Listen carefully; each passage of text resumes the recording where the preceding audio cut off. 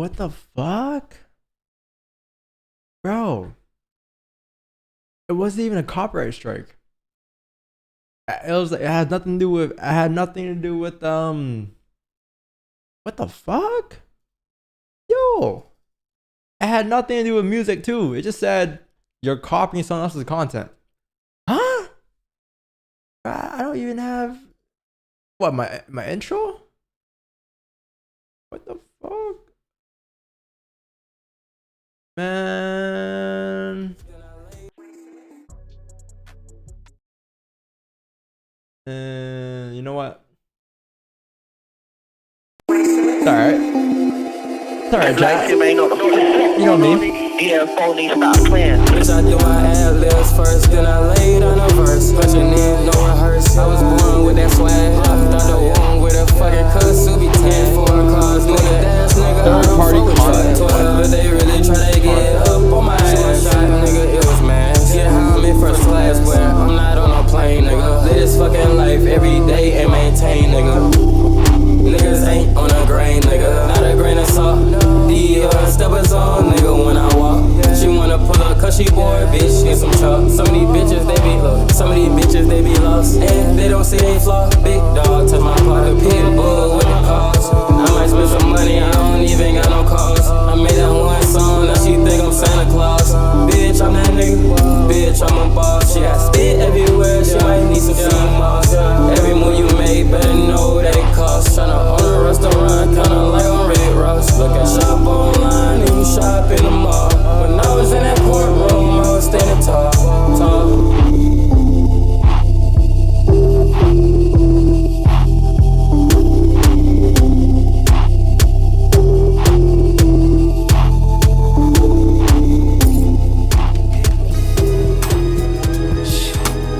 Right in the sternum this time, T-baby.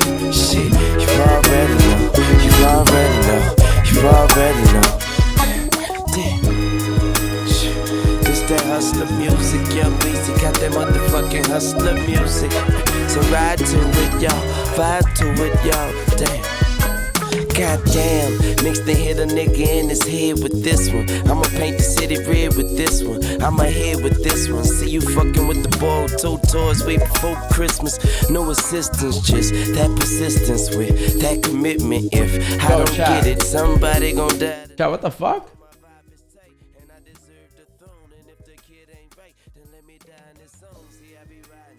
Yo, I had no links to the artist. Nah. I paid him. Bro, what the fuck?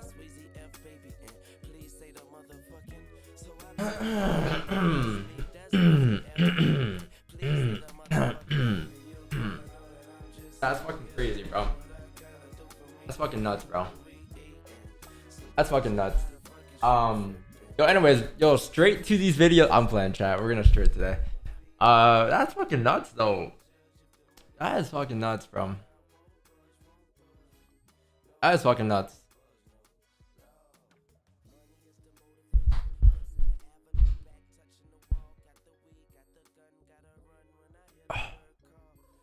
Bro, it doesn't even say, can I show you guys even? I can show you guys, right? It says using third-party content. Yo, what third party am I using? Am I using Don's clone?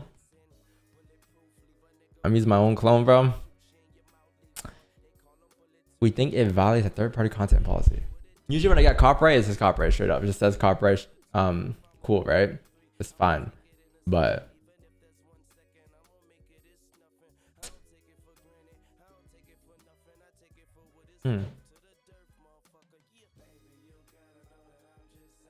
trying to see.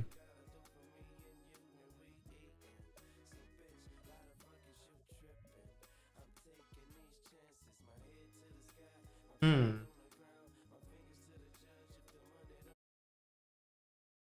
on, chat. Give me a second. Yeah, 1 second. How many people got in here? 800 people? Okay, I'll start in like 3 minutes. I'll start the analysis in like 3 minutes. 3 minutes, man.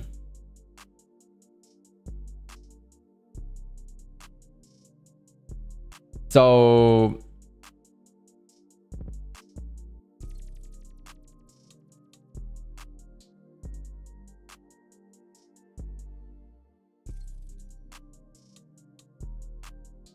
YouTube, I think y'all got the wrong guy, bro.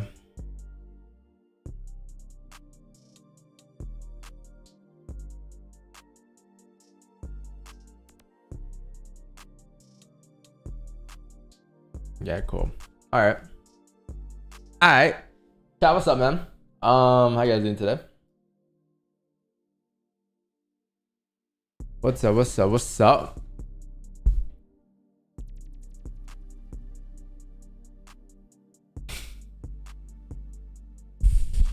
All right, yo. That's weird. Petra FX guy put a video. This new you. Have you seen it? No, bro. I don't beef with anybody. Why is my camera so weird today though? That should not be the angle, right? I said this is the angle. That's much better. That is much better. Ciao, what's up, bro? Yo, welcome back. What day is it today, chat? Tuesday? Yeah, today's Tuesday. So yeah, man, today I don't know if you got anything going on today, anything too major. I think you have like 10-year bond auction at 1:01 p.m. Yeah, FOMC tomorrow. Yeah, no, FOMC should be good tomorrow. We're gonna double stream probably 1 in the morning, 1 in the afternoon, chat. So we'll be there. Aside from that though, Wednesday,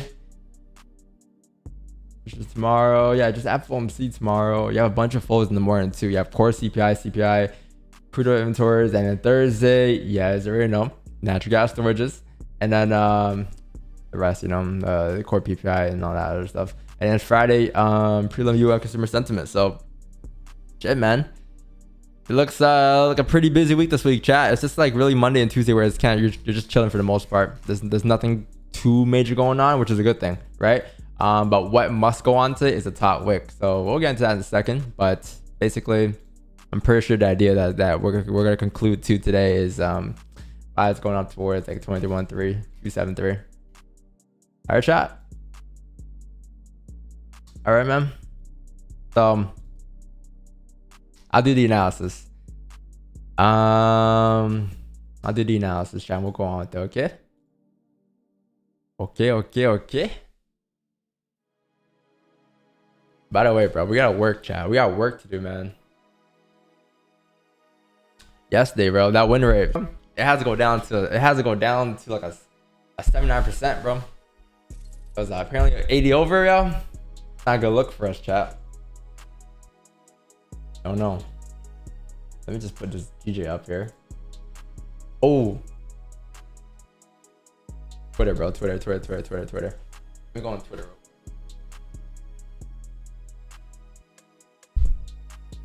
Let me go on Twitter real quick. Live on Twitter.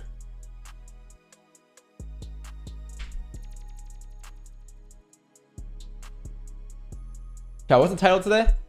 We're Range Rover in, right? Okay. All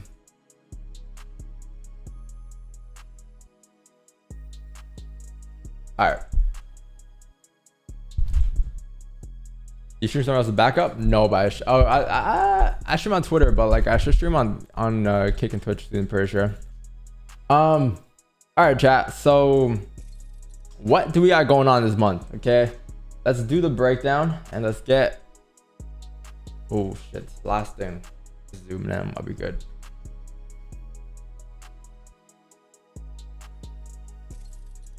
Close this up. How you guys doing today, though? Been a good day. I was up last night watching the Kevin Hart, Kai Cenat, and Drewski screen chat. Why did those guys stream so late for, man? That was a wild stream. I had no clue what was going on in that stream. The Drewski, Kevin Hart, and Kai Cenat stream. And who's that other guy, chat, who does like the Drake skits? What's that guy's name? The light skinned dude?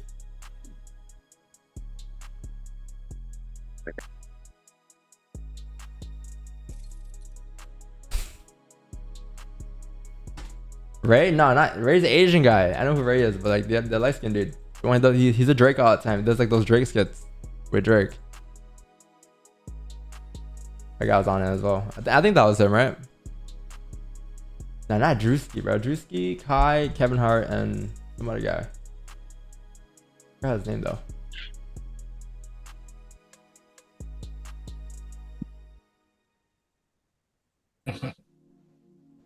All right, yo, Zoom, can you guys hear me? We good, right? All right. Speed, bro. What's the speed? Okay, yo. Anyways, chat. Ben, I think it was Ben. Maybe it was Ben. Yeah, it was his name. All right, chat. So, breakdown today. Starting off the monthly, chat. It looks like we are currently coming down for the bottom wick.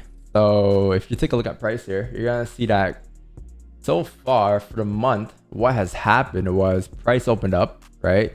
Opened up around here, came up, create a high at 2400 area ish, right? And then came back down to rebreak the lows on Friday. So on Thursday, it went from here to here. And then today so far, it's just been pulling back, right? So you've been pulling back since Sunday, and it makes sense. I think if it dropped down to the weekly, it'll make a lot more sense. But overall, like what we were expecting for the monthly count this month was like a bottom wick continuation up, right? But since you came up first for a top wick, my question is now like, okay, if you were to come down for a bottom wick now, is that gonna be the same situation as we're in at the beginning of the month, right? Because if you come down for a bottom wick first, or sorry, what am I saying? If you came up for a top wick first, and then now you're coming back down again, assuming that you come back down to re-break the lows, the chances of you coming back up to re-break the highs is a lot slimmer. So the chances of you filling the entire monthly wick after creating a bottom wick, the idea is not the same anymore. I would assume that if you were to come down here again, that there's a much higher chance you are to close bearish for the monthly, especially if FOMC continues to break the lows and drives down, right? Because it really comes down to FOMC at this point. FOMC is on Wednesday, right, chat? So tomorrow. So by tomorrow, that should give you direction for the entire month. And if if gold decides to continue pushing down, then that's your direction for the rest of the month. It looks like your next major support on price is going to be around like 2250, and that's what you're looking at target for the monthly, if that is the case, chat. So that's going to monthly, right?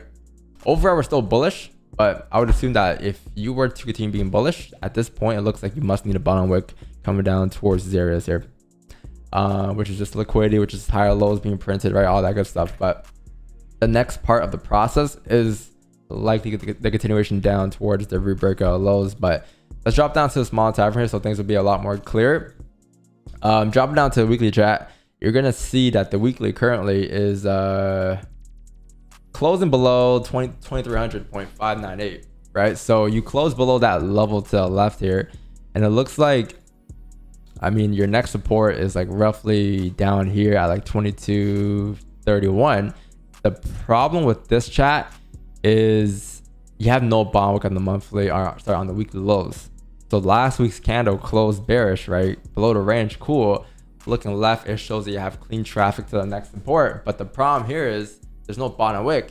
So is the probabilities of you driving down a lot lower? For sure, right? It goes from like maybe like an 85 to like a 60, 55, 60. No bottom wick on a closure. But again, there's still that 4 or 5% chance that it could still continue pushing down.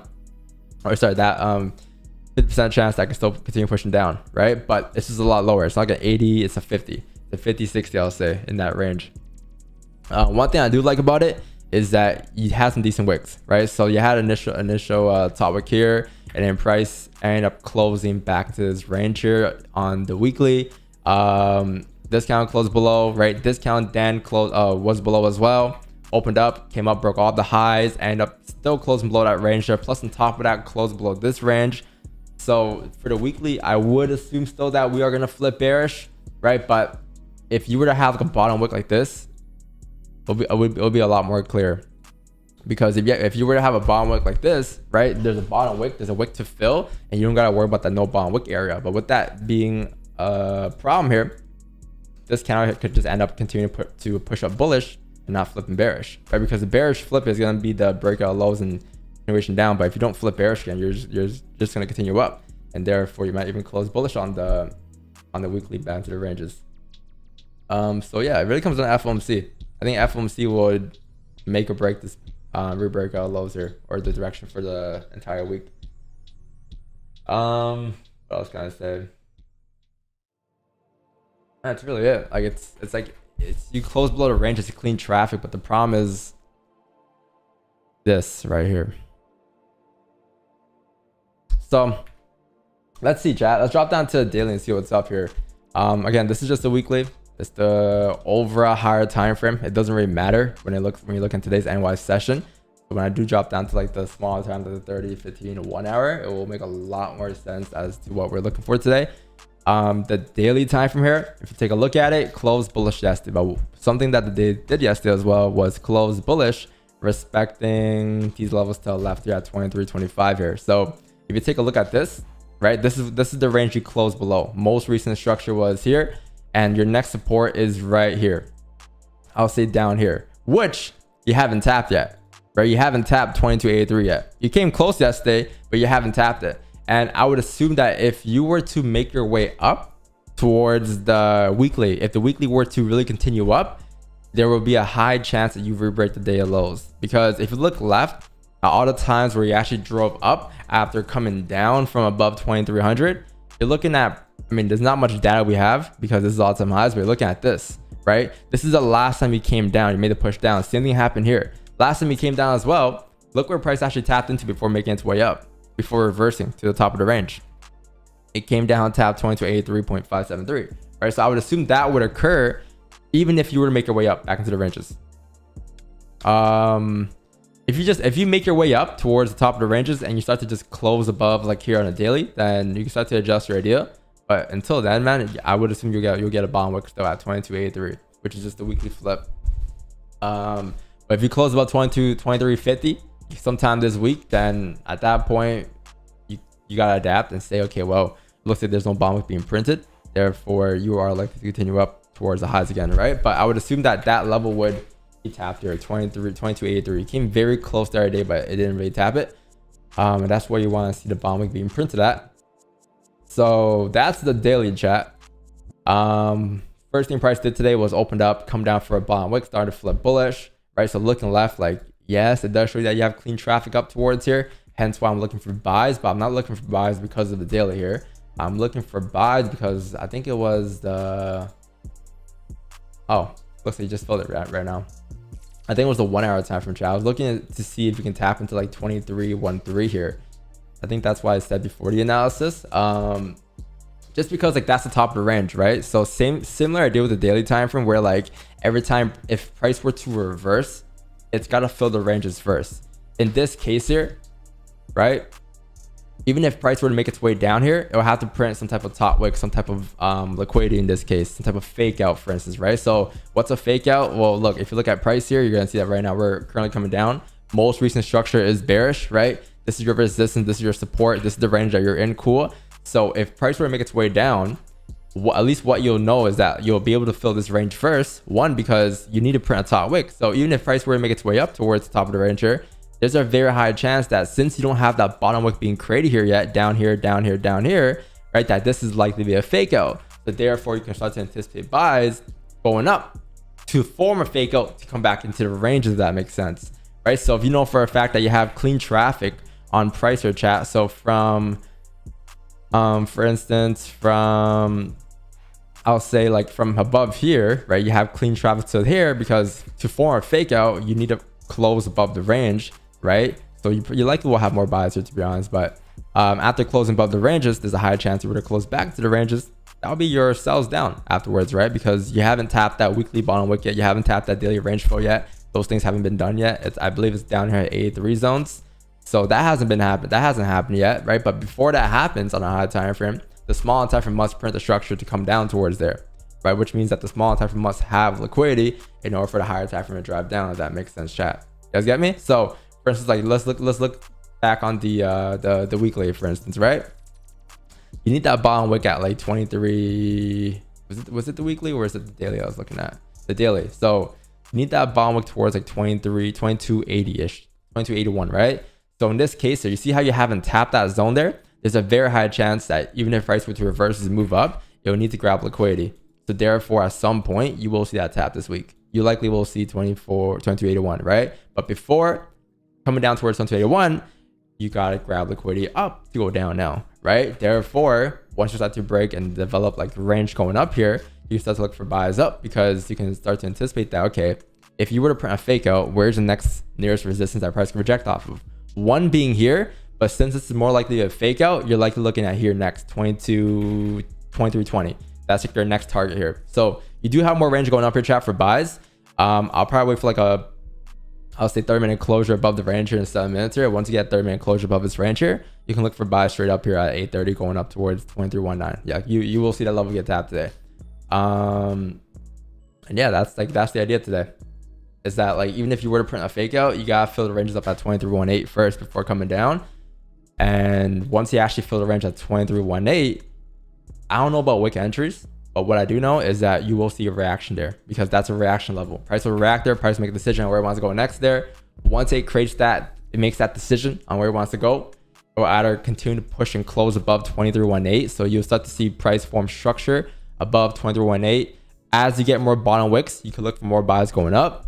But if you don't get a closure above and you start to close back to the ranges like this, then you know where it's going next. It's going to come down and fill the ranges down, and then eventually make its way down towards that daily no bottom wick zone at 23.80 that you're looking for. All right, but the first step before the sells is the buys up, and you still got room. I would have, liked to look for buys up from above 23.08 up, but this is fine too. As long as you don't tap like 23.18, there's still room for you to get buys here. But I will wait for the 30-minute closure above the range here, chat, and then after the 30-minute closure above the range, your buys will be valid till 23.18.901. Okay, so that's the idea today, chat. Just like I said, just buys up. That's the first step to the process. The breakdown was to show you that like we're looking for buys up, but that's just a part of a top wick for us to come down, if that makes sense. All right, chat. So I mean, that's the analysis, man. Let me know if you guys have any questions. But keep things short and simple. It's just a closure above 2313 that you need. A closure above that will indicate that you have continuation up towards 2318. If you don't close above, then there's no buys for us until like, I don't know, maybe 8:45, but I highly doubt it. I think 9 a.m. to be honest is what you're looking at. All right. Congrats if you had buys from here up. But by the way, like I wasn't really on yet, but if you had buys from above 2308 up to like 2314, like that was pretty clean. That was pretty clean, bro. Don't know what that is. See what kind of CHOCH and BOS, bro? I don't know chemistry, bro. I don't know chemistry, bro. Hold on, let me just send this to Reza real quick. And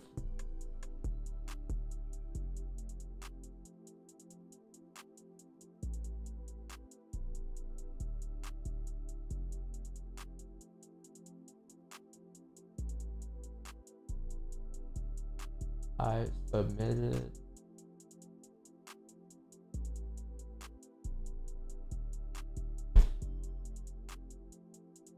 Too early for this, Don? Yo, bro. Too much chemistry. Just closure above the range, draw a line, draw a box, and you be alright, man. And if you want to add, some more,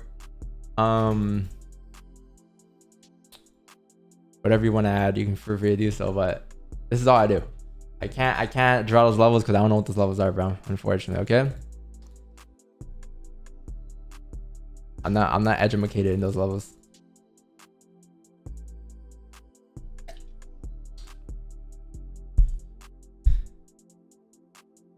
Why couldn't I close about 2303? I think even if you close about 2313, you need to fill the ranges now, right? So like you need to fill the ranges up at 2318. Like you're gonna see a top wick. Usually when you get a fake out, you don't just come down like this.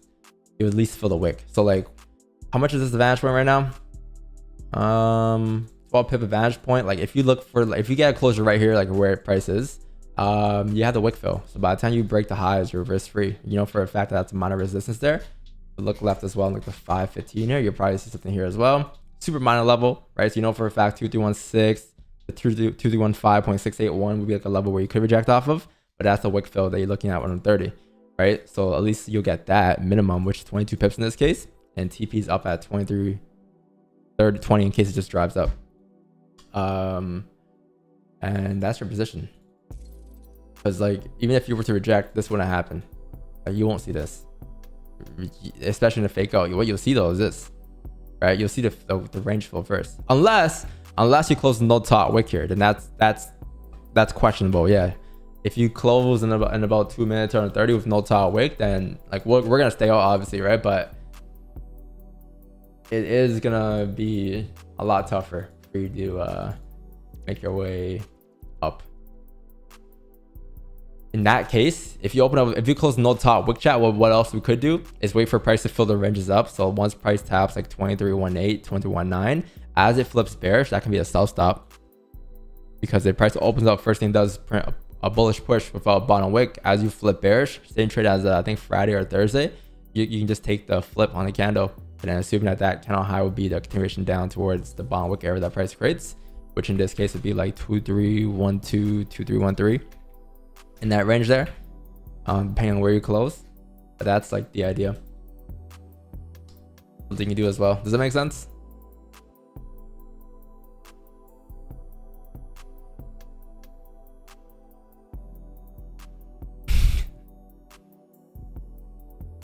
Does no bottom wick matter? Shouldn't wait for the hourly close for the breaker structure.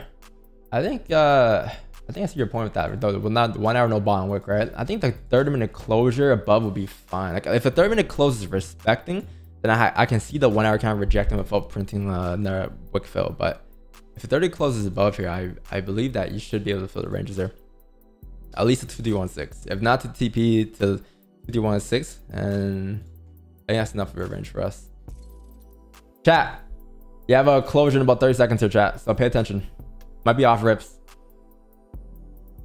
I'll wait for like a mini bottom wick, but nothing too major. Like maybe like 2313.725, and then as you flip bullish, that'll be the positions up. I wouldn't assume NYSE would give us a bottom wick here, or not NYSE, 830. Are we gonna get a top wick closure though? That's the key thing though.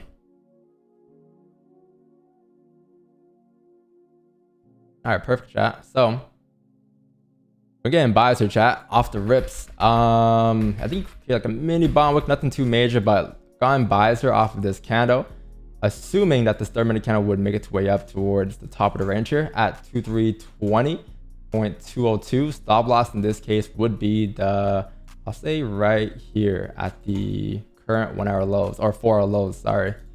It's gonna be 130 pip stops. TP is gonna be 2320 for 55 pips. Just be aware, chat, of the level you have at 2316.6. All right, that's gonna be our break-even area. So what that means is that by the time price makes its way up towards there, we'll be risk-free, because that's the first minor resistance that you have here. So it will be anywhere between like here 2315.6 to 2316.602. Like that's gonna be like roughly the areas you're looking for to move stocks to break even. All right, but I would assume 2316.602 is pretty standard here in this case. Okay, chat. Yeah, everyone understands the position, right? Like this is the position that we broke down before the count even closed, that we broke down this morning a couple of like, I'll say like roughly 15 minutes ago. Same idea. It's that this is a fake out likely, right? So for a fake out, you need a top wick first before coming down. So in this case here, you likely won't get a bottom wick in this situation. Can we tap 2316, chat? Not break even just yet, chat. Almost. I'll say once you re-break the size, I'll be risk free. This is like a super minor resistance, right? If you look at the 30, like your next major resistance is like, or minor resistance on 30 is 2318.208, right? I'm assuming that this break at highs here should push you up towards like 1617 levels here. Just be prepared to like, so this in this case, chat, risk free here. God damn, bro, can I? And gonna close all my gonna close full my positions here, chat. Holy fuck, bro, I can't even speak to this morning. Yeah, 2316 got tapped post 602. So if this is a fake out, that was the minimum requirement for you to come down now. Okay, so for those looking for sells, you could look for sells now. It's okay to look for sells now, okay? But this was the minimum requirement. I wouldn't suggest, you know, wick entry sells here. What I would suggest though is waiting for the actual flip of the candle, right? So once price flips at 2314.415, as it closes back into the ranges, maybe like a 5 closure below, you'll be good for sells down. Okay, but 2316 key level here. And I closed full chat. I think we did like what there. Please. Did this send a dual signal? Okay, no, it didn't. 14 pips. A W, bro. W. Yeah, 14.1 pips. That's what it shows here. I'll be trading still, chat. Don't worry, I'm still trading. But like, if you're holding, you can hold too. Like, whatever you want to do, risk-free, close half, whatever it is. In this case here, the reason why I don't want to have runners today, and the reason why I didn't think we'll get runners today, is because this is a fake out. I believe this is a fake out.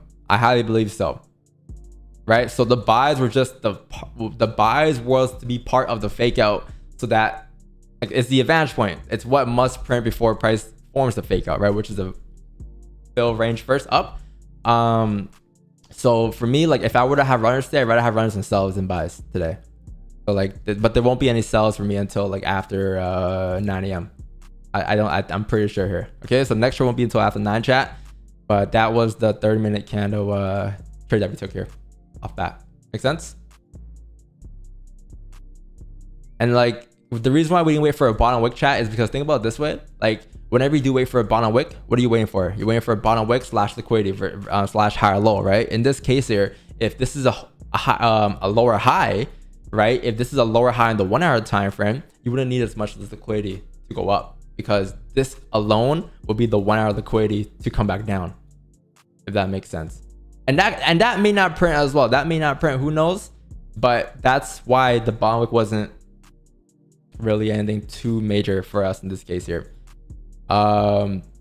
If we were bullish though, yes, for sure. If you were bullish today, if the trend was bullish, and like let's say later on, right? Because if it gets to a point where you start to break above like these ranges here, chat, like above, for instance, like here, then you're straight bullish for a day now, because look how much structure you're breaking. You have this structure, you have this structure, you're gonna break above this structure, right? So if you end up closing above 2339 here, for instance, you push up like this, which again I don't think will happen, but let's say it does push up like this, chat. Yes, you would need liquidity then, because to continue to move up, you need bond wicks to drive up. Does that make sense? So in this case here, when you're looking for buys in a sell market right now, in like the lower time from sell market, you don't need that much bottom wicks to be printed. All right, chat. But yeah, man, that is the trade, chat. That is the trade. Definitely a runner day. Yeah, you can have runners potentially. You can have runners. You can trail too. Like I would trail personally. Like honestly, I would trail. Like if this 5 here, for instance, has no bottom wick, I'll probably move my stops up to that candle high and just trail and profit. Like that's not a bad idea at all. And continue to trail as you go into the 4 closure. What? Yo, chat, this looks very similar to do you guys see like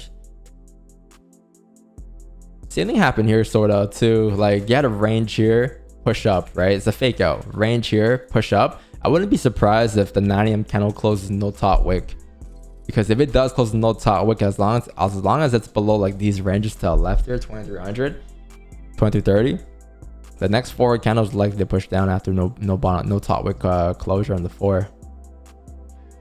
So let's say you close like this, right? Next 4 candles is likely to just come back into the ranges. But we'll just wait for it, okay? But yeah, chat, not bad. Not bad. I'm in pretty early position. I guess we can call it, I'm playing. That was like what, a 30-minute stream today? Because I ended the first stream.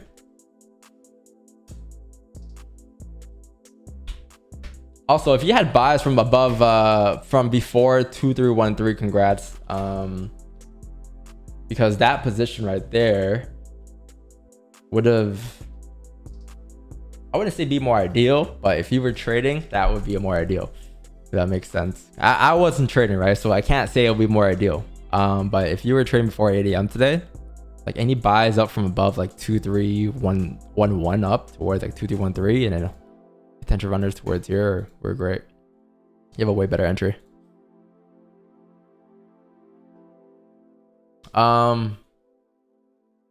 Shit, man. Chat, if you guys enjoy the stream, man, leave a like and sub to the channel. I don't think we have a full audience yet. It's been too early. I hate taking early trades because we have no one here. How many we got today? Like 2,400. Like half of you guys didn't even make it to the stream yet.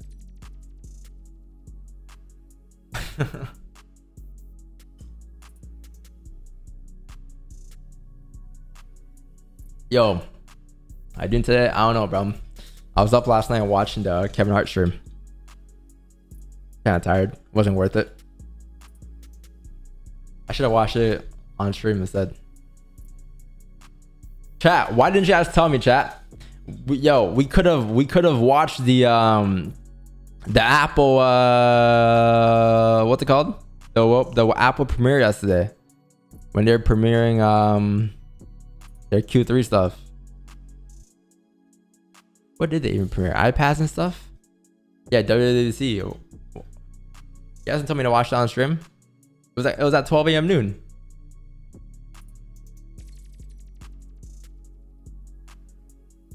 No, there's after class chill session.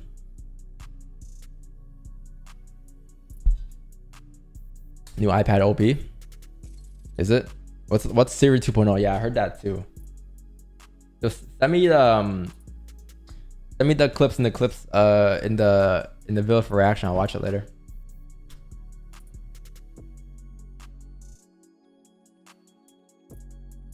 Apple's a feature. It's a present too. Is Siri AI now? That's what I'm assuming. All right, it has more AI functionalities.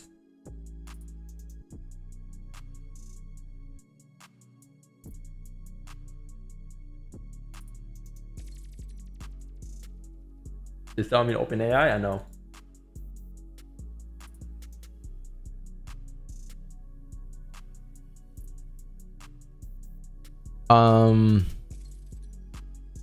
That's crazy. Why don't I wait for bond wick? Because I was assuming that the buys up were liquidity. So when you have buys up for liquidity to come down, you don't need bond wicks to go up. Does that make sense? Like I was looking to wait for a small one, and you got one. You got one very quick, and that was instant. So by the time it just rebroke the highs, just entered, because like you got like a very small bottom wick. It was like maybe like 2-3 pips. I wasn't looking for anything too major. It was just something small, and it formed so quick that by the time we saw the actual flip after, it was already up like from the lows. It was already up like 2 pips. So then we just stopped the B. It looks like you're gonna tap 2-20 now though. This 5 closed above after printing a bottom wick. So it does look like that is your next destination. You will see price react here, chat, at 23.20 though. If you didn't see it react at 21.6, you will see it react here. Just be aware. Pretty sure you're gonna do something like this where price pops up, taps it, and then pulls back and leaves a wick like this. And it's gonna hover here for a little bit, right? Hover for a little bit, and then likely 9 a.m. should get better direction on what's next. But looking at this, it looks like 9 a.m. just straight sells down, to be honest. I could be wrong, but that's the idea that I have here. That's the intention I have on price. Just looking at structure.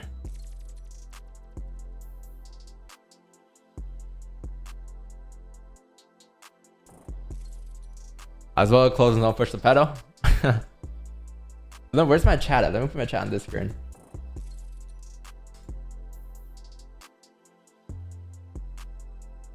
Yeah, doesn't it feel good to have an early trade, chat? Or nah? You guys prefer later trades? One thing that we can't control though is time, right? Like that's.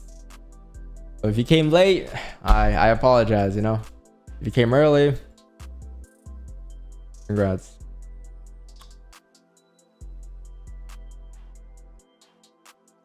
Thanks for your music yesterday. No worries, bro. I liked it. Don't feel good at all? Damn, bro. You a psychopath or something? What can we wick sell? It's not a bad idea. Like it's the end of the 4-hour closure. You gotta pull back for the ending. I'd rather just wait for the 4-hour closure. maybe if I didn't take the first trade, that's hard for me to say. My mind is not in rhythm right now until the forward closure. So whatever we just did, all my effort and brain power went towards that trade. So now it's just like, okay, ease back a little bit, wait for 9 a.m. and then reorganize your thoughts and see what's up next. Luxury limits. Appreciate you, man. Thank you. Guess who's holding? You.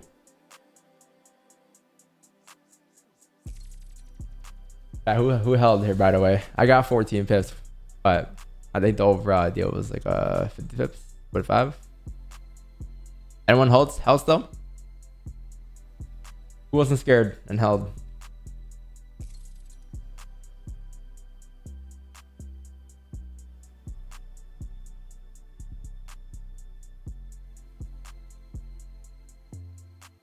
And I partially a runner. Honestly, I wasn't really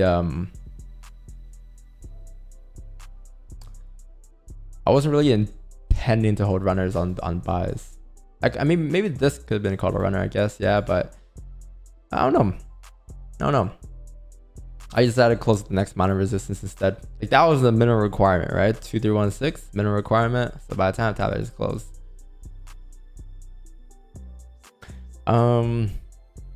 Closing for 176 pips. Okay, man. Okay. I see you. Scammer 8% win rate. Fuck, man. Yeah, shout out to Bernie though. Like, we were just trolling yesterday, but like, he really said that if you have over 8% win rate and you're 20 years old, that yeah, you're a scammer. Hey, man. But he said, he's like, only Goldman Sachs have an 8% win rate, and it could be true. You know, it could be true, but hey, man. I don't know what to do, chat. Do I lower the win rate for the year?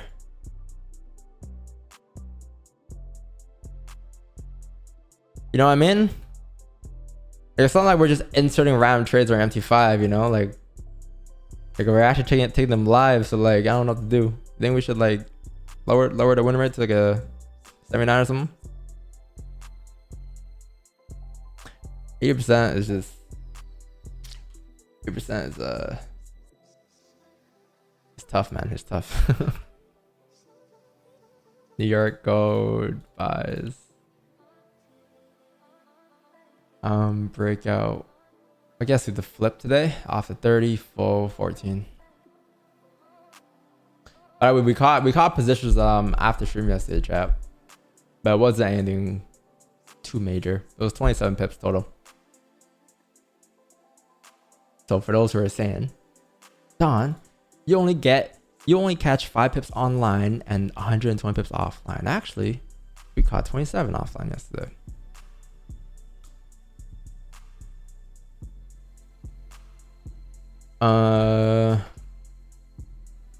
Yeah, but he was saying, if we have 80% win rate, you're a scammer. It's tough out here, man. What is this? Breakout on 30, current flip. That was 414. What time is what stream? Asian. In like 12 hours. So what's the point of 80%? What's the point of 80% if you lose 1,000% in one loss? Good chill, bro. Stop exposing us. I don't know. I think the point of it is that we have a overall like net profit pip count. I mean, I don't know. Like, we just come on the streams, mark up our lines, resistance, support, wait for our playbook to form. Sometimes it might be 10 pips. Sometimes it might be 50 pip runners. Some days it might be a loss for 100 pips. Some days it might be a win for 5 pips. And then we just, you know, take trades, click buttons. And it gives us this win rate. I don't know. Like, I don't know what I'm doing, man. I just come to the stream, you know, do my analysis, mark my zones, mark my levels, go based off of price action, and that's it. That's it, man.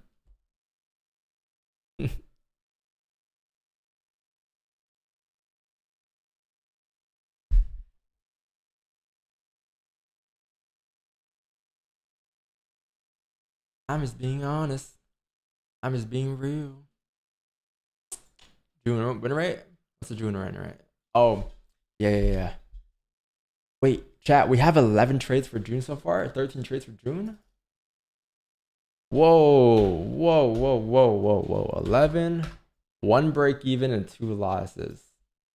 What? And an 84.6. So 85, right? We can boost a little bit. Okay, no, 84.62. Fine. And lifetime record is oh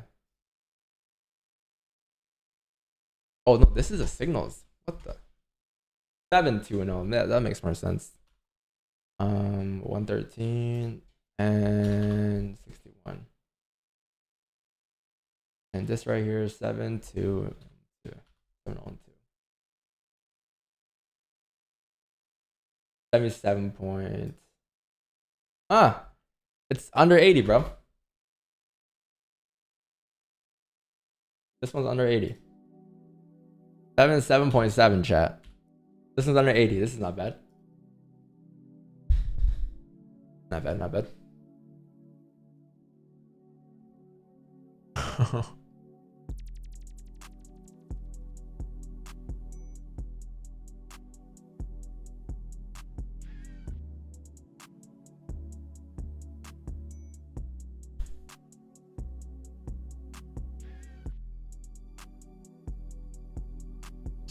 Not bad.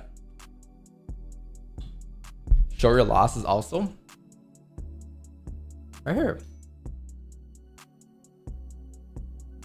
Yo, hey, let's thanks for 199, bro. Appreciate it. Yeah, no, we have losses all the time, bro. Like this loss is on stream. It's just that this is where it currently sits at right now. Like I'm not, I'm like, I always leave it to like the last 14 trades on my terminal on here. Like I'm not like doing this, right, chat? Like I don't think I'm doing this on purpose. Like it's just the last trades I take, and it just shows all blue. We've been killing it since the loss.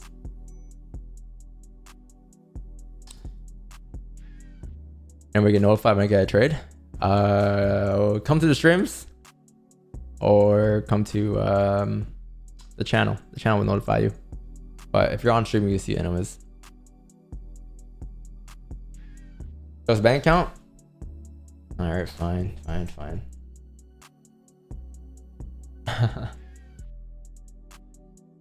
I have a question about stacking positions. What kind of play is that and how do you take it? Stacking positions is just like scaling in. It's another way of saying just scaling in. Stacking sounds more aggressive. Sounds like you don't know what you're doing.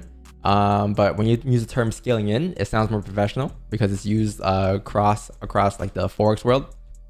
So like scaling in is the same thing as stacking positions really.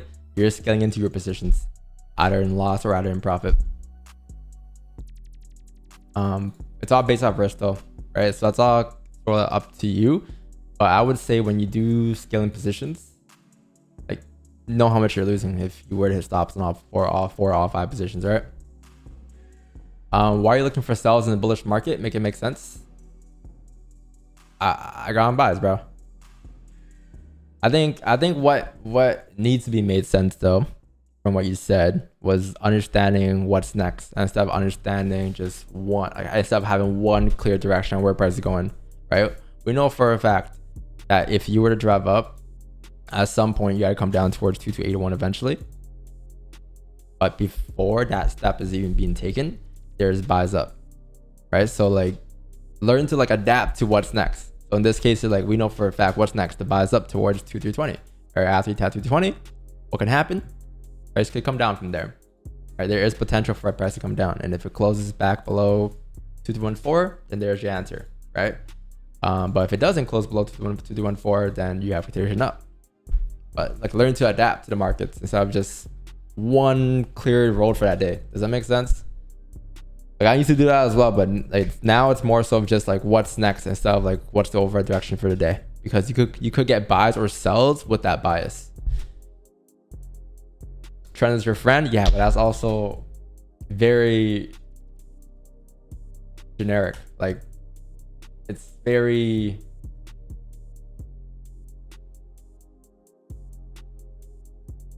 as you get more advanced, you understand there's a trend, but you also understand that there's pullbacks within trends, right? So if you have a play in your playbook that's part of like a pullback, then you can take that as well. I'm not saying it's basic in terms of like it's more so of just once you like have experience of trading trends, which we have, like I think in 2021 we just took one bias for the day, right? Over time you build upon that. Like over time you realize, okay, well, usually when you have one trend for a day, you need liquidity to continue driving up, right? So for instance, like there could be some cases where in that bullish run there could be some sells. For instance, like I think when we were coming down here for sells, let me see if I took anything to give you an example. What else did we take? Is this a buy here, chat? This is a buy, right? Or is this a sell? I don't know, but I think this might be a good example here. Like for instance, like when price is trending down bearish here, I think we were looking for, actually I think this was a sell down. I'm trying to find a time where like we took a position against the market's trend and it played out, and the buys or the trend actually also played out as well. I think here we took sells, if I'm not wrong. So like this market, right? We're bullish here, obviously, but we understood that like there were levels here that price must create, must tap, must form structure at in order for price to continue pushing up forward, right? So we had like I think levels to the left here somewhere, levels down here somewhere. This is the range we're looking at. And I think we were looking for sells here coming down to fill the bottom of the ranges. Because that was a requirement, even if price were to drive up, because that would just be a bottom being formed, right? So that's what we understood in that situation. But we also understood that the over idea for a deal is also bullish. Does that make sense? So it's okay to do that, but you know, make sure it's part of your strategy, part of your plan.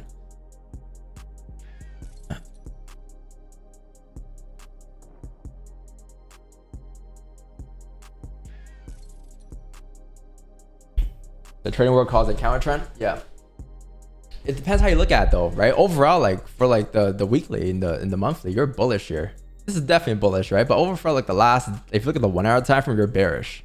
Like this structure from here down is bearish. Like is this not like going down? That's going down, right? This is going up for sure, right? But like if you look at this and then you draw this, what is this? This could potentially be a pullback. Right? That's just what the market's showing. Could potentially be a pullback. And there's ways to figure out if it's not a pullback or not, right? For instance, like if you mark up a resistance there and you mark up a resistance here, you'll say, okay, cool. This is the range that you're in. If you break above 2340, you're going to mirror the entire range up to the left. So what that means is that like if you actually have enough volume and enough direction to break above this range here, then anything above here is clean buys up further. But you don't gotta sit there and predict when or how we're going up because we're at the bottom of the range. Otherwise, any given point, this could still happen, right? On a daily today, there's still a possibility of that happening. There's things to like pay attention to, look out for. Yo, by the way, bro, I seen your donos. Thank you. Who's the Rev? Thanks for the tier 1. Appreciate that. Marcus, thanks for the 5. How much capital did you start your account with? You use prop payouts to fund your personal account and advice how to start. No, I'm not funded, but I've always been trading my personal account since the start, mainly because fundeds weren't around when I first started. So what I would say though is if you're thinking about funded, if you don't have the experience with a funded account, if you're not consistent yet, don't go funded. Go live account. Trade that live account, get consistent results for like 3 to 6 months, consistent results too. Make sure it's not like any crazy account flips, it's sustainable gains or you're gaining per month. And then once you reach that point, you can go funded. Go funded, trade the funded, get enough capital, go back to live. You know what I mean? That's what I would suggest. But I can't speak much on funded because I'm not experienced in that field. And some could say that our strat doesn't work with fundeds, but I don't know, man. I don't know. I've never been funded.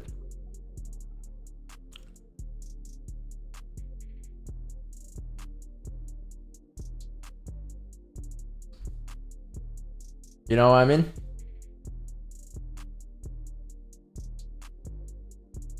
Looking sharp today? Yeah, we had an earlier trader, so I'm more like locked in. Yo, fight cry. Thanks for the 6 months, bro. Dex M. Micro versus macro trends. Yeah, that's a good way to put it. Like, this is an overall micro bearish trend compared to the overall macro bullish trend on the monthly, right? So, like, when you look at this, like, there's candles within candles within candles as you drop down to the smaller time frames, and that will give you more information. Yeah, man. But look at that, chat. It tapped that price point. Did it tap on a dot or no? It was a little off. It was like maybe 2 pips off, but you know, that area is where you like to see reaction at, like roughly, like, you know, it is the end of the 1 hour candle too, and the 4 hour candle. So this is leaving a top wick. So there won't be a no top wick candle, unfortunately. But one thing about this is that you still don't have a bottom wick here, chat. You still don't got a bottom wick here, which is interesting. Now, if price opens up here and it comes down towards like 2304, 2300, it breaks the previous 4 low and then it flips, I'll be more sold on buys.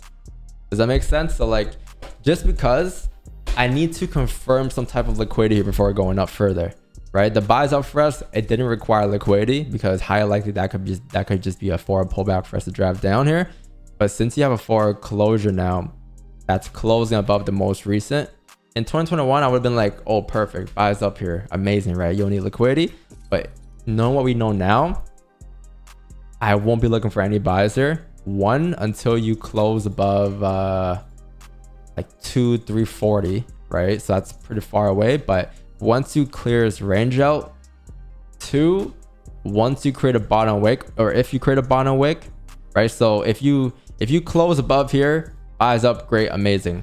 If you create a bottom wick at 2304, 2300, then you flip bullish, buys above here going up, amazing, because that will confirm the buys up. If you don't create a bottom wick and you don't close above here and you're still within the ranges, but time goes by, it's 9:30, 9:45, 10, you have closures, you have candles that's forming wicks, all that good stuff. As long as you close respecting like 2312 here, you create bottom wicks respecting those levels. For instance, like you get something like this form, and like this, for instance, you create structure and it's all been respecting 2313 or 2315, sorry, then you're good. All right, then buys could be valid. So what I'll do here is mark up this here, chat, because you're likely to range here for a bit before pushing past it. But I'll put a range here based off of like these levels to the left here. I'm debating between this and maybe this, but I'll say roughly here for now as an example. So this is the range you're like in a range in. So if price were to push up here, you will see price push up here. You will see price come down here. You will see price print ranges. You would see price print bottom wicks here. Once you have enough of bottom wicks or enough structure and you start to close above like this, you can say, okay, it looks like you form structure here, and therefore a closure above here would indicate a breakout, and that would be more buys up. Does that make sense, chat? So like those are the 3 options here for buys. Otherwise, any given point, that daily candle could still flip bearish. The daily candle didn't really do much, didn't do anything too crazy yesterday. It closed bullish, but not even below here, or not even above there, and you still haven't tapped here. All right, so that's the ideas for buys next, chat. But it's gonna, I'll say, take a minute here into the candle, like maybe 9:30.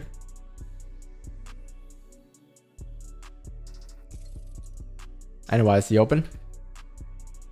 Yo, on my 2nd month now, Don. Thanks for the tier 1 for 2 months, Mr. Panda 88. Appreciate you.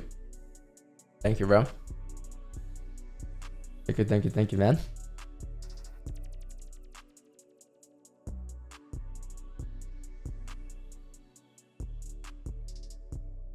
Chat, this stream might not get taken down today. Because I don't think I played music this morning on this stream, so this one should be up for replay. I think yes stream got taken down, right? Did it? Or not? I think it did. I'm pretty sure it did.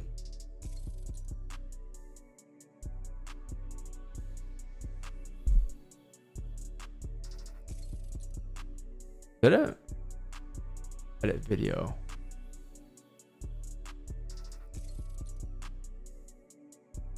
Hold on. Let me go over here. Oh no, it didn't. It got partially blocked. Yeah, that one should be up then.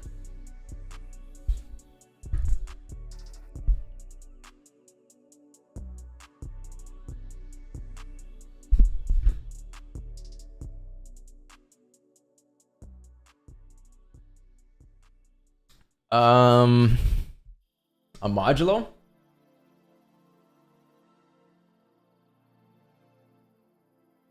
A playbook? Yeah. What do you think the 4-hour Asian session doesn't have a top wick? What do you say about the 4-hour Asian session doesn't have a top wick? The 4-hour Asian session doesn't have a top wick? Huh? This one? Or Asian session? Asian session. Which one? This one? This one? This bearish candle? Yeah. That was also an advantage point earlier. If you were looking for buys here up, yeah, but I wasn't there that time to say or take advantage of that. But yeah. That did get filled. That did get graded. Yo, General Aladdin. Oh no, that's not you. That's Captain. 1 hour flip to fill the range. I explained it, bro. I explained what I'm looking for.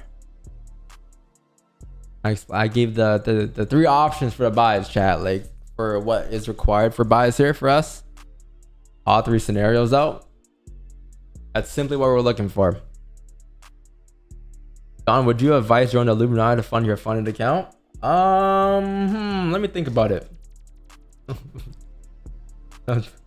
Bro. I mean, aren't you joining the Illuminati anyways when you join the funded account? I'm playing. I'm trolling, chat. I'm trolling, bro. I'm trolling. I'm trolling. No, I did not say that, bro. Please.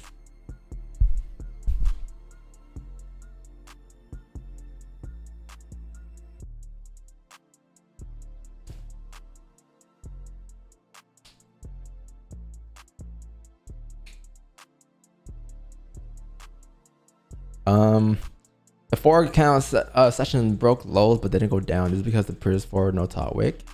Oh yeah, this is an issue. Like, so whenever this is an issue for me, it hasn't gotten to a point yet where like I take advantage of the buys up from like here, like maybe when you form structure here, but be off of a different idea using that maybe as a target confluence. Does that make sense? But whenever you have a bearish candle like this with no top wick, I would assume that you need top wicks here being printed.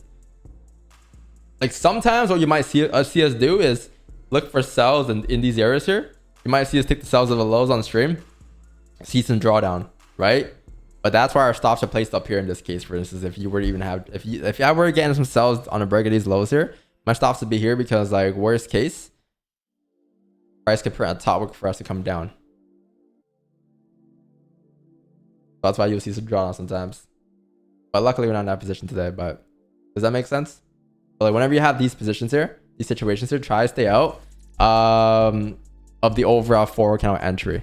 If you drop down to the 50 and 30 and things are starting to break the lows and create structure, like maybe you got an entry here instead, that's fine. This is a valid entry. It's just that you would have to face some drawdown because obviously price went up, right? But knowing where your stops are, I don't know where you placed them. It can still come down to retest those lows. There's still a possibility that happen. Is that a fake Stanley Cup? Where? The plaque? Oh, this? Oh, bro, no. This is a Yeti, bro. I'm Team Yeti. I'm not Team Stanley. Team Yeti.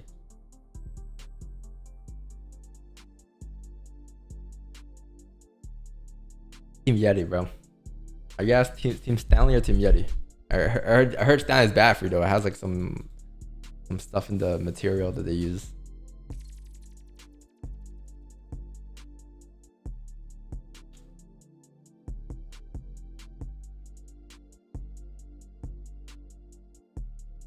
Team Yeti. You got your girl Stanley? Dude, they're expensive, bro. I remember there was a time period a couple months ago where like they were beefing over Stanley Cups. Like there was a line outside of Walmart, a bunch of retail stores for Stanley Cups.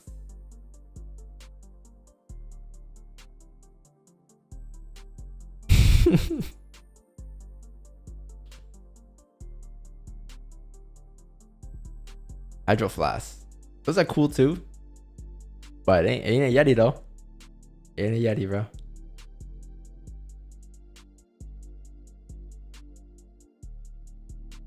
Six months, crazy.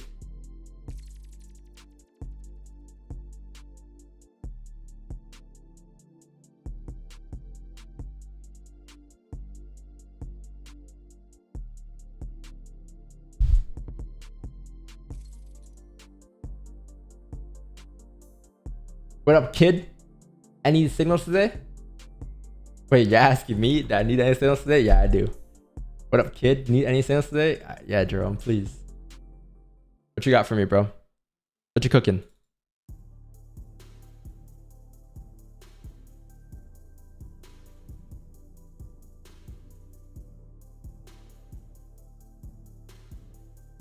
What we cooking? What we cooking? What we cooking?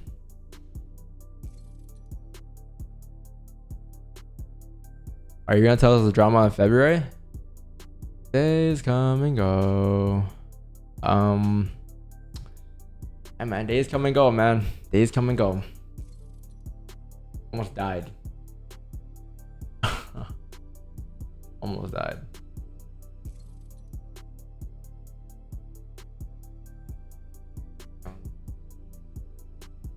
But chat, we need some type of like signal, bro. If one day, bro, if I'm ever in trouble, we need like a silent signal that I need to show you guys so you guys know.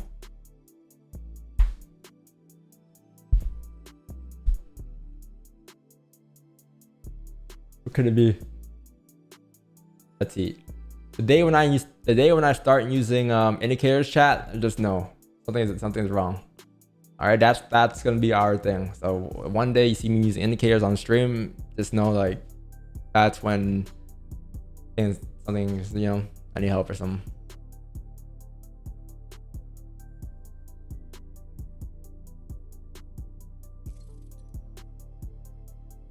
Yeah. 1 hour flip. So look, you have some decent structure right now. This is a 4 bottom wick. It came down to tap 2213. This is like, I'll say some sort of decision level, either for retest or either for back into the ranges, right? It looks like you are starting to flip bullish. So that's step 1.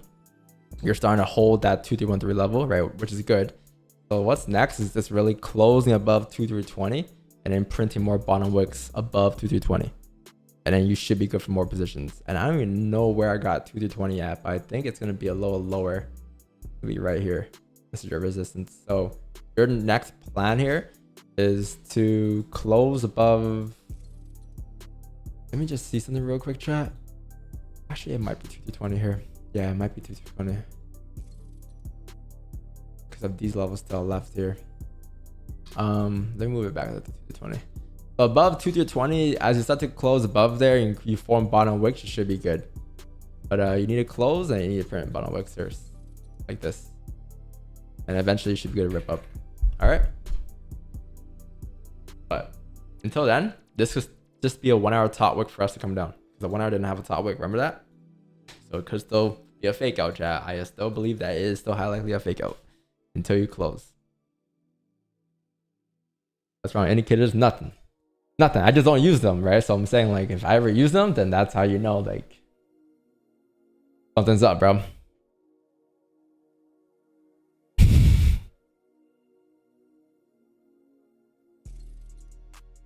Could you ever do what you do at the stream on stream? Yeah, we did it on Friday. We stacked 2 positions on Friday. Remember? Friday's NFP.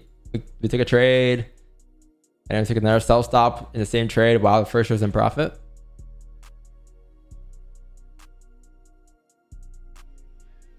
But one step closer, man. One step closer. Last year, I didn't even tell anybody I took those stack positions, right? And then this year, we're starting to call it the stack positions in in a single channel. So next year, we're on pace to start calling the stack positions on stream. But things take time. Everything is a development process that takes time. There's no rush, right? Whenever we're prepared to do so. But the question is, are you guys prepared to even handle 4 stack, 5 stack positions on stream?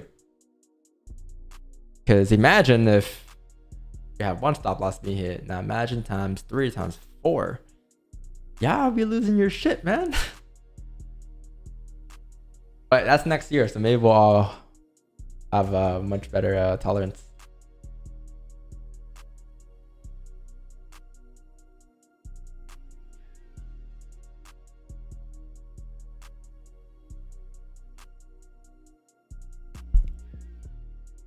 No, angry fat. I know you're ready, but I'm talking about.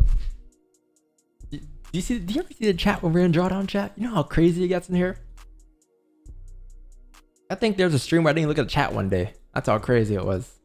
The whole entire stream, I didn't look at chat. I just made a question in my head the whole entire stream. I was like, oh, well, look, someone got a question here. Someone just asked me, what is a fake out? You know, the typical questions. And then, yo, Don, why is your RR like that? But chat gets crazy, man. Chat gets crazy when you're in drawdown.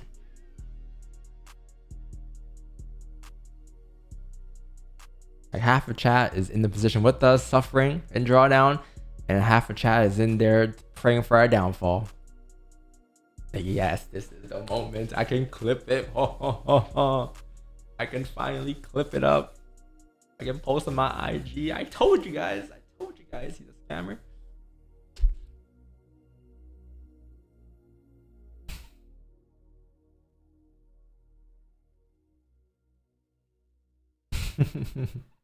I was born to do stack positions 6 months. All right, bro.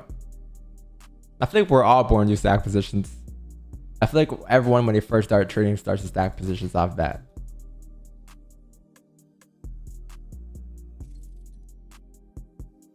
Can I visit you? Not in these moments, bro. Maybe one day. I'll visit you. I'll come to your country and do a meet and greet with DVS.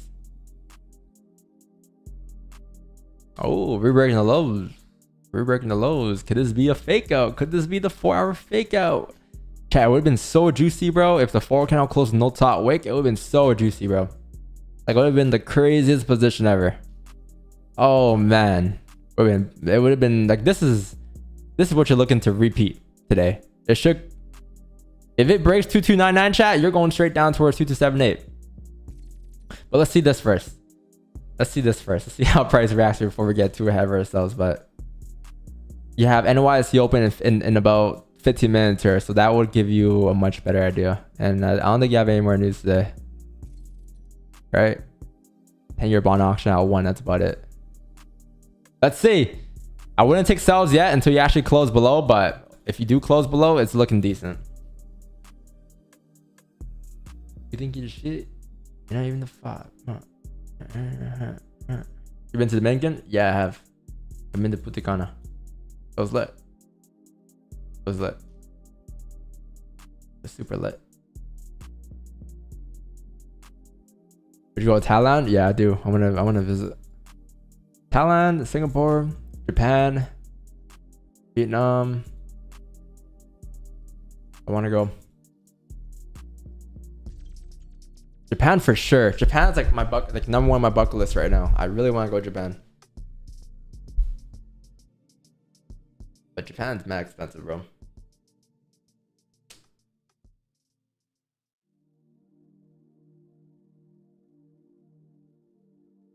Vietnam is mad cheap, but I haven't been there in a while.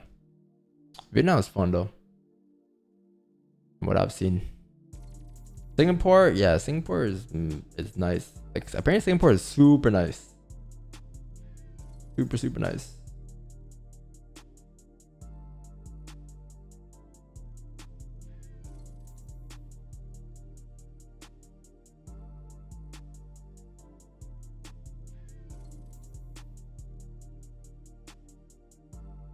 Yeah, Vietnamese.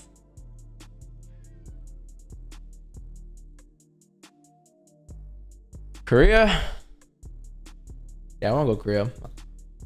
I've been getting a lot of Korean food lately though. Yeah, have you guys ever had marinated raw crab?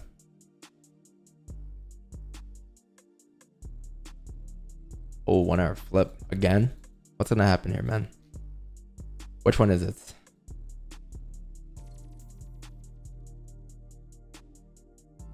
Hell no. You guys ever had raw crab? Like raw blue crab? It's pretty good. It's pretty good, bro. I ain't gonna lie to you guys. It's pretty good. You guys should try it.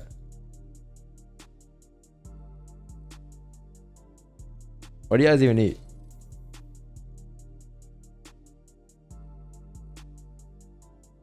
Last time you've been to Vietnam when I was like 11 or 12. It's been like a long time.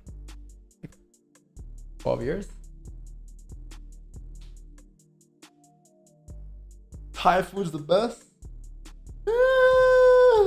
Thai food's alright. Thai food's alright. I'll put Korean food over Thai food, to be honest. If I were to rank Asian food, bro, from what I've eaten, Asian food, I'll go. I'm not biased, man. I'm not biased, but I'll go Viet food first. I'm not biased, but I'll go Viet food first. And then I'll go Korean. I don't know. Actually, Japan or Korea. I don't know. Japanese food or Korean food? Depends. Like, I like sushi. Honestly, I thought I have half in Japanese food, I think. You know what? I'm gonna put Korean food. I'll put Vietnamese, Korean, Japanese, and then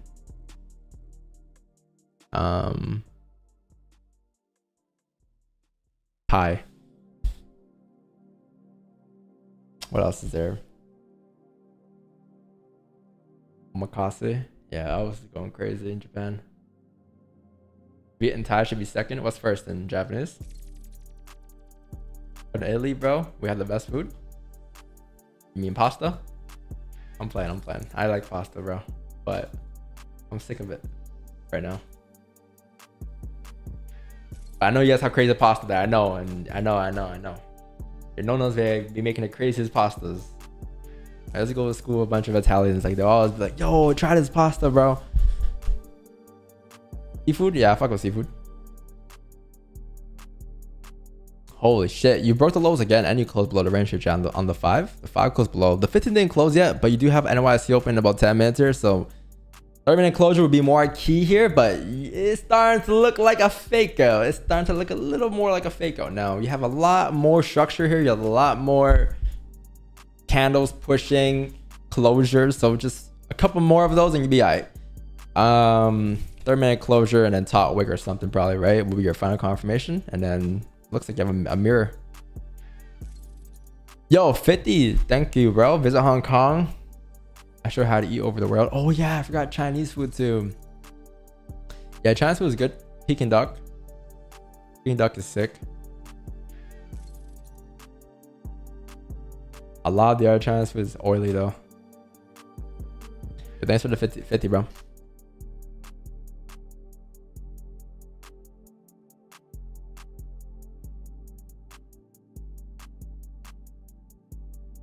Shawarma, I got that last night. Shawarma was amazing.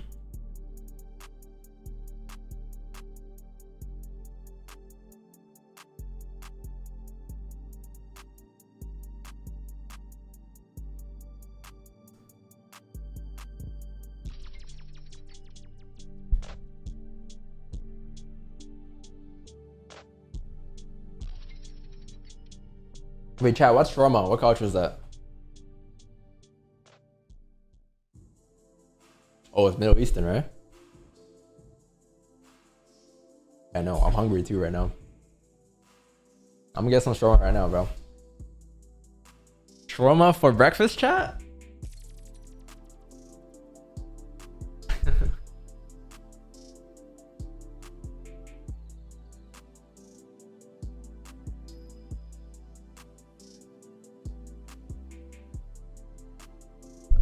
Music? A little loud? My bad.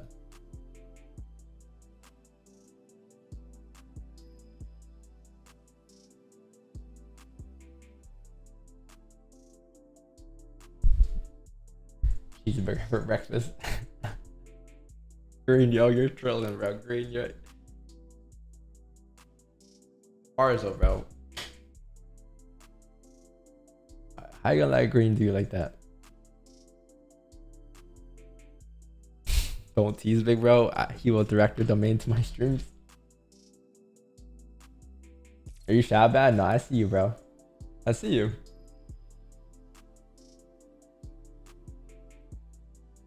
I see you.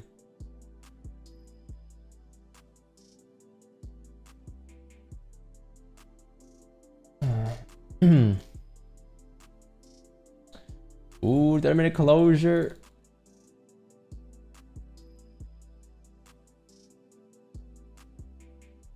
Yo, a new video chat from Mom of FX. We're gonna watch the chat. I'm excited. I'm excited to watch this video. Let's see what he has to say so far. Yo, $1 million. Yo, we about to go crazy with this chat. New video? New video, bro? When the GOAT speaks, we all sit back and watch.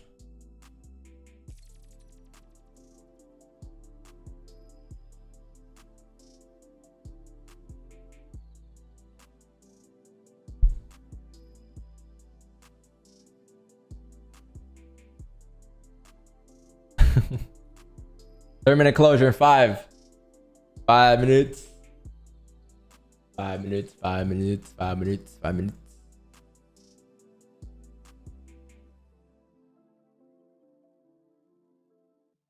Do you use Mambo signals?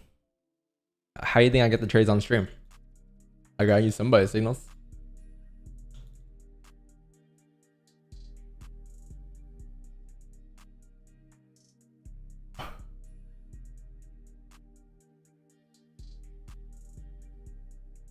What's this one?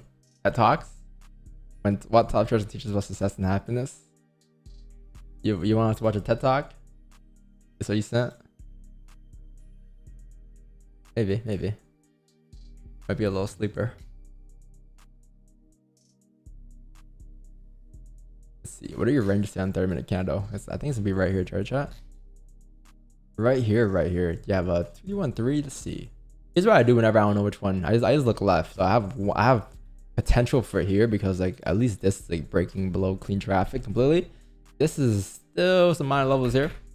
Let's look left and see which one's more valid. So how many times did you close below 2-1-3 and drop down versus how many times did you close below 2-1-2 and drop down now? See, didn't close below 2-1-2, closed below 2-1-3, didn't drop down, right? Just rejected. Maybe that's a closure below. Let's see. What else do you got? Closed below 2-2-1-2, drove. Below 2-2-1-2, drove. Closed below. This one didn't drive, but also that might be a one-off. This one closed below, drove. I'll say, yeah, below 2-3-1-2, you have clean traffic. So 2-3-05, 2-3-07, 2-3-06. I'll put it right here for now. So yeah, I'll say a close below 2-3-1-2 chat for a 30-minute closure, preferably. Below 2-3-1-2 you can still reject, right? So just be cautious of that. I know it's below here, but I think you want to see below here. That might be a little better. Maybe.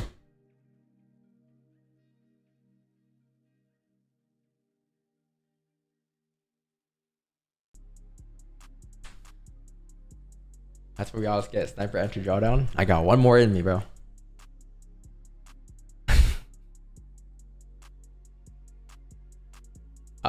Difference in minor and major. The more rejections you have, the more it is, or like the more major level. Okay, so that's a bad answer. So for let's do a little quiz in the chat. Okay, maybe this will help you out too, Chris. Chat. So let's take a look at the 1 hour time frame.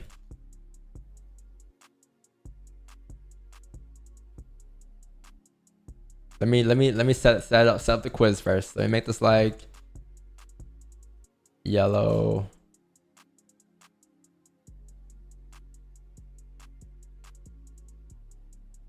Purple.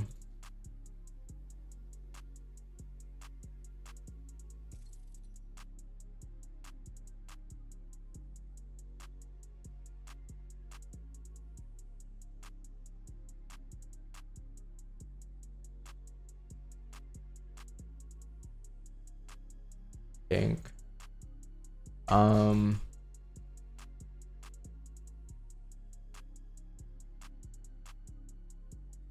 don't know. Green.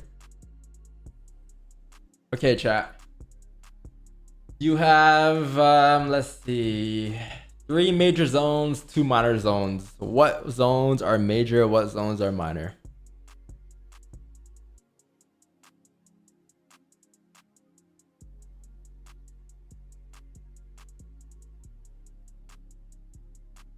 Sure can break the highs. Yeah, it looks like it's not gonna close below that 13 zone here,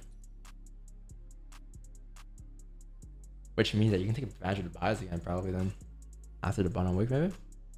Chat. There's 3 major zones here, 3 major, 2 minor zones. Which ones are the major zones?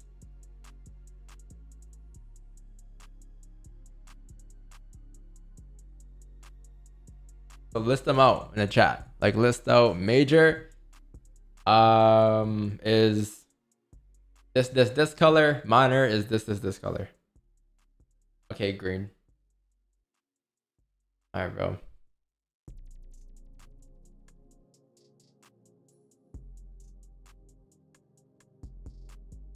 Polls, I can't do a poll for this because it's like 5 different. You're actually calling out the zone. Unless I do one option. I can do one option, but I'll do it for the next one. Major, green, yellow, blue. Green, yellow. Oh shit, you got it right. Yeah, that is it. Yeah, this is major. These are your major zones.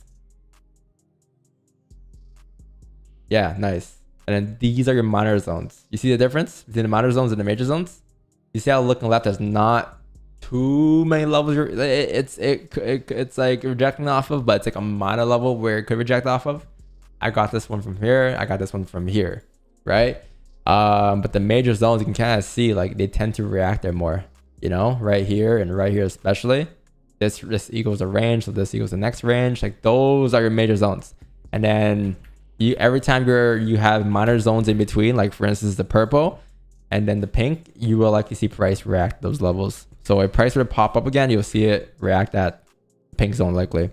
If you see it continue to push down, you probably see, I didn't mark it up, but you probably see it react at the minor zone here. In this case, probably like 2304. But yeah, that's how I'll go about it. Anyways, chat, you have 30-minute closure here. Did you close below 2312? No. You closed below, or I'll say right at it. I wouldn't say this one closed below. I'll say it closed right at it.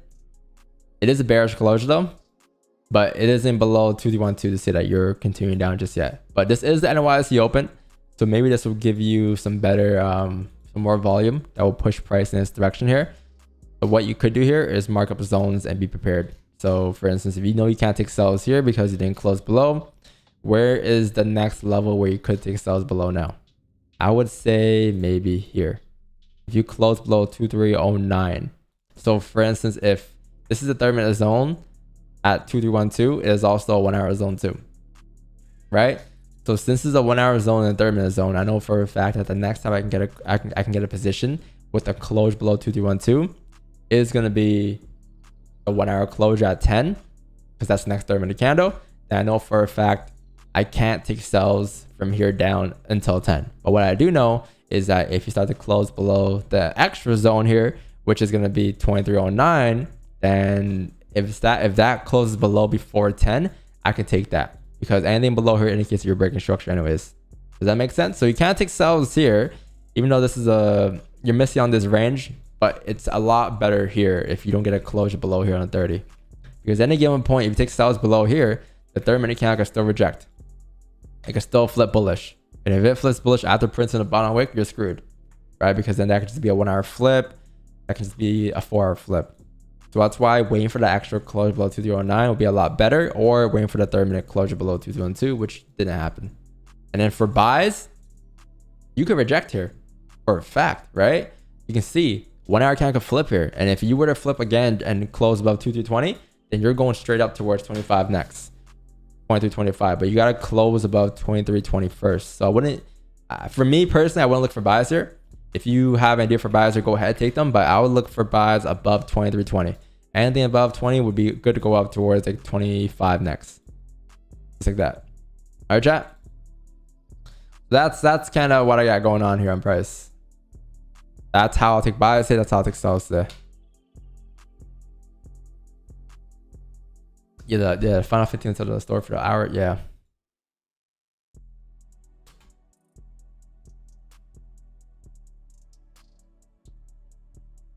I love my parents more than trading. Of course. What kind of question is that? Trading is last, bro. Trading is the job, right?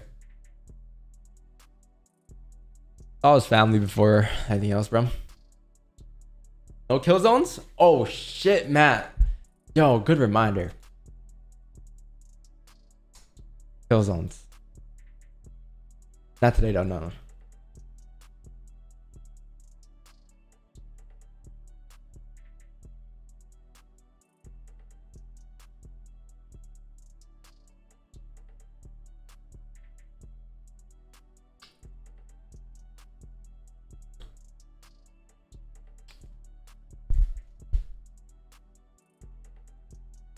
Head and shoulders on the weekly. Yeah, you can put it as that. I kind of put it as structure, but that works too. Yeah, that works too. That works too.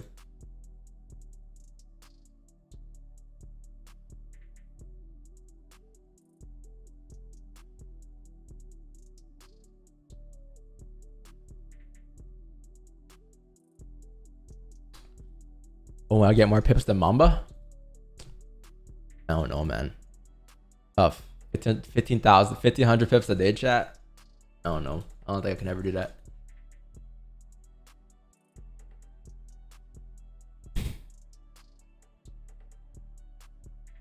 Where would I retire? On an island. GME going down.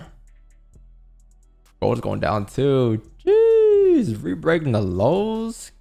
Gee. Ooh, shit. You see how it tapped that minor level here, 2309. You will see reaction here, right? That is a minor level. So like when you're looking at those minor levels, you want to pay attention to those levels, right? Because you might have a major zone, but you might have a minor level that price could react off of. No order blocks needed, just a line in a rectangle box. You know. But let's see now. Let's see you can close below there. That is the question. This thing is still flip bullish, chat. I wouldn't count that out just yet on the 30, right? But if you close below 2309, then you're gonna fill the range at 2305. And if you fill the range at 2305, I think the day count already flipped, right? Yeah. Let's see, 2305. If you fill the ranges there, then if you close below 2305, then you got range coming down towards 2299. Because anything below here would be this entire range here, to be honest. And if that happens today, that daily candle would finally fill that range that we wanted to see. You need to tap into 2381, right? Before going up here. Let's see, man. Let's see. It could be an algo day, maybe. Usually the day before FOMC is usually dead, so I wouldn't think it'll be too much of an algo day, but maybe. Or maybe it might be priced in for tomorrow, chat. I think they're cutting rates tomorrow, no? They're dropping by 0.25. Gonna be 5.25.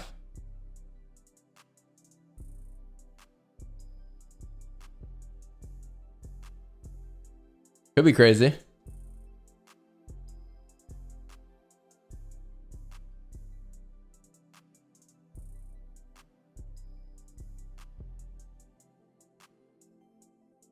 You gonna stream? For sure.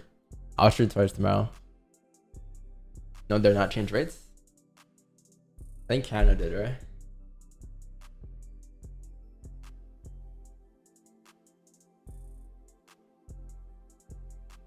What's your real name? My real name is Don. Here's my passion. I need at least 20 M's to stop looking at charts. I love this shit. And then you have people like roaring kitty that doesn't even stop at 800 mil. 800 mil trading chat is insane.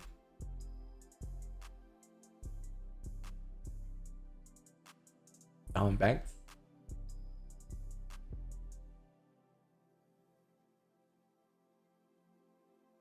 Old money? Jimmy?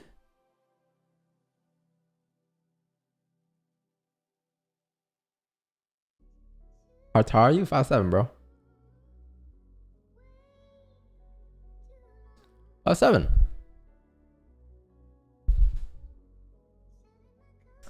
2280 is optimistic as fuck. What does that mean? Like, you think it's random? Like, how is that optimistic? What do you think? Why are you saying that?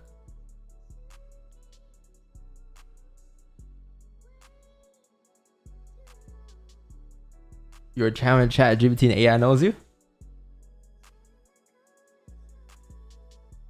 Oh, I see.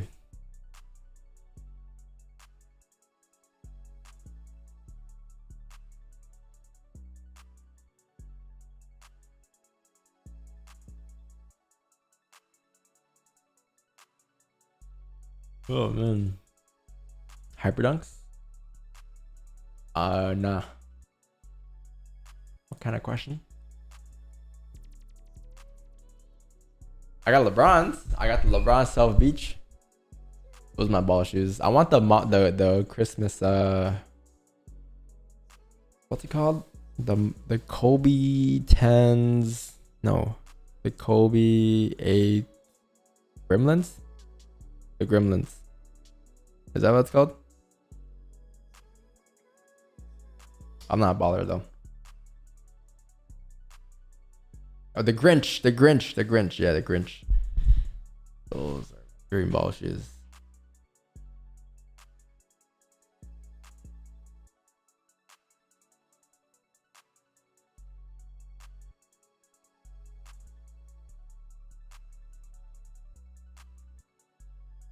My favorite LeBrons of all time, I think, were the Prism 10s. LeBron Prism 10s. I wanted those shoes in high school. Or not in high school, in middle school.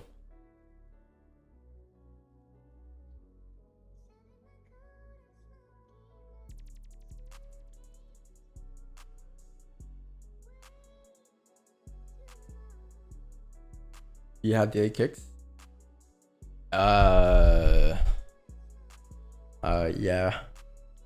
I don't really have a lot of sneakers anymore. I used to wear a lot more sneakers. Like, I used to be a sneakerhead, but now I haven't been wearing sneakers. Like, the most I'll be wearing is just like CG foam posits, the CG Nike foam posits, and then the CG Nike shocks. Yeah, I like the CG Nike collabs. What else do I got? CDG. I have one more, I think. No.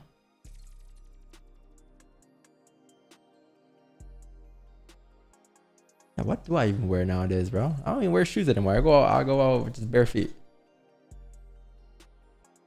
Conquer 11s is hard. One of my favorite J's of all time for sure. Yeah, Conquer 11s are hard. 11s, Conquer 11s.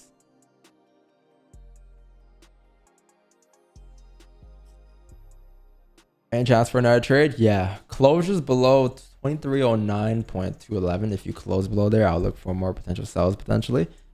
And then closures above 2320. Whatever's in this range right now is a no sirski for me.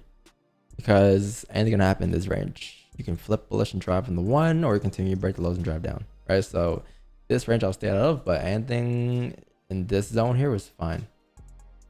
So like for instance, this is what I do. I'll stay out of this range. Right? I'll look for positions below here. I'll look for more positions above here.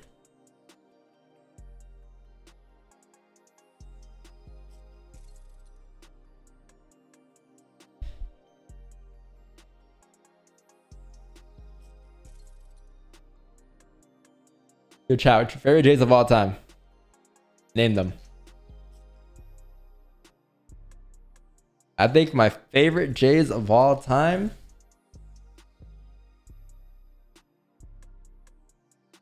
Blue Game 12s or Taxi 12s.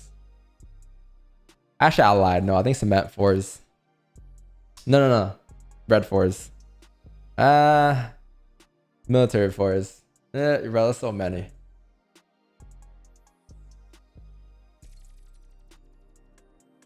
Oh,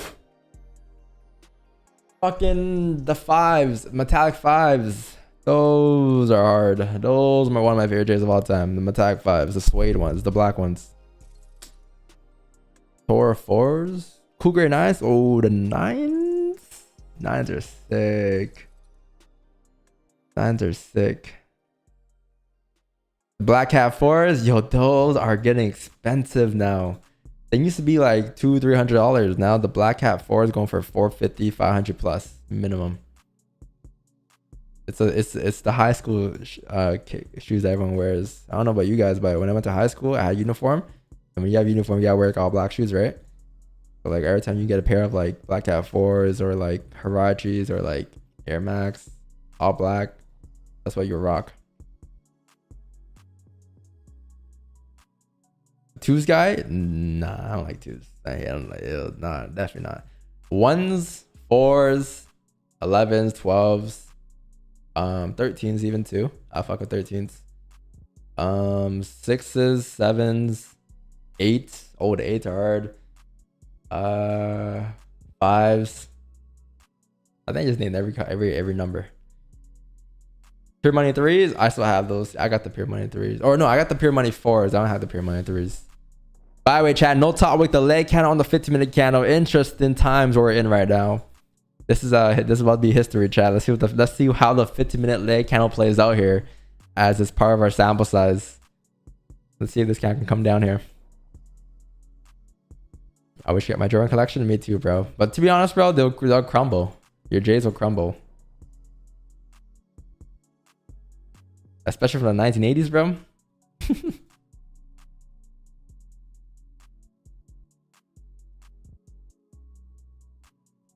Pantone 11s? I think so. Let me check a look. Let me take a look. Are those the Oh, I know these are. Oh fuck, these go for 1,000 now. I know the Gamma Blues. I think I used to have a pair. I think.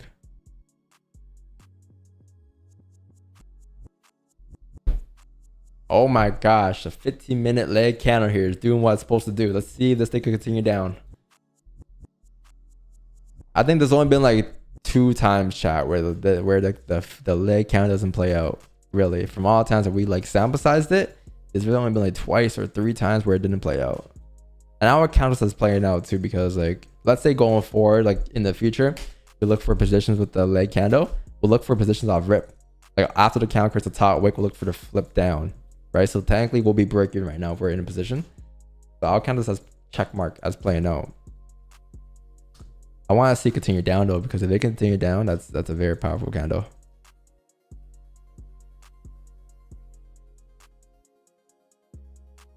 Eventually, yeah, V4D. Eventually, I want to get to a point where like I would take the leg candle off the rip. Like it's an actual trade and it's actual confirmation on its own. Eventually, I want to get there. Yeah, that's the goal.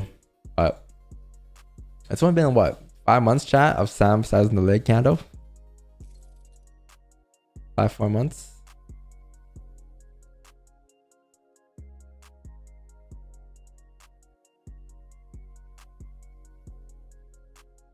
Oh wow.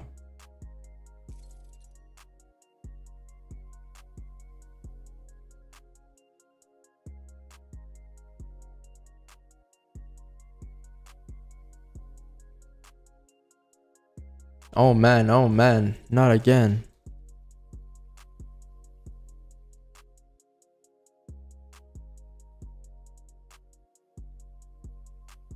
Ten pip stop loss on the leg candle is higher. What they call it, the hammer count? Yeah, they call it the hammer count. Like you can call it many things here. We just use it as a leg candle here. It's not really about. It's about as long as the candle has no top wick or barely a top wick, you have like a huge bottom wick. in cases like this, right? Because like when this happens, what happens?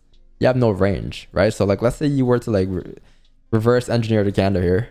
If you look at the candle overall, the first thing I want to do is identify the structure that price printed, right? So let's go ahead and do something like this where this how the candle opened up, came down, came up, right? Because price opened up here, create a low here, create a low there, create a high there, create a high there, right? So what you have, or maybe even like this at the end too, because there is a little wick there, right? So that's kind of what you have. That's kind of what you have here. When you have this, you're basically closing at resistance. So if you pay attention here to, now this is the candle right here. This right here is the structure that price printed. So now we're going to draw what it will look like on a smaller time frame, right? So first thing is, how many 5-minute candles do you have in a 15-minute candle chat? You have 3, right? So for instance, you have the candle opening here. What was the first move when price opened up? It came down for a bottom wick. All right, so first 5-minute candle opens up here, comes down for a bottom wick like this. Then it comes back up, right? So you have 10 minutes left into the candle. Likely this is somewhat being printed here, right? Now, what's the problem with this? When we look at price action chat, when we look at a scenario like this, what would I usually say? For us to continue driving up, you need a bottom wick, because there's no bottom wicks being printed here, right? Price came down, went up right away. Why? Because it did this. So this leads to this, which leads to this, right? So you need a bottom wick here. You need liquidity to drive up. So how to confirm that? Well, you would need to first close above the range. All right. So I can't, there's nothing we can really base it off of here, but let's just say like this is a range right here. Cool. Resistance has been found, right? Resistance. And you can probably put this as some type of support. This is the range that you currently are in. This is the range, right? So for us to get more buys up, you would need a closure above the range.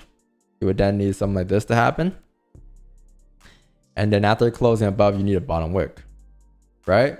Because if that happens, then you can say, okay, cool.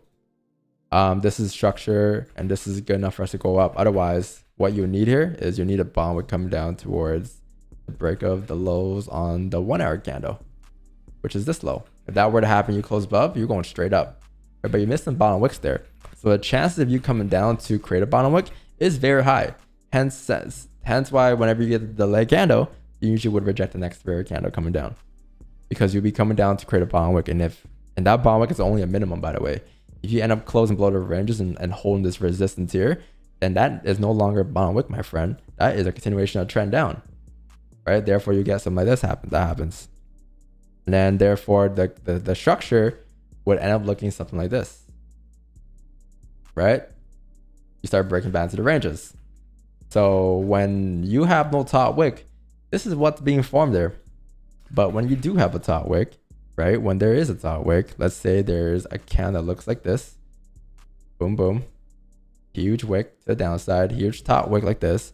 If the next candle, or sorry, what am I saying? If this would be the candle closure instead, and you were to pull back and leave a wick fill, then now you have some sort of range, right? Because what happened here? Price opened up here, came down right away, came back up, made a high. Boom, boom. Then it pulled back, right? So now you have a decent range here. You have like resistance here, you can say. You have support here. This is like somewhat of structure being formed and developed.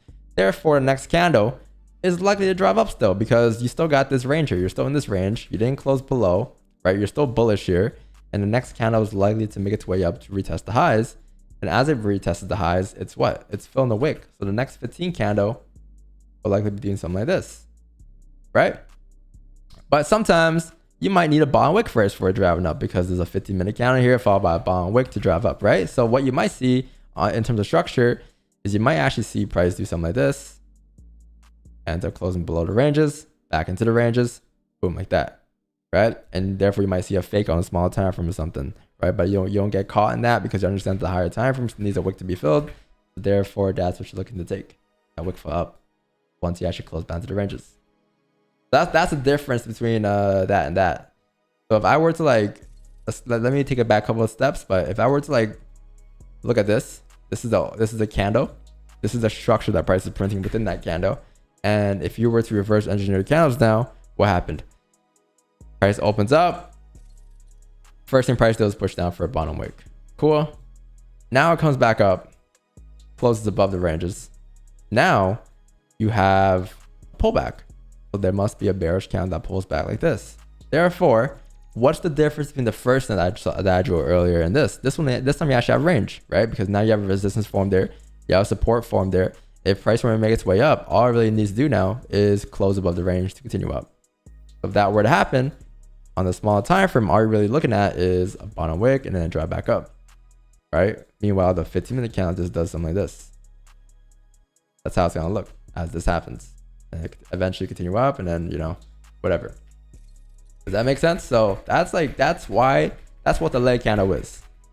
And that's kind of what you gotta like start to do, I'll say, because it will help you identify and understand the small time frame a lot better and a lot more now. Let me just not delete my lines here and have it there. All right, chat. So look, you can kind of see, right? It came down. So like that, the chance of us rejecting is very high, right? What you did, you rejected, it came down towards the next minor level, right? 20 through 12. So now what's happening? You see how this is what it looks like now? You see how you have, this is the bearish candle that came down. This is the bullish candle, followed by a wick, right? So now you have, for instance, a resistance form here, and you have a support formed here. This is the range that you're in, right? So if you start to close above 21.5 now, then that is an indication that you're going up the other way, and it won't come down the leg candle. However, since you're still respecting this area to the left here, at a given point, this could still happen, right? So I won't look for buys yet. I'll look for buys once you actually close above here in this scenario. That's how you take advantage of like the leg candle and all that on the small time frame.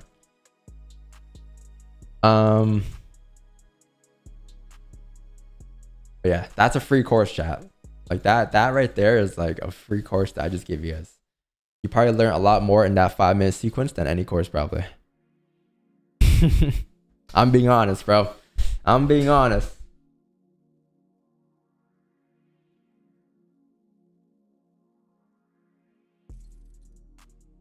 It's kind of like the build we made on IG.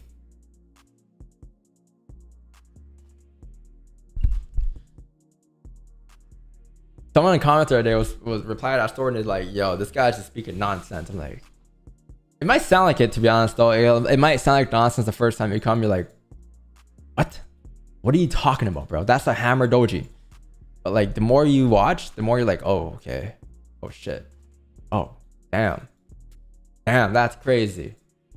Oh, playbook. Damn, I have one too. That plays in my playbook now. Oh shit, I'm only looking for that setup. And then all of a sudden you can't see anything else, and that's all you see eventually. Because once you kind of get blinded by price action, right? The more times you see it, the more you get used to it, the more you unsee everything else afterwards.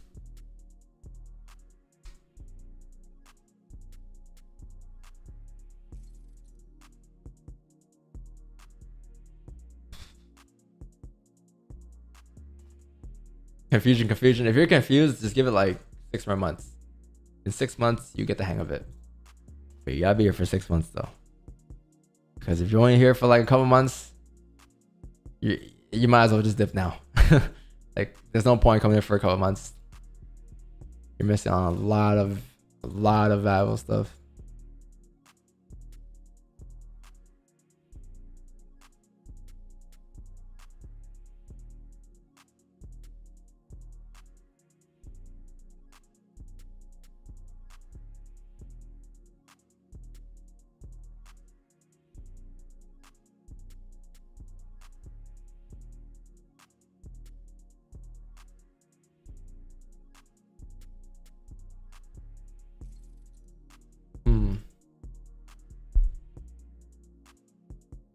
Okay, I should title back.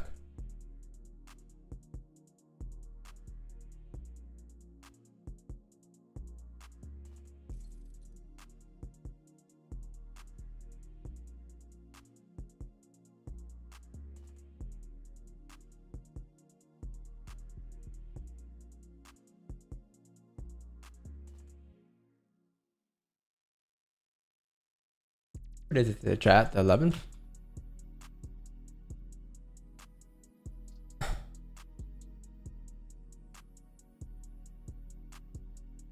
Your girl told you to quit trading? Why?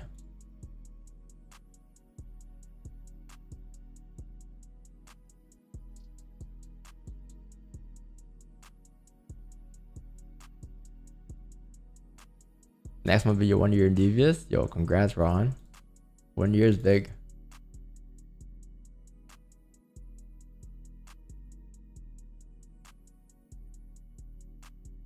Ooh, why show for 6 months when he has 6 months of content just waiting to be watched? Damn. That hits too. Listen to her. Yo, Green, do you trade? I've never asked Green if he trades, chat. Green, you trade, right? Because I don't know how you found my streams. I've never heard you speak about trading before. Yeah, chat, has Green ever spoke about trading in the chat? Not right.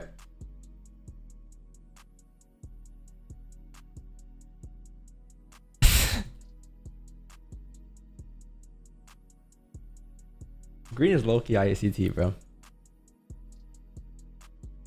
Low-key, low-key.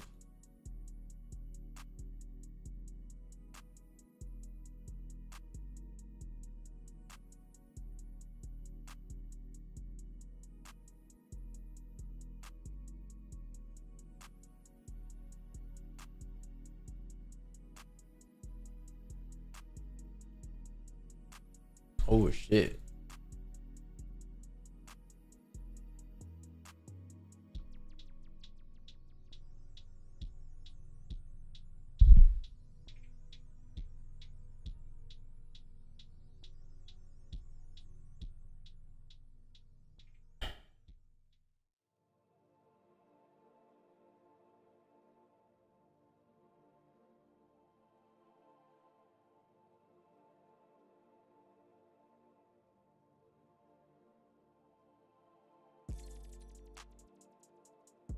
One hour closure? Oh, it's 10 a.m.? Oh my gosh.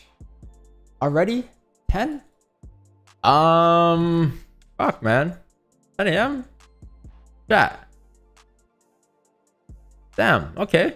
1 hour closure. That was quick. You have a 1 hour count that closed bearish but respect and support. Chances are that you're not gonna come back for a fake out by the looks of it, but you still have like one more zone here. I'll say that you gotta break, which is 23.20. That is the current range you're in. So as long as you start to hold 2013, right, like you've been doing that, you've been holding that level right there. So as long as price continues to hold that level and close about 23.19, you should be good to drop further towards 23.25 next. And that may be the direction for the rest of the day, because it's getting a little late now. It's like 10. The more time that passes by during an NY session, the more defined that direction for a day is, right? In this case here, if you're already, it's already 10 a.m. You haven't broken the lows yet. By now, if you were to have a fake out, I think it would have happened here already, right? But since this level has been holding, you're pushing up right now. I would assume that anything above 23.19 will give you some range to go up towards 23.25. If you want to be extra safe, then wait for buys above 25. Above 25, you have straight buys up towards 23.33. Straight buys up. So, hey man, let's see what we can grab, but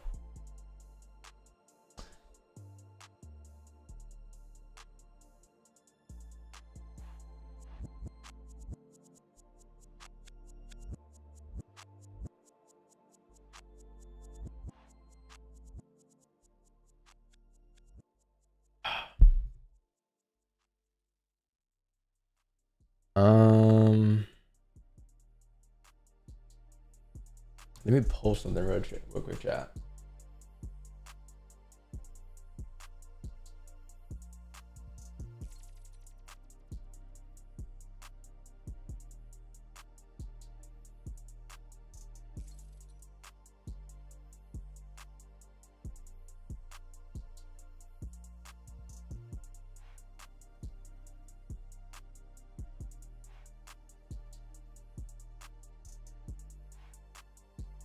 How do I get this?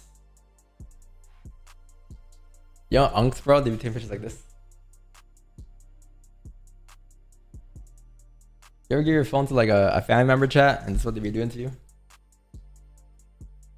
1, 2, 3.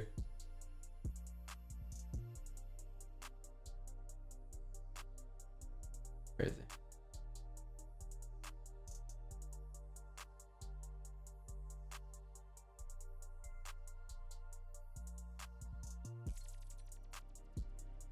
Put that. Let me put this.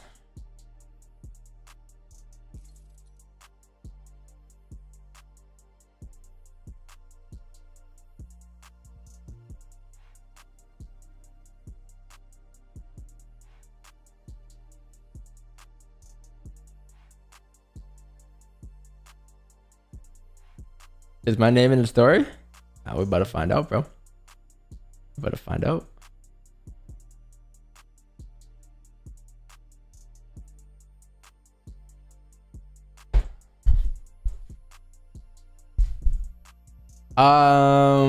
You take his the vom thing?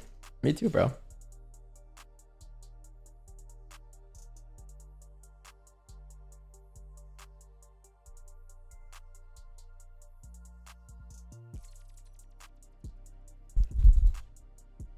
What is your strategy?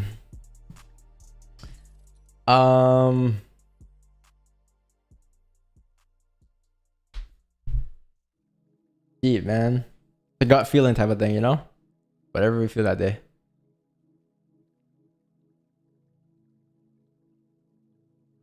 Ooh, 1 hour flip again?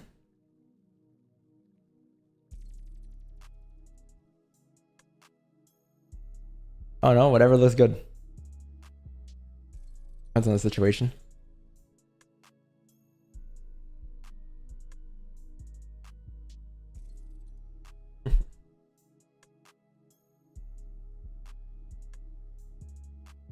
I really wonder how tomorrow's gonna play out though, chat. FOMC tomorrow? We're gonna be doing double stream, but I wonder how much you're gonna move tomorrow. Like the weekly is very interesting, bro. Like, you can argue and say this is the leg candle tomorrow could easily drive up, but then again it can easily just flip bearish and drive down too. So I wonder.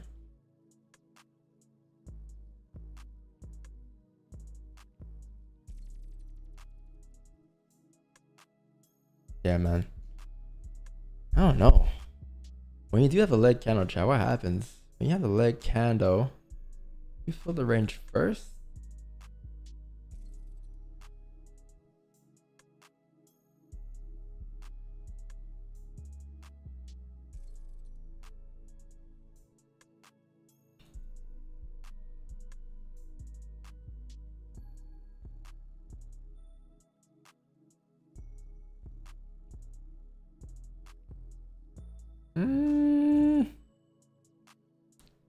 Hard to say.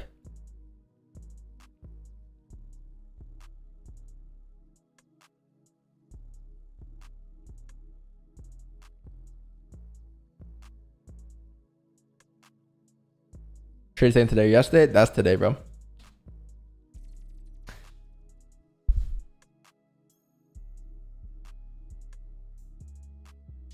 Who? Callisto FX? Who's that?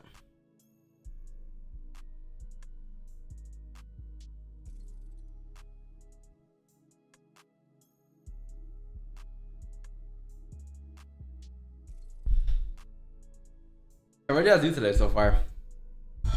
What did you guys grab today?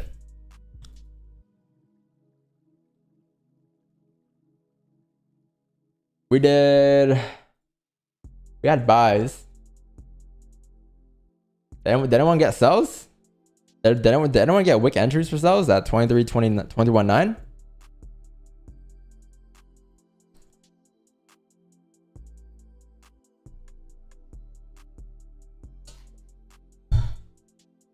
Nice. Is anyone in these buys? Chat. Are you guys in these buys? Anyone got buys from here on out? Should have told me earlier, bro. I would have entered with you guys. Why didn't you guys tell me?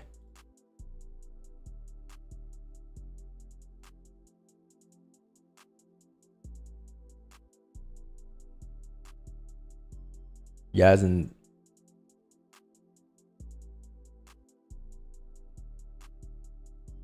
you're in, bro. Why didn't you tell me, bro?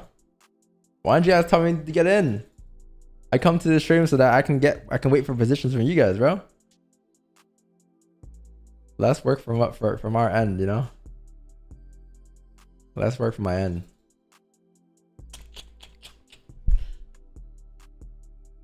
Can we say hi to Time E Trading? What's up, Time E Trading? Is he watching the stream, bro? He's not watching the stream. But hi, anyways. What's up, man?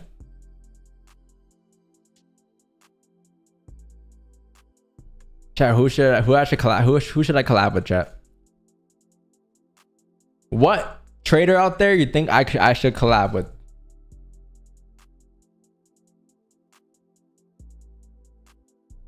Raja? Bro, he's a GOAT, bro. He's a GOAT. He's too good for me, bro. I can't. Anyone else? He's too higher ups, bro. That guy moves like the president. He's too rich, bro. Like someone that's willing to do stuff for free, you know what I mean? Too rich.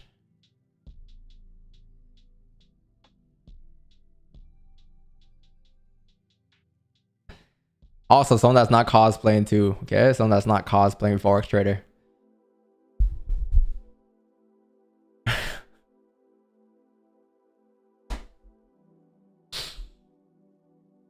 Lorenzo also had 100 stop loss. Oh yeah, I see it. Yeah, me and him. He traded. Yo, does Lorenzo trade differently from me, chat? We trade similar, right? Price action. I think he has more so of some smart money in his trading. A little more of that. Ori? SCI? Let's see. Mamba? Oh, Mamba made good. Yeah, not bad. It's not bad. We trade similar. Me and Mamba. Bard? Who's Bard?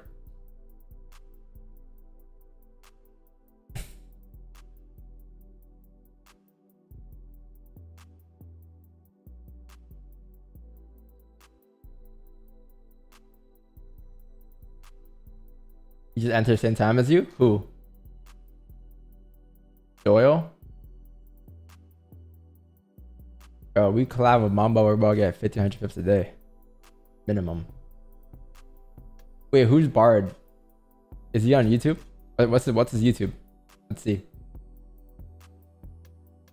Send in the reaction channel. Appreciate that, Captain. Captain? What up, Captain?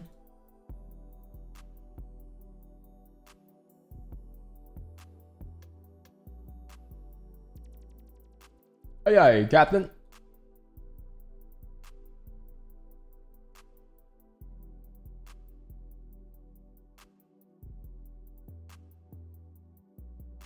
He's on YouTube. What is it? Bard? Who's this? He used to be on stream? He used to be on our stream for real? Let's see. He used to be on our stream? Is he live?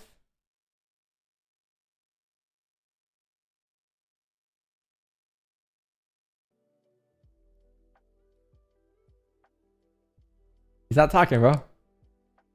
He's muted. No, your mic is muted.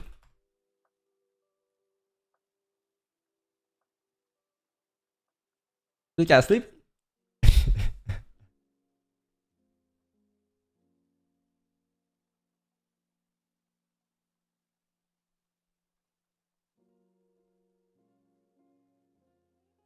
I don't hear anything, chat.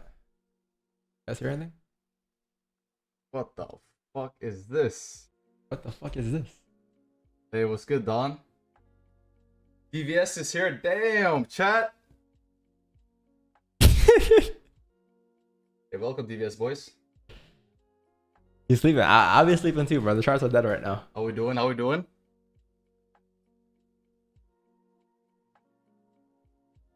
Wait, he's being in the chat? Let's see. What else do you have? This thumbnail looks a little familiar. Let's see. I like these thumbnails. All Everything you know about pain. right. Ronaldo, Isman. No, what's his name? Is it Isman? And then Tate. Okay. Realize trading is the real way to financial gain. Oh, that's a good title. Since I was young, I always knew I wanted to do something special. I always knew I wanted to do something else. I didn't want to go the whole normal route, the system route. I knew that it was all a lie. I knew that it was the government's attempt to make you a slave. All right, what else is there?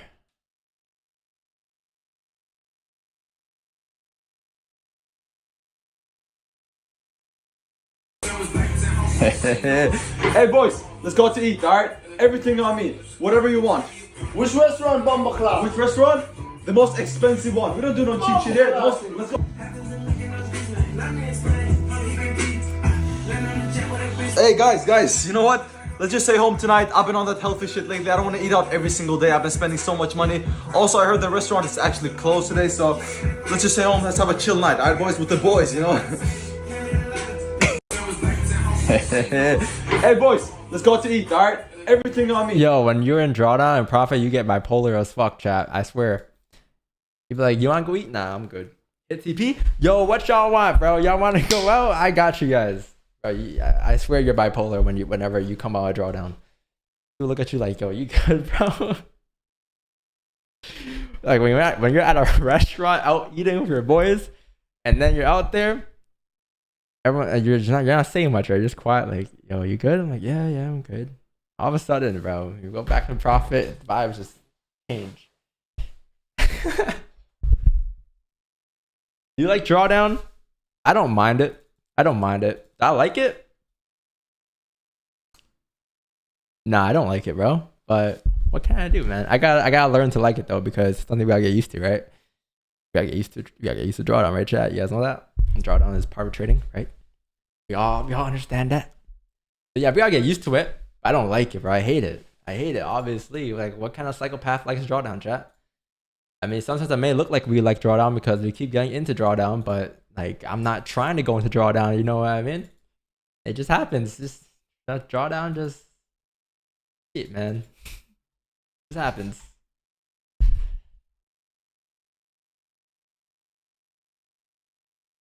Oh, brother. What is GME doing though? I'm never deleting this trade, by the way. This trade will be here forever. This win that we had on stream for 180 pips on GME on Friday, late session. Yeah, it's gonna be there. But wow. Gap filled. Hey man, I need a Roaring Kitty to post the Uno flip card again. Jeremy Savage, your system consists of a lot of drawdown? What's wrong with that? Okay, no, realistically, I don't think so. Chat, how many trades on like out of 10 trades, okay, out of 100 trades, how many trades go into drawdown? Out of 100, I'll say 25. I'll say 25 goes into drawdown. What do you guys think? From you guys been watching me for the last like 99?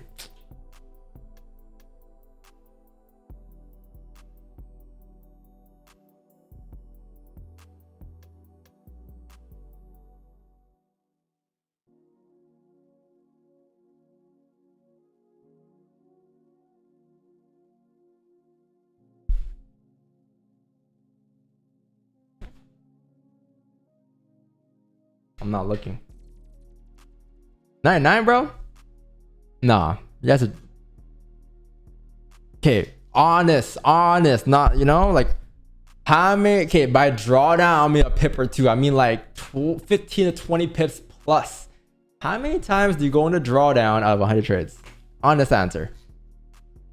Look at the buff journals. The problem with the buff journals is that I haven't been updating it for the last couple of 2 months now, bro. But even looking at the buff journal, though, other stats that we have, like, I'll say, okay, to a safe answer is like 7% for sure. 7% of the time we're not in drawdown. 30% of the time, for like, I'll say that's a good number, no? 30, 35, 30. What's drawdown? 50? Okay, let me ask you guys another question. How long have you guys been here for?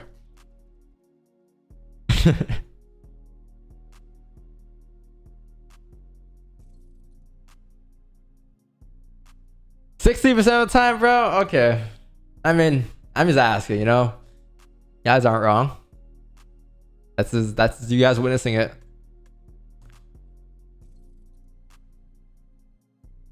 Okay, now give me how long you've been here for and how much out of 100 trades are we in drawdown for? Because it should say.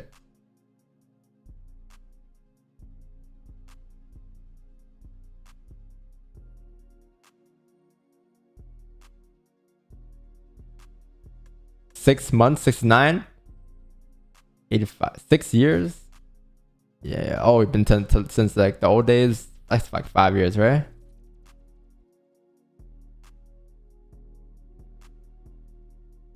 Four months.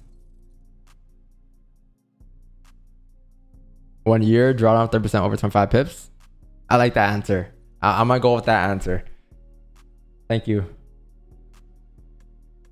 Nah, but realistically, chat, I should start updating this journal again, bro. We've been good stats, but like let's see, drawdown here. Okay, so out of what we have, yeah. 10 to how many trades is this? 90. Okay, this is 100 trades right here. So let's see how many times we're in more than 10 pips drawdown. Okay. 1, 2, 3, 4, 5, 6,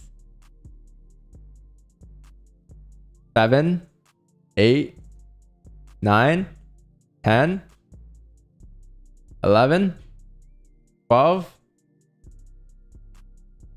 13, 14, 15, 16, 17, 18, 19, 20, 11. Chat, does that count? But what are we at? 20? 21, 22. Okay, fine. 23, 24. ADHD kicked in. What was that? 24? 25, 26, 27, 28, 29, 30, 31, 32, 33, 34. Okay. So it shows us 64% of the time we're in drawdown. Yeah. Of 100 trades though. We have more trades here, but I should just add that to this, to be honest. A drawdown. What's useless here, Jack? Closing half or percentage gain? We just change that to drawdown and then put the amount of drawdown we're in here. So that therefore will be a lot easier to look at.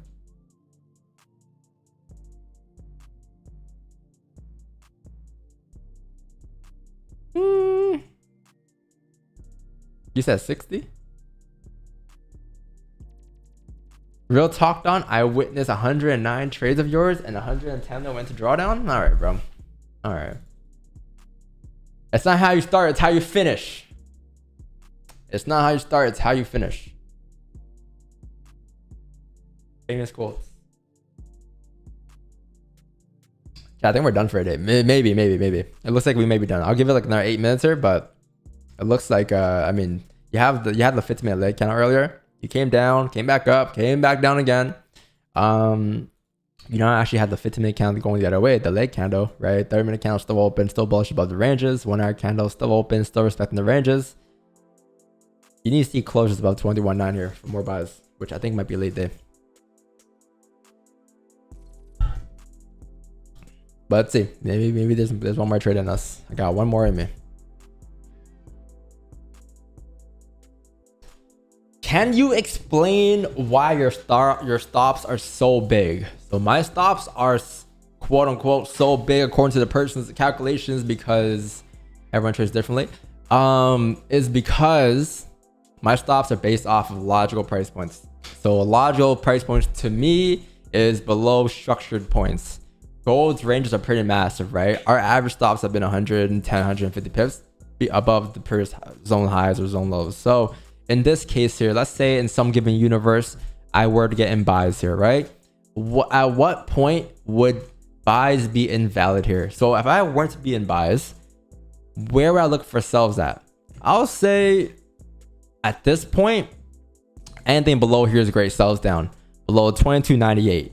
So if I get in buys here, I know for a fact that, okay, chat, this is not a position, by the way, okay? Just making sure no one enter a position here. There's no buys for me here. But let's say this is my position. My stops would be below these lows here. Because if price were to come down and break those lows to the left there, then there's a high chance that you are breaking back into the ranges, especially if you close below the ranges, right? So therefore, in this case, that would be my stop, because this is the most logical price point. If price breaks the structure, it's no going up. It's going to go down, right? Price can break these lows here because there's no bond wicks here. It can still be printed. You can still come down like this, flip bullish. We've seen it happen a lot of times in the past, hence why there's drawdown. But this would be the most logical price point. I'll say below 22.97. All right.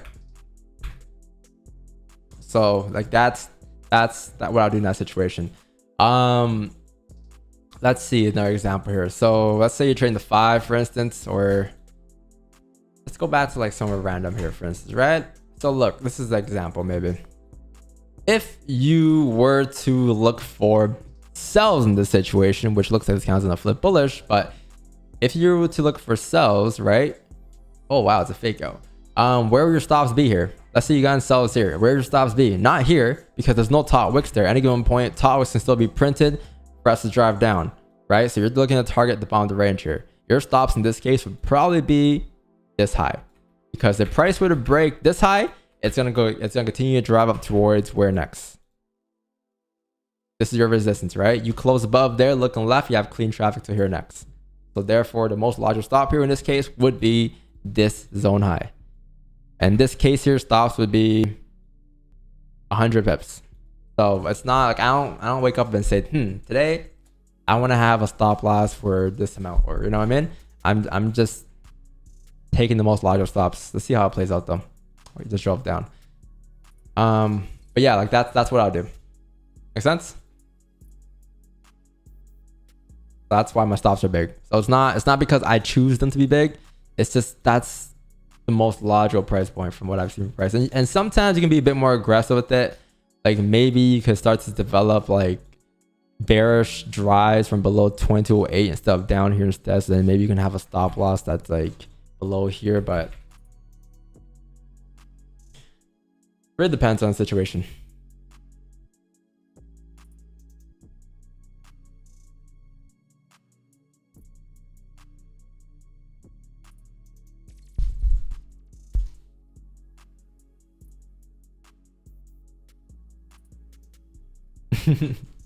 Anyone? No, please. No one took the buys there, bro. Please. I had to make sure, you know. I had to make sure.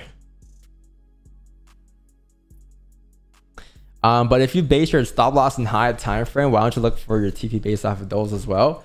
So our TPs, like let's say we were looking for a buy here. Same situation sorta. So like in this case or chat, if you were to look for buys here on this candle, right? And you were to same thing, logical TP. In this case, what's the most logical TP, chat? If you were looking for buys.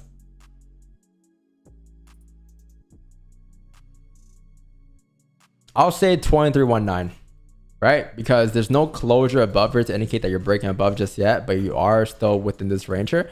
So if you were to look for buys, it doesn't help us that this counter already has a top wick, but like let's say you look for buys in the opening, your TP is up here, but you want to mark up your minor levels, because minor levels are levels that I call advantage points, levels where you have clean traffic till before you could reject, right? Towards the TP. So in this case here, looking left, like your minor resistance zones are like right here. I'll say 2317, right? So I know for a fact that if you were to buys off a 30-minute candle here, for instance here, you would look to go break even at 2317. Why? Because that's a level where price can reject off of, right? So sometimes, depending on how the candle pushes up towards there, depending if it has a bottom wick, depending if it has liquidity, depends if it has whatever, you could look to close full there instead of letting it hold or letting it run towards 2319, sorry. Right, like the buys we took today, I think we closed full because the 30-minute candle didn't have a bottom wick, right? And eventually it came down, but it came down after tapping TP. It's cool, right? Once you make that decision, You can't go back. There's no saying shoulda, coulda. That move is done with. In this case here, we closed off 14. It ran for an extra, maybe another 14, I think, right? Another 30, sorry. And then it ended up coming down to create that bottom wick. But stuff like that gets in the way. Stuff like that would make or break you closing positions or laying a rock towards TP. So for instance, chat, let's do a random example here, right? Don't see price here, cool. Okay, perfect. You need a bomb before going up here. So in this case here, there's a resistance here. This has no bottom wick at 23.24, so therefore you likely would see that being formed before going up. Let's see, what time is this? 1 a.m. huh? Yeah, so you have no bottom wick here. What was that talking about, chat? Break-even zones, right?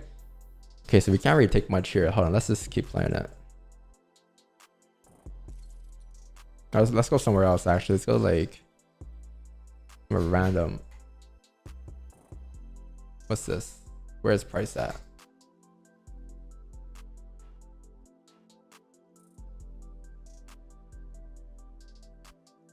Whoa, 1900.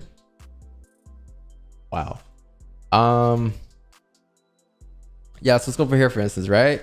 So like in this case here, you have a fake up back into the ranges. You have a closure back above here. Your next resistance is up here at 23 or 1986 here, chat, right? So you're looking to see if price can fill the rest of the range up here. That's the idea of the overall position here. If you were to drive up, your TP would be where? Your TP would be where the major zone is. So up here, that's where you're looking to take profit at if price were to drive up, because you closed above this range here, right? So that indicates that you're breaking back to the range. Everyone knows that. Cool. Question is, where could you reject off of after getting in, right? So first, minor resistance here is right here. So I guarantee you, or high probable, not guarantee, but high probable, you should see price react at 23 or 1980 here. So TP would be like 2385. 1980 is where you will see price react at. And by reacting, I mean like, okay, this is your entry right here. Comparing the entry to where price is reacting at, obviously in this case, it's not much of, it's like a random entry. It's like the middle of nowhere. If you had an entry here, you would likely survive because it's the low. It's the breakout lows that if price were to break the low, it's gonna go down, right? But since you have an entry on the open of the candle, if you were to make your way up towards 1980, what you might see is you might see price push up, tap it, and then start to reject. And as that candle rejects, you can hit break even. Right, so in this case here, even though my TP is here, it's more worth it to close full here and then wait for more closures above here for more buys up. So let's see what happens here. Okay, in this case, it didn't react, right? But you know for a fact, 1980 is a level where you could move stops break even at, or at least you could like close full at.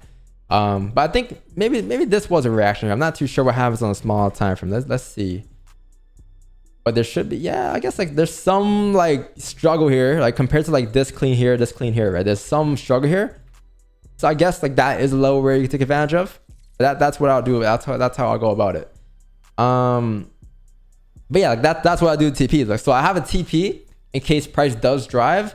Majority of the time though, like we would likely close before TP at the minor levels up, right? Where is price at? 2400. Okay, so one more example, chat. Let's see. Can we find an example here that's like a lot older? Let's go down to 2021 here. All right, let's drop down to like the fifth. What was price here? 1700. Wow, 1300. That is insane. 2019, 1300. So I mean, what does it look like here, chat? It looks like you need liquidity to drive up here. So if you need liquidity to drive up here, where do you need to tap first before driving down? Likely 23 or 1315. You would likely see price pop up towards there before ripping down if it were to rip down. But I don't know if you can enter here because you might need bottom wicks first before going up. But in this case here, if you were to make your way up, if you were to get in buys or in some given universe, where would your break even be? Likely here, chat. Why? Because at that price point, there's a resistance there. There's a amount of resistance there. So If you were to make your way up there, you would go risk free and you would look to target 2315. You see what I mean? It didn't come exactly to tap it, but it came close. Like you see how price reacted here, right? Like roughly in that zone there, and then it came all the way down, then eventually came up. But like those are your advantage points, right? You'll be risk free there, you'll be break even there, and then you'll look to target the overall area. What else can we do here? I think that's a good example, right? That's enough example, chat, for what or for how to take advantage of like those levels. Make sense? Or nah? Is it still not making sense?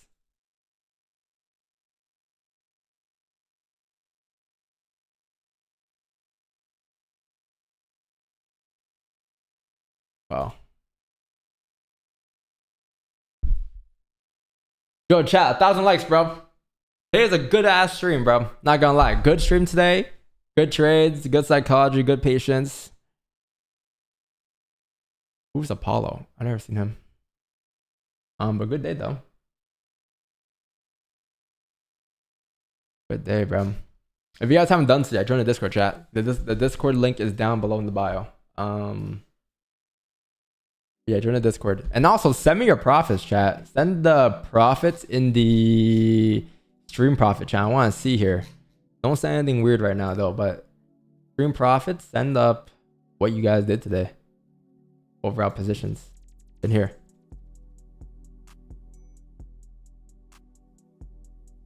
I've been crushing it though. This is all just trades from stream. I want to see what the losses were on Thursday as well, but what day was Thursday?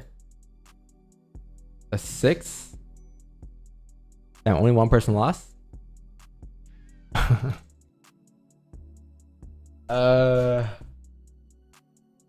Yeah, the Discord stream profits.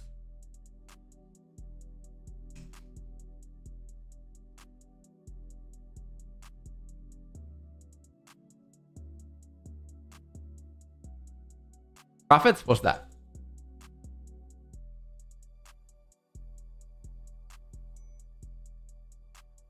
Win together, lose together? Exactly. Oh, actually, yeah. I guess so. If you take the trade with me. It's called stream profits? I guess so. Okay.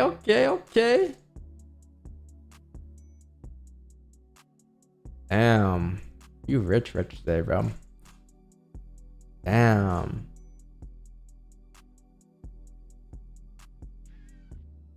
Some spirits grow, but nice, bro. Wait, how many trades today, bro?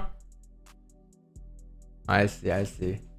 1, 2, 3, 4, 5, 6 trades today, Addy. 6, bro. 6. 1, 2, 3, 4, 5, 6. Oh, good job yesterday though for not overtrading. You lost 700 yesterday on a 0.2 lot, and you didn't revenge it yesterday. Congrats. You actually waited 2 hours to get a trade. You ended up hitting break even there. You hit break even there. You hit in profit stops there. I mean, shit, bro.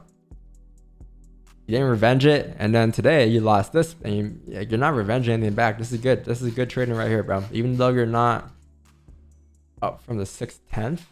I don't know what this says, but you're still doing good. Good discipline here. You're not forcing any trades and not trying to revenge anything back. That's some good shit right there, man.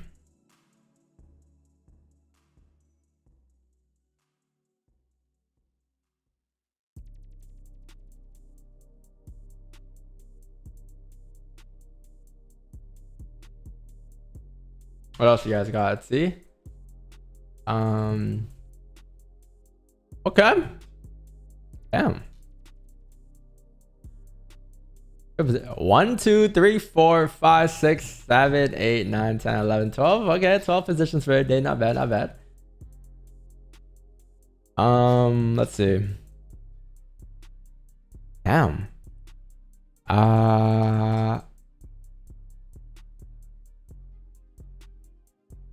Oh, not bad. One trade today.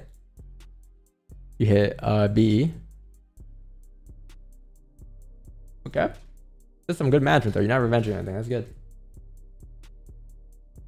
This is absolute fire, bro. $2? I got some life in it, bro. Don't worry. Storm player. Let's see. You're in the buy right now. Oh shit. Okay. Not bad, bro. Is this a position that y'all got? Oh no, this is a closed position. All right, this is Andrew. I'm not used to the layout. What is this today? 800 bucks today. Nice. What is this? Sell limits. 500. Sell limit. Sell limit. Sell limit. Sell. Nice. This is MT4, right?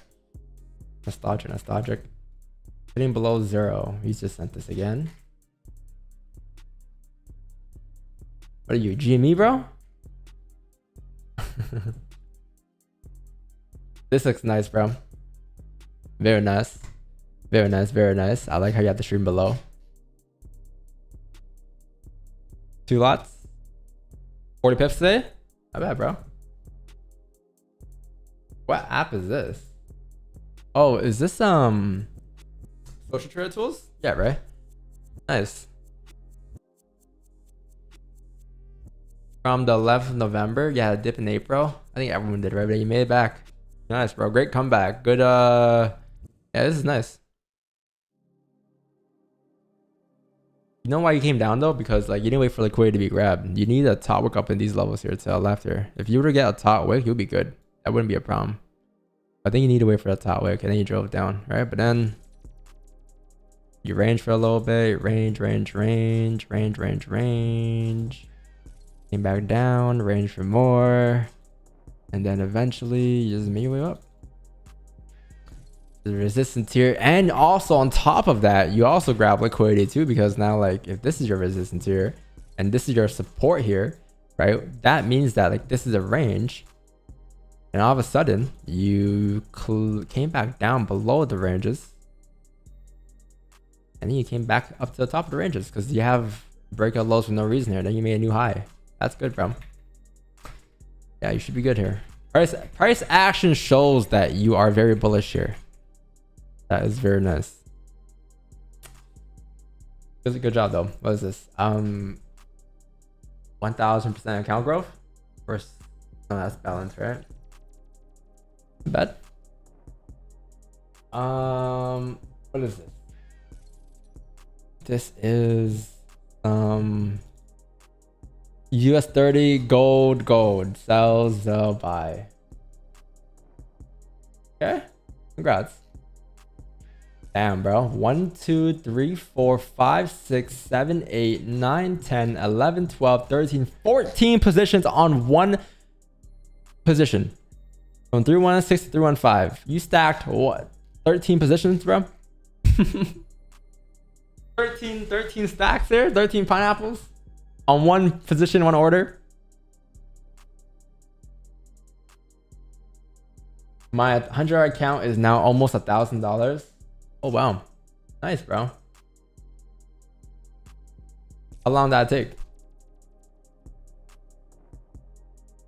Bye. 1 2 3 4 5 6 positions. 1303. Where's 03? Oh, that was early. That was like a lot early in the day, right? That was like 1 p.m. yesterday. Okay. Past results. Oh, we want to see current results. I have to grab liquidity before passing the challenge. Oh shit. Yeah, what's it called, chat? Breach? What's breach then? Right here? This is your stop loss? Wow, bro. You came clutch. That was Thursday, right? This is Thursday and this is Friday and this is today. Nice, bro. Nice survival. Yeah, you came up. You're like what? Profit. You're like 4% away and then you came back down. Oh. Okay.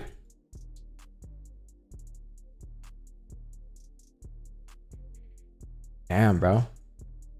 2 million? It's not bad. Not bad.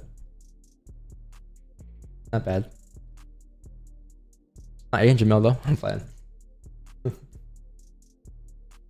GME again, bro. It's been a year and 4 months. What is this? This is a GME or something?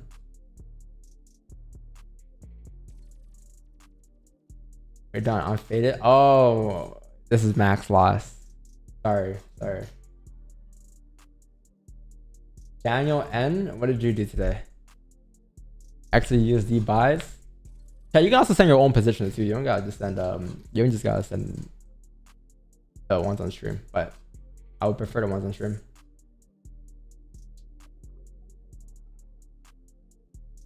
Triple 08. 1, 2, 3, 4, 5, 6, 7, 8, 9, 10 stacks today, chat. Everyone's stacking positions today for sells and for buys. You stacked 8 going, you stacked 1, 2, 3, 4, 5, 6 going down and 6 going back up, or 4 going back up. What is this? Oh shit. Nice.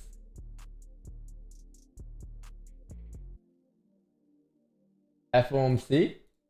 You in the future, bro. Buys for FOMC. Alright, last one, chat. Let's see what this one is.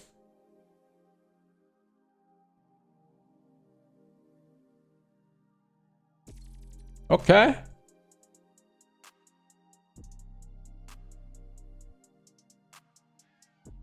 So... Oh, nice. You're up. Are you up? No, you're down 256. 1, 2, 3 trades today? Not bad. I mean...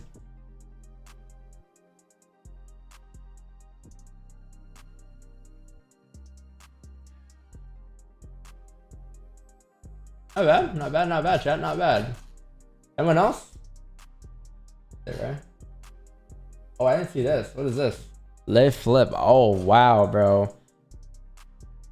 You're in sells in 2400? Holy fuck, bro. What? 2400 in sells. That's all the way up here. Wow, bro. May 22nd till now? What are you up right now? Yo, you Mamba FX trading right now with 1500 pips, bro. Close. That's crazy. Good shit. How long you plan to hold for past FOMC? That is a good entry too, to be honest, because like if you were to break the weekly highs, and you know for a fact that's enough to say that you're going up the other way. That is a good entry, and it's a good stop to have a stop to break even for sure.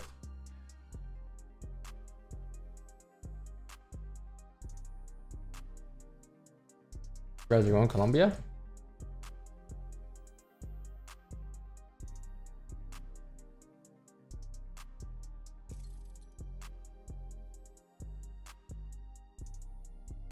Damn. Mamba effect? Somebody called you? Yeah, bro. Here we go.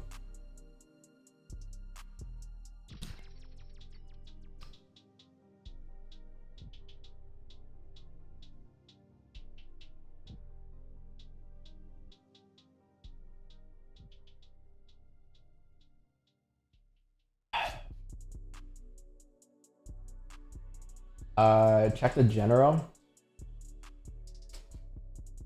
Oh shit, is this TradeZilla? Oh no, it's not TradeZilla. Damn, bro. What happened here?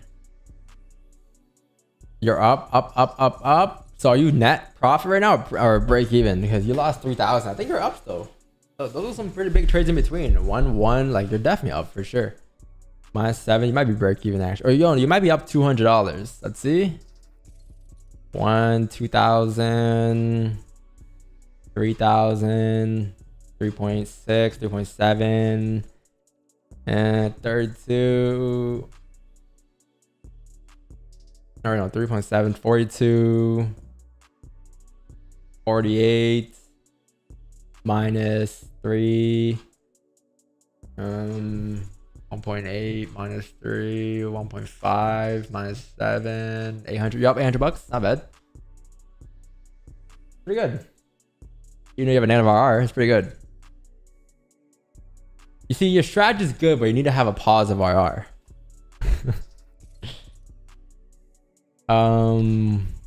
Maybe markets. Oh, you journal on Notion. Nice. All blues here.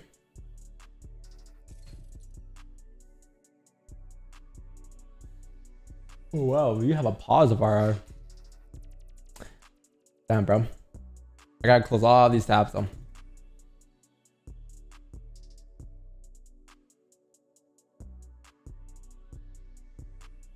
Yeah, what are you doing right now? We're done? I think the 3 minute candle closed bullish respecting. So this level is still being held here. Like 2312 has been held all morning, or has been respecting all morning. So it does indicate that you do have range to go up. I would say like closure above 2319 would be a lot better. Once you actually close above 2319, you should have more room to go up towards 2325 here. I think on stream wise, we're done for a day here. Wait for the 1 hour closure too. You have 10 minutes left for the 1 hour closure. Wait for the 1 hour closure. Wait for a closure above 2319. And after you close above, you should have better direction for the rest of the day, chat. And it should be pretty good. Might be a late day push though. I think next move's at 12 or 11:30, 11:40.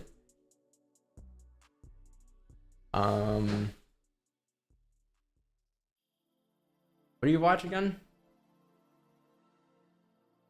If you guys enjoy the stream, bro, let's hit the like sub chat. I think we are currently sitting at 800 likes, chat. Can we get to 1,000 likes today? 1,000 likes.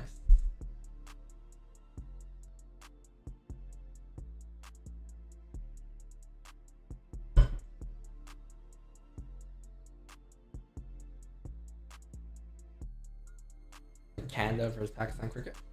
I think Drake was betting on. Oh no, he was betting on Canada. He's betting on I think when India was playing Pakistan, he was betting on the game on stake.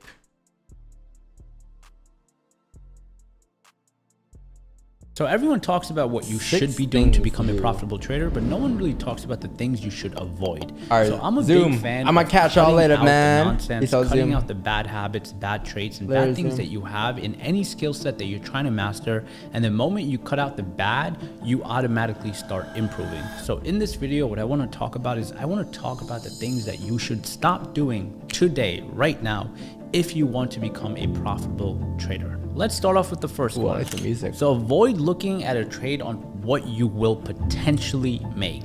So how many of you guys have looked at a trade before, and before you even got in, before the trade has even moved in your favor, you start automatically taking your calculator out and you start looking at what will I make? If this trade goes up, I'll make $10,000. If this trade goes up, I'll make $5,000. You start going into the zone of what will happen and what you will make and so on, and you start looking at all the good parts of the trade. Now this habit is really, really bad. This trade is just something that you have to get. Watch this, be honest. I don't mind watching it. You guys wanna watch this though?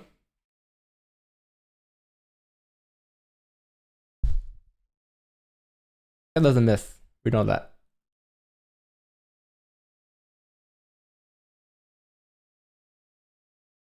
Mamba effects? Yo, okay, fine. We'll watch the Mamba effects video. Wait, what is this? Trading psychology. I'd like to introduce someone who's been in the game for a very long time, an international Valued. A share that's growing its earnings aggressively. I have the secret. If I can find it. I have the secret. It's a 5 round point. Now on one side, there's a very little... Yo, Twitter, by the way, I'll catch you guys on YouTube, bro. Peace out, Twitter. Wait. I didn't stream on Twitter today. Oh, shit. Damn. Okay, well, I guess no Twitter. Animal, you see that? And on the other side we've got the coat of arms. Clearly the coat of arms is going up, and the furry little animal is going down. Let's see if I can get this right. And when he's wrong, he loses 90. What's the expectation? Yo, are there Steve Douglas videos, chat? Oh, Tom Brady going crazy. I know you trade. Tom Brady.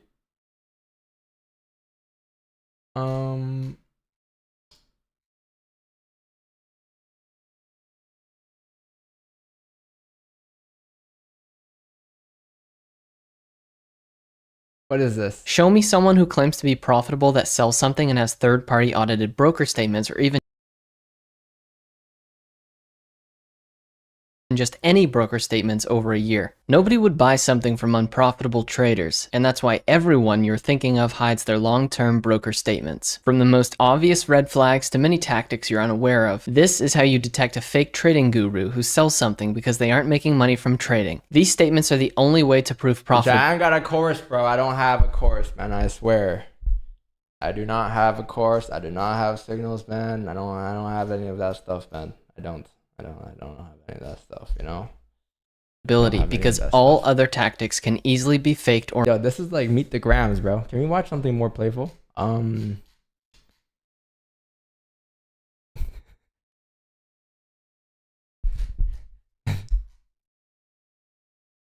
we were able to turn it into $1 million. I was able to 3x my... We'll watch this later on.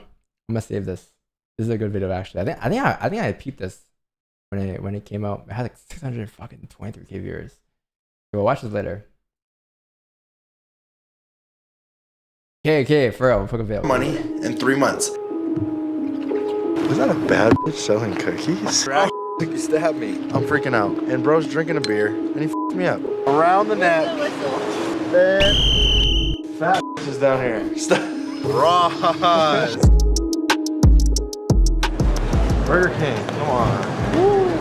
I'm bulking right now, so I need a fat bitch in Utah. I'm not eating vegetables, I'm bulking. When you're bulking, you don't eat vegetables. It's not good for you, bro. This is straight cheeseburgers and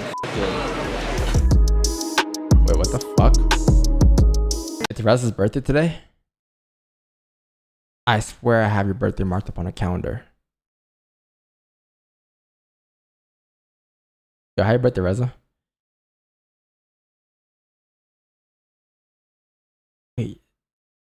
Don't I have your name marked up somewhere for your birthday? I swear I have it saved somewhere. Damn, bro. Yo, it's Reza's birthday, chat. Happy birthday, Reza. Is that? Happy birthday, Reza. Okay, I'll text you. Man, that's tough. That's a tough birthday, bro. Happy birthday, bro. Happy birthday, bro. Yeah, you can dip early, bro. Of course you can. It's your birthday. 24, bro? Kobe year? How's it feel, bro? How's it feel? Bro doesn't have a contract? I do have your contact saved. I even have a picture of your contact. Look. Let me just not leak your number, but I got Reza, bro. I got you, man. I got you. Everybody wish Reza a happy birthday, bro. Is it? I even have a profile made for you, bro. I made you a profile too.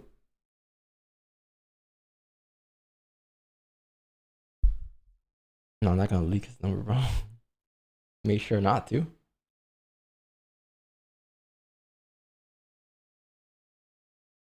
Look at him.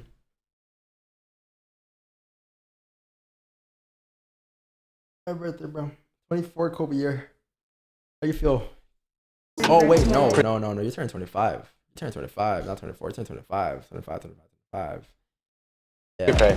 He doesn't use protection. I don't use protection in any aspect of life, actually. I know. That's why I have 15 kids. 1 quarter in? Because one of them's California time and one of them's Utah time. 1,000 quarters ago. Yeah. So I know when to text my girls goodnight. Hold on a second. I can't watch this right now, bro.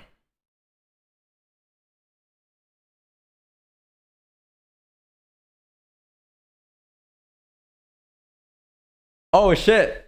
We're not even watching. I'm fucking my bad. My bad. I'm gonna see that forehead. Not bad, bro. It's not. And we just fucking we taking the roof off. Shit. Are we already having too much fun? We haven't even left, bro. He blue balled us, bro. Oh, so cats like us can't fuck with it? Alright. Welcome back, Vlog Squad. We're back with another vlog. We're gonna be putting Orbeez in a pool and fucking bitches in it. Oh, up there, man. Unique for you guys, okay? 3 months ago, I started a $250,000 account. I know you guys are gonna say that's a lot of money. To me, that's not a lot of money. A lot of my accounts are 7 figures, but I started a little 250K account. I want to see what I could do with it. You know, I was trying out a new broker, really good broker, by the way. I've been using them for months now, but I wanted to try out a new broker with a 250K start, and we were able to turn it into $1 million. I was able to 3x my money in 3 months. And saying that you 3x your money in 3 months, some people are gonna say that's weak. A 3x is not good because if I use $100, I take my 3x, I'm only gonna have $300. Guys, trading is not like that. Trading is not as simple as you think. It's not just I 3x this so I could 3x this. That's not the truth. That's not how it works. Because when I trade a $1,000 account, I'm risking a lot more than when I'm trading a $250,000 account in terms of percentage. I'm okay losing $1,000. It doesn't bother me. I'm not okay losing 250K. So if I have a $1,000 account and I want to get to $10,000, I'm probably gonna risk $300 or $400 per trade, which is 30 to 40%, because I'm okay losing $300. Doesn't bother me. Now, if I have a 250K account and I risk 40%, that's like $100,000. I'm not gonna risk $100,000 on a trade. So understand that depending on your account size, your flips are gonna be different. You're not just gonna always risk the same percentage on every single account size. That's just not accurate. It's not how it works. That's important. Another thing that's very important in this process became very important, as I'm going to show you guys in a minute, risk to reward. My average loss was about $14,000 on average. My average win, $30,000 to $40,000 on average.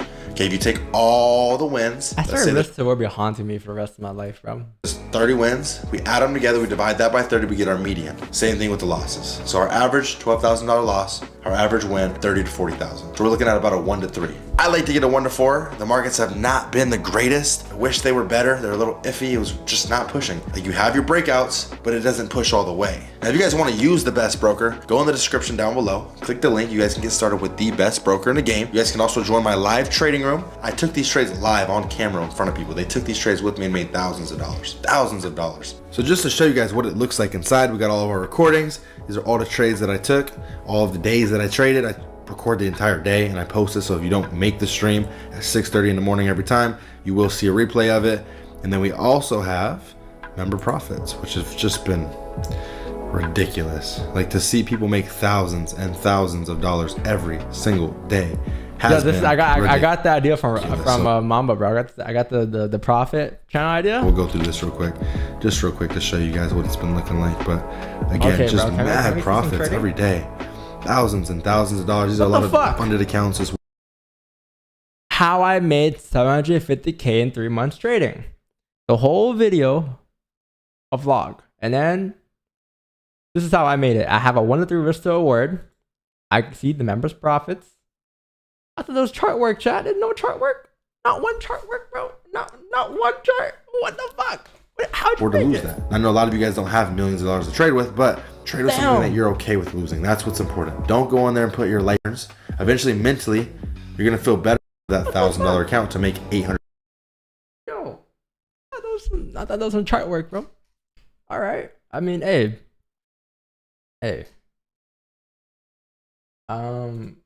I mean, thank God we skipped through it, because like if I watched the whole entire vlog just to come down like that, I'd be like, fuck. All right. What's next, chat?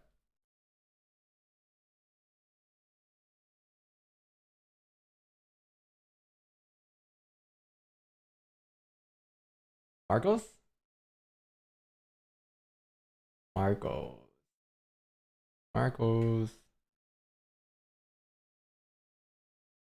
Is this a good video? Some people actually make money in the stock market. Still working on that. Their predictions are actually... The mindset of a trader. What is this? Now, the background, when I was asked to make this presentation, it took me a while to decide what to talk about. Let's watch the I want to watch the Apple thingy.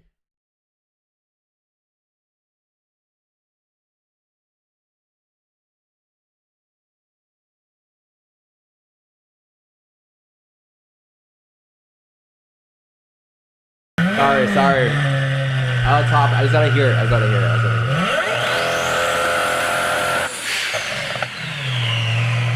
One more.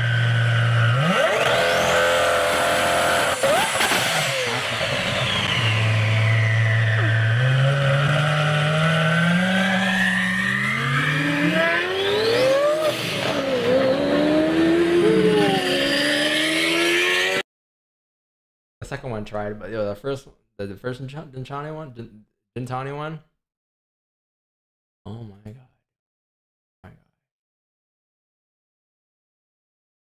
Okay, Understanding technical analysis can mean the difference between buying here and buying here. And that's why I've decided to create the best darn beginner's guide to technical analysis on the internet. Starting with some very important terminology. Price action, the movement of an asset or security's price over.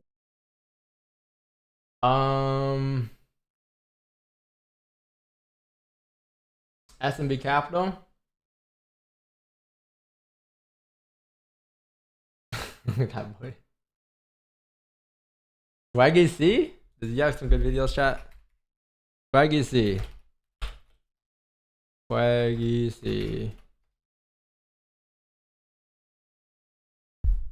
I know my life seems all glamorous and beautiful and is that a Washington Capitals jersey? I know my life seems all glamorous and beautiful. That's a pretty jersey. Swaggy C? He's an OG. I will say that. Like when these videos are out, no one's making them.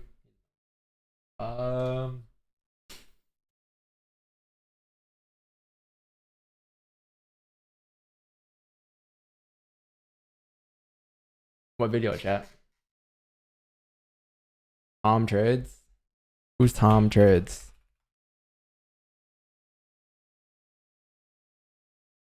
The Mama strat was a game changer. Thank you, Don. No worries, bro. I got you. The most important part of your trading will always be your trading plan. I've used this exact step-by-step process to create a strategy that has an 83.3% win rate with an average risk to reward of That's crazy. We had the same one right. 1.5. It doesn't really overly matter what your strategy is, how you trade, what concepts you're using. What does matter is that you're intentionally doing it. Taking consistent actions. If you want to be consistently profit approach your strategy is probably one of the most important things. And then you want to have pairs, timing, risk management.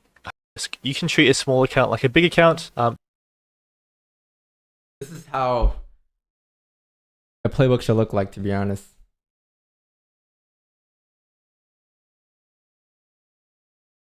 So he goes from... This is how the playbook should look like, honestly. This is a good playbook. What is this? So he goes from Tom Trades, analysis, fundamental analysis, check that. If not, technical analysis, price action, trend lines and fractional price, market structure, continuation, market structure. Yeah, this is like perfect, bro. Continuation, lost me there, but confluence, okay, so what's the other route? I don't know what that is. Psychology, thoughts, psychology, possibility streak. Similar to what I did with my small account. I try to, you want enough challenge where it's you have to focus, but not too much that it's stressful, not too little that it's boring. Defining that is very personal. I would say the easiest way to manage risk is just to set a stop loss before you take a trade. So you're entering with a stop loss and a take profit already in mind. So I always try to predetermine my exit points, and your stop loss should always be at a place where you think the trade is no longer valid. I just simply use a high above a previous high or low. It doesn't have to be above a previous high or low, just where you think the trade will be invalid if price reaches. Simplest way. I heard that, right? Place a stop loss, and that's you accepting the risk when you place a stop loss, that if it gets to that point you're okay with that. It's not a bad thing, it's a good thing. And then for risk management, I think this is one of the biggest things, is just to limit the number of trades you take each day. So I only focus on one JPY, really good pairs. Maybe if it was truly random on Monday, so if you're trading and then I couldn't trade it consistently, this is where it kind of just takes time to build up that intuition, then to better define it and trade it consistently. So London will give you more volatility, higher volume, maybe a bit low spreads. This is where volatility patterns play out. So different sessions have different characteristics. This is a good video. Not bad. Indicators. Not bad. I mean, good higher, video. 10, yeah. Risk is much easier. Yeah, I need to make one of these actually. This is a good idea. This could be a whole playbook. This is how I picture the playbook. It's like you have like, for instance, I don't know, technical analysis. You can do we went through price action, and then it's like, okay, what kind of day is it today? the drive range of liquidity. If it's drive, then you know for a fact you're more algro. So now you're pointing towards more algro trades, right? In this case today, like no, the more algro trades, less bottom wicks are required, right? Whereas if it's a range day, then you need to wait for liquidity because you need to wait for price to break out the range. Yeah, it's pretty cool. This is sick. I've never seen someone do this. This is actually one of the best things I've seen in the industry so far, bro.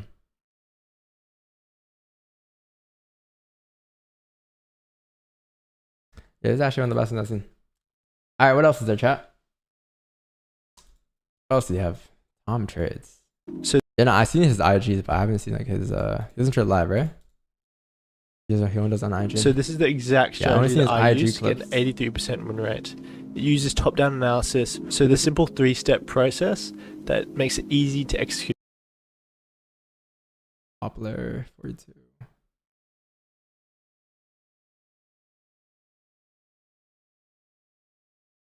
In this video, I'm going to be answering all your questions in regards to my trading, my approach, and my style. Allowed me to turn $20 into over 10K in around 23 days. Okay, so we're going to be starting off with what is my strategy. I try to keep it simple, so I look for a lower time frame reversal with a higher time frame duration. So this is a trade that I took on USD JPY, where we had a big impulse to the downside, a pullback, and then I was looking for a Billy Rich?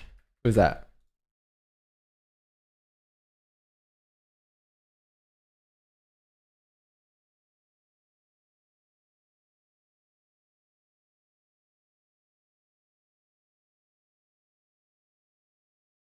The Trader Academy? Who's that? Send it in the Discord.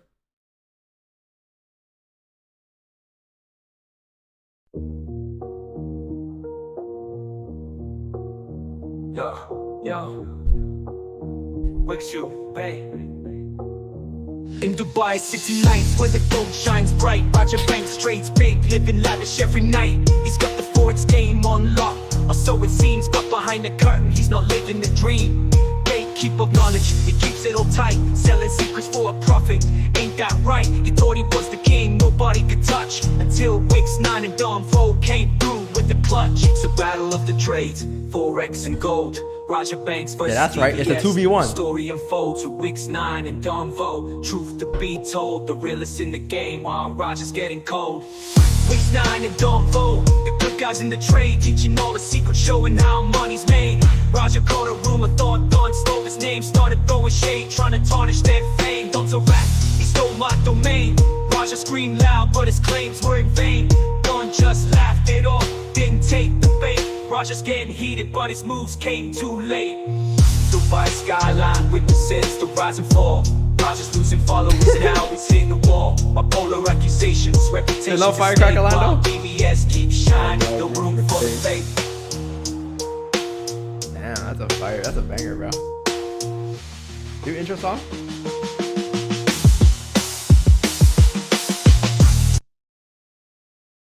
Do intro song, bro?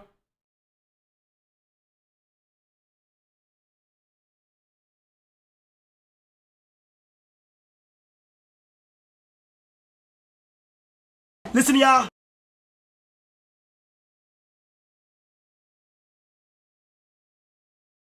Crazy, yo. Crazy.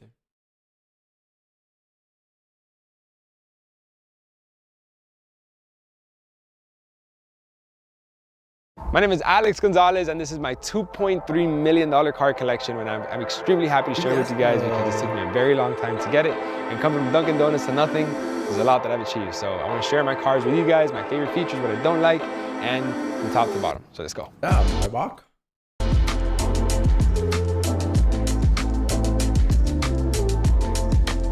Oh, and by the way, they're like 10, 11 cars. So make sure you watch all the way to the end.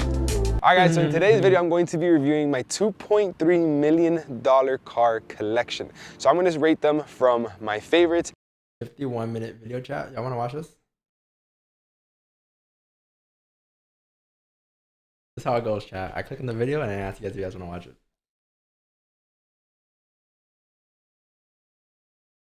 It's not fake. It's legit. No, he actually has the cars. It's not fake. I lost track, bro. I'm not gonna lie. I lost. I didn't know he had 12. I lost track after he got the SVJ and the he got rid of the Rolls Royce. I don't know what happened after that. Watch it. So obviously my least favorite, I'm going to talk about the pros, the cons, my best experience, my worst experience, how much it cost me, and honestly, what I really think about it overall. And by the way, I am not going to be listing them in order. That's just boring, defeats the purpose of the video. So it's going to be random what car is my favorite and my least favorite. But we're going to start off with my least favorite car, which is this Chevy Camaro SS. What is this? It's a V6. It's a V6, right? Well, whatever the fuck this is, it is my least favorite car. So we got this car originally to sell in the woods, but actually one of the guys on my team ended up really liking it, and then we just kind of like gave it to him. So this is my least favorite car. What we just do with this car is burnouts, crazy. As you guys can see back over here, we have completely blown out the back fender, because when we do the burnouts, the tire pops and then it just slashes out the fender. We lost this gas cap because we were throwing cones at it as we were doing donuts. And you guys might think, this car does donuts? Yes. Why? Well, because it is a 6-speed manual transmission. So we pop the fuck out of the clutch of this thing, and it sometimes doesn't turn on, so we right around with jumper cables on it. And honestly, it's a cool, fun car for the budget, but it's not something that I would ever drive outside of a warehouse kind of thing like this, where we can just do like degenerate stuff. So this car is fun, but it's like sketchy. So the things that I hate about this car is going to be the way it drives, the transmission, and the steering wheel. The steering wheel on this thing is ginormous. So I hate how big the steering wheel is. I feel like I'm in a truck, and you can see how dirty this shift knob is.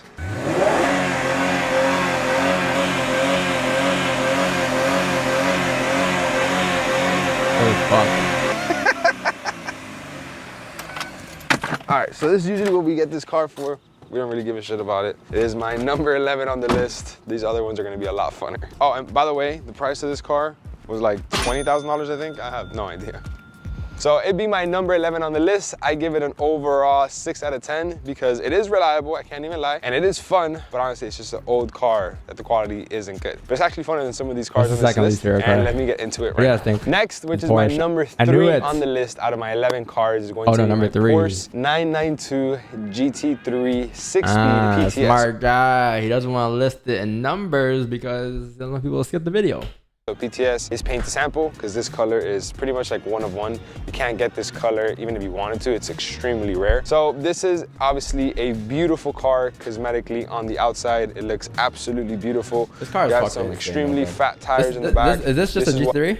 I like to call my second go-to drift car in the whole entire fleet. I have 3 drift cars in the whole entire fleet, and this is probably the funnest one if I'm doing donuts or maybe just like getting out of a corner. But if I really want to like do like 4 lanes, like how I like to do it, this is not the car for it, because it's the engine in the back. It pushes the car forward versus like the other cars that I have engines in the front. It's a lot easier to drift. So probably one of my favorite features about this car is going to be the actual rear of it. So we have a beautiful tail light that kind of just, you know, goes across beautifully. Obviously this super ideal. We're only 3 minutes in, bro.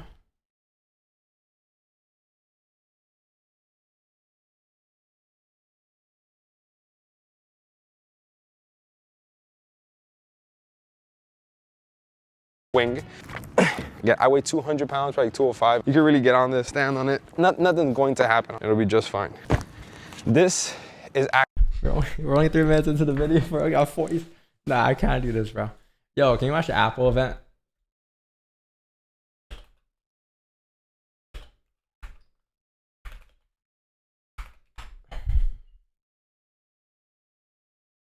Good morning. Welcome to Apple Park. Yes. We're glad you could join us for what promises to be an action-packed and memorable WWDC. Vision OS 2 is a great release with some big updates. Let's start with photos. With just the tap of a button, advanced machine learning derives both a left and right eye view from your beautiful 2D image, creating a spatial photo with natural depth that looks stunning on Vision Pro. Now you can just hold your hand up and tap to open home view. Or flip your hand over to bring up time and battery level, and tap again to open Control Center. giving you quick access to frequently used features like notifications and Mac Virtual Display. iOS 18 is a big release that delivers more ways to customize your iPhone, stay connected, and relive special moments. I have this photo I love as my wallpaper, and now I can continue to enjoy it when I unlock my iPhone. Wow. Because I can arrange my apps and widgets to frame it perfectly. I can select them all. That's so and cool. easily place them along the bottom, right above the dock, for easy access. Or even off to the side. Wow. And check this out. That's crazy. We have an awesome new look for app icons when we go into dark mode. Let's turn it on. Finally. Isn't that cool? Holy fuck. Now, in addition to this new dark look, That's there are sick. even more new ways to adjust how they look. I can bring up a new customization Finally, sheet. you don't gotta hold down the app and then click move and then you just hold And anywhere. now, I can tint them all with color. Ooh, you can tint them iOS too? suggests a tint color that complements my wallpaper. When I swipe from the top right corner, I can see Control Center with all my controls organized in one place. And now, Control Center isn't limited to just the controls you see here. I can swipe to multiple new groups of controls, like for media playback. You can see how beautiful this looks. And here are my home controls. These new controls are also available from the lock screen, so you can swap the camera and flashlight for different controls. Oh, that's sick. Like Fine. That's taking cool. a note when an idea strikes. Oh, finally, or bro. quickly Like, capturing the moment for your Snapchat. And you can even use the action button on iPhone 15 Pro to invoke these new controls. So this thought we year, had that. we're giving you a new way to protect sensitive apps and the information inside them by letting you lock an app. When you choose to lock an app, if someone else tries to tap it, they will be required to authenticate using Face ID, Touch ID, or your passcode. And information from inside the app won't appear in other places across the system, like in search and notifications, so others won't inadvertently see sensitive information. Let's start with tapbacks. Tapbacks are one of the most Back of your phone? popular ways to express yourself in messages. Oh no. And people love them. This is a huge year for tapbacks.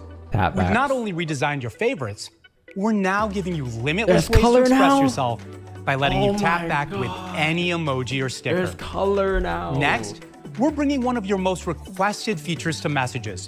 When you don't want to forget to send that friendly reminder or birthday text in the morning, you can schedule your message my to send gosh. later. We're also I could have done this for Reza last night, bro. giving you more ways to express your tone with text formatting. Bold, italicize, underline, or strike through any text. That's iOS 18, a big release that brings Yo, you deeper can customization. place a text stop, chat. Yo, you can put a text stop. To A iPhone. text stop and a text stop limit. New ways That's to stay crazy. You can put connected die in stop. messages and Like, mail, yo, that's crazy. enhancements to privacy, and the biggest photos redesign ever. This year, we're making it even easier to interact with Siri for a seamless, hands-free experience. For those instances when you may not want to speak out loud in response to Siri, like on the bus to work, or in those places that are a little too crowded, we've created the ability to simply nod your head yes, or gently shake your head no to interact. You tweaking, bro. Call from Gam Gam. Answer it? Tweaking. Imagine being on a bus chat. Tweaking, Okay. bro. AirPods are also perfect Tweaking. for staying in touch with friends and colleagues by taking calls anywhere, even in windy conditions or places with loud background noise. So to ensure your voice will sound crystal clear, no matter your environment, we're bringing voice isolation to AirPods Pro. Oh? Powered by advanced computational audio, voice isolation removes the background noise around you to deliver the best call quality. Call from David. Answer it? Oh, hey. I was just about to call you. The meeting went so well. Also, sorry, it's really noisy. Can you hear me okay? That's amazing news. And yeah, I can hear you totally fine. In watchOS 11, Thought they had we're that already. introducing Training Mode, an insightful way to measure how the intensity and duration of your workouts are impacting your body over time. We had that, right? To track intensity, we designed a new way to rate your workouts. Using calorimetry data like heart rate, pace, and elevation.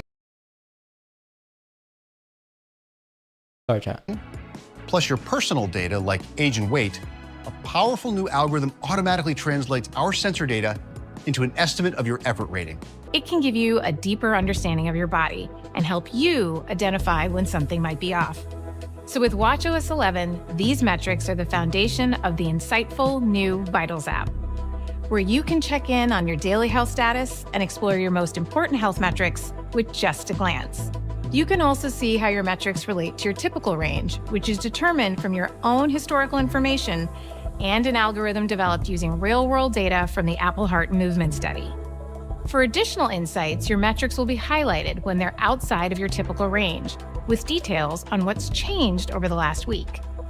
And when multiple metrics are out of range, you'll be notified with a tailored message to help you understand how these changes may be linked to other aspects of your life, such as alcohol, elevation changes, or even illness. Let's take a look at updates to SharePlay and Freeform. One of SharePlay's best features is screen sharing. It's a great way to help friends and family from afar, and we're making it better in 2 ways. Now, you can tap and draw on your screen to point out what they should do on theirs. And if you need to assist more directly, you can ask for permission to remotely control their iPad or iPhone. I'm so excited Why would to I show wanna do you the that, new bro? Math Notes experience. I get to it Imagine doing that, and then the person goes to your MT5. by just tapping the new calculator button right here. And with my Apple Pencil, I'll just start writing out expressions like I would. Hold on. So the iPad now has a calculator. On top of that, you have a calculator in the Notes app now. On a piece of paper. For some reason, I don't know if you guys know, but the iPad chat never had a calculator app. And I think because they never liked the design for the calculator app for the iPad for some reason. I don't know, but it took them that long for them to put an calculator immediately solves it for me. And even That's shows cool, me though. the results in handwriting like my own. When I make a change, the results The generation's update cooked, though. live. And I can go beyond basic math with all of the same functions from the scientific calculator. And that's iPadOS 18, taking the distinct experience of iPad further with a big update to apps that makes navigating easier and more responsive, and new ways to work that have been reimagined with Apple Pencil. Welcome to macOS Sequoia. The incredible features we talked about in iOS 18 and iPadOS 18 are going to be amazing for the ways you use Mac. You can be even more expressive in messages. Math Notes provide a helpful typed experience, and you can easily plan a hike in Maps. These new features are terrific on the Mac, and macOS Sequoia introduces even more features to help you effortlessly get things done. With iPhone mirroring on Mac, I can see what's on my iPhone and can control it too, all while barely lifting a finger. Let me show you how it works. Holy fuck, what is this, bro? To access my phone, I just click here in my dock. Boom, and there's my iPhone, mirrored in a window right on my Mac. What the fuck? I can fully interact with it, all wirelessly. I can see my custom wallpaper. My icons are right where they belong, and I can use my phone normally, like swiping through pages of my home screen. And I can open any of my iPhone apps, like the Phil's Coffee app for a bit of extra That's energy fucking nuts, for my bro. You favorite don't need local your phone coffee anymore. shop. It's a big release that But, like, up-levels your productivity If you don't have a phone, you can't do it, right? You gotta have a phone. and creativity. Hold on. Does that mean now you can have MT5 on your MacBook Pro now? Because you can't have MT5 for your MacBook Pro, chat. So now you can actually have MT5 on your MacBook Pro without having Parallels or Boot Camp or any of those Windows applications. You can quickly tile windows for your ideal workspace. Okay. A massive update to Safari helps you kinda browse cool. the web distraction-free. An amazing Kinda host cool, of new bro. Kinda gaming cool. titles are coming to the Mac. And iPhone mirroring lets you wirelessly use your iPhone right from your Mac. macOS joins the announcements across our platforms. And this is a huge year for developers, with brilliant new features and APIs coming so they can supercharge their apps and experiences. Developer betas will be available today. Public betas will be available next month, and all of our OS releases will be available to users this fall. Apple Intelligence is the personal intelligence system that puts powerful generative models right at the core of your iPhone, iPad, and Mac. It draws on your personal context to give you intelligence that's most helpful and relevant for you. It protects your privacy at and chat back on like 2 seconds, bro. I need to use the watch real quick. I can't hold it, bro.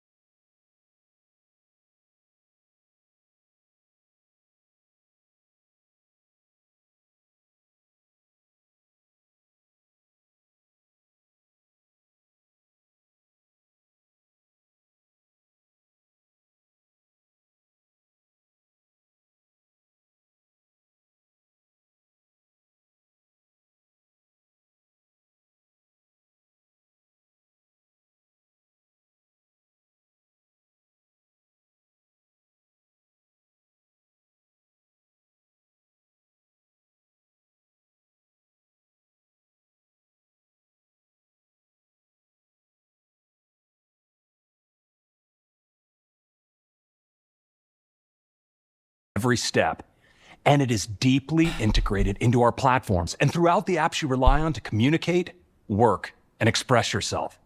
For example, your iPhone can prioritize your notifications to minimize unnecessary distractions while ensuring you don't miss something important. Apple Intelligence also powers brand new writing tools that you can access system-wide to feel more confident in your writing.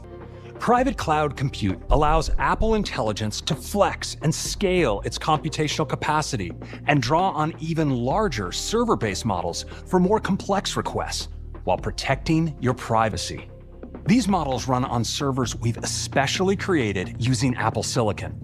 These Apple Silicon servers offer the privacy and security of your iPhone from the silicon on up, draw on the security properties of the Swift programming language, and run software with transparency built in. What that mean, Jeff? When you talk to Siri, you'll notice it's more deeply integrated into the system experience with this elegant glowing light that wraps around the edge of your screen. And you can speak to Siri more naturally, thanks to richer language understanding capabilities. Even if I stumble over my words, Siri understands what I'm getting at. What does the weather look like for tomorrow at Muir Beach? Oh wait, I meant Muir Woods. The forecast is calling for clear skies in the morning near Muir Woods National Monument. Suppose you want a better image for your architectural history course. With Image Wand, you can circle your rough sketch using Apple Pencil to open up an image playground within your note. Image Wand uses on-device intelligence to analyze your sketch and words and creates an image for you. We've all had that time when we thought we got the perfect shot and realized later it wasn't quite perfect. Now, the new cleanup tool will identify distracting objects in the background so you can make them disappear without accidentally changing your subject. We want you to be able to use these external models without having to jump between different shot and realize later it wasn't quite perfect.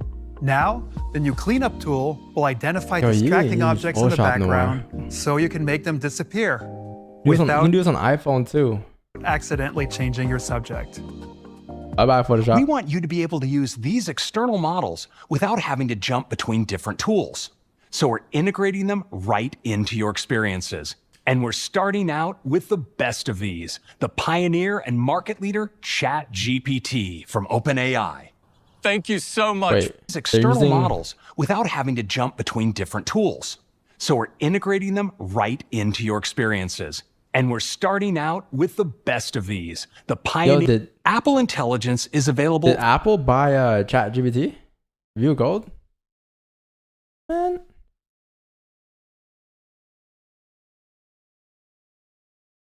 They bought ChatGPT?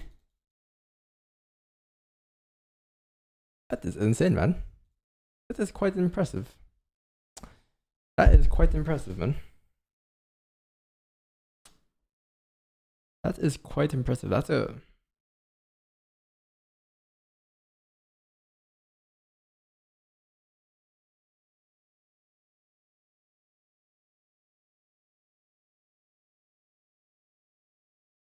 Must have cost me quite a bit of pips.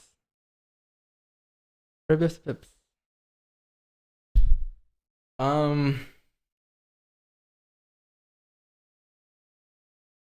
Microsoft bought OpenAI, which OpenAI is what owns ChatGPT, right?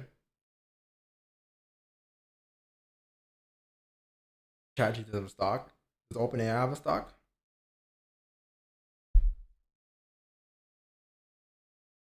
Not bad, bro. Not bad. What else came out yesterday? You know what came out yesterday, chat? 8.6. Where's Escape 5? I think it was Escape 5. Did you guys see Escape 5?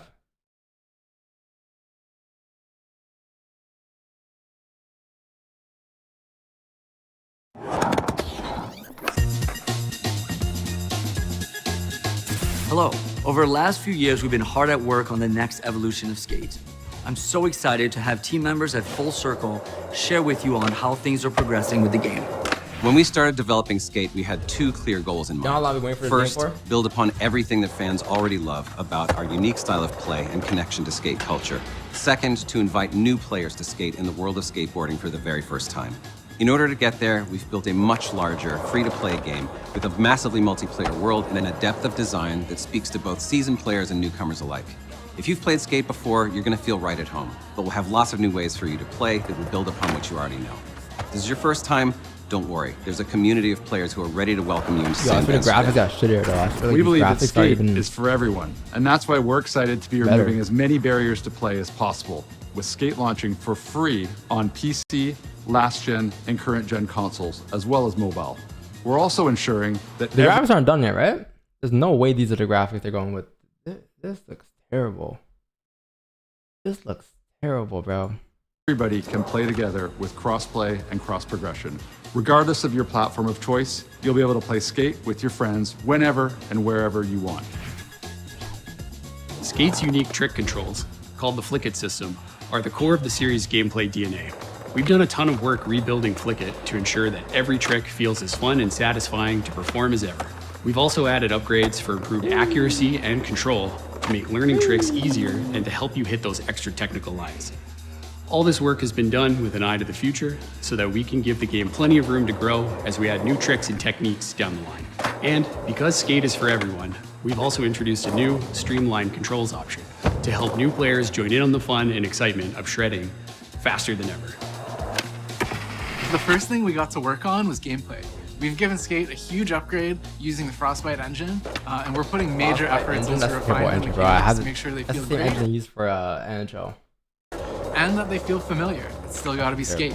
To offer a sneak peek, we've added a mix of tricks. We got slappies, bone dollies, quick pop ollies, wallies. We got improved power slides, enhanced transition skating. You can pre-wind your spins now. We got roll-ins, bumping out of grinds, and super smooth slow flip tricks. Being equipped with the latest technology has been a game changer. We're using powerful new physics tools for predictive gameplay, and there have been a ton of improvements in animation tech that we're using to make sure your skaters' moves look their best. Yeah, yo, are you guys more interested in Skate or are you guys more interested in GTA?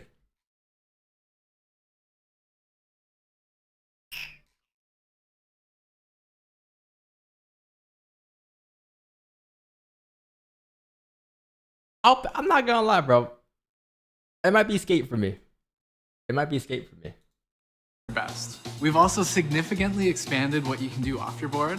See a new spot at the top of a building? Cool. Hop off your board, climb up, go skate it. Along with the challenges we create for you to play and compete, we're also giving you the tools to make There's your a new COD movement. Check it out. Send it. I might be hopping off soon though, chat. Popping off. So holy fuck, you're fast, bro. I just reacted to this like 2 minutes ago. Don listens to Roger Banks' song sent from.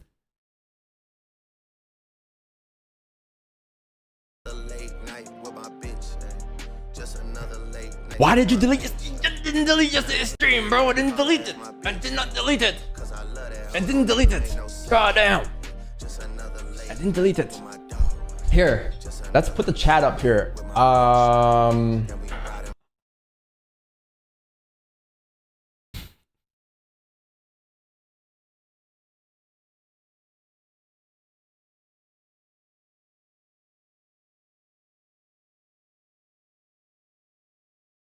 3 viewers? Quero que sí, correct. Wait, let's go.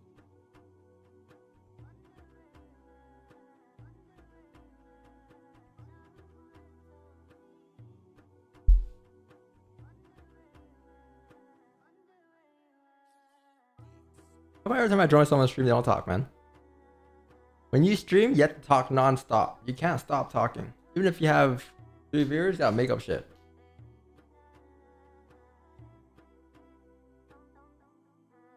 Oh, hashtag ICT. I didn't see this before I commented, bro.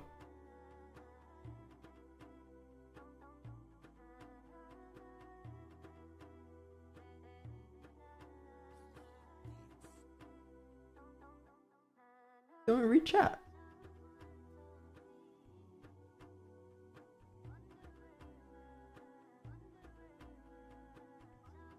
Hey, man. Hey, man. You gonna leave me on red, bro?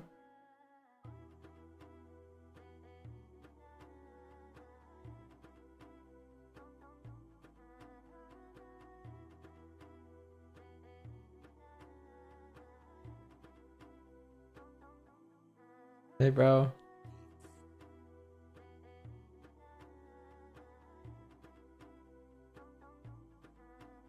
What's he looking at, bro? When you're on stream, when you're trying to take a position, but you don't want to tell the stream. I know those ones, bro. I know those ones. I used to do this. What is that video, bro?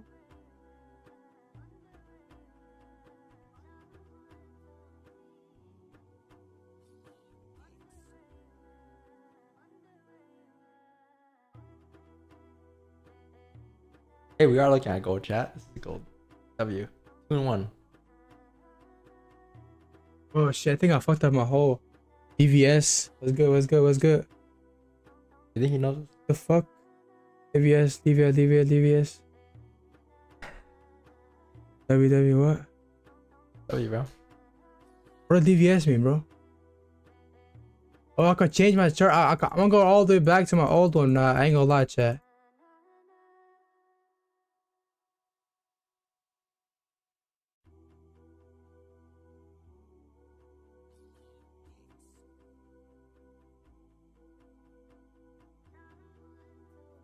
Brother, look up.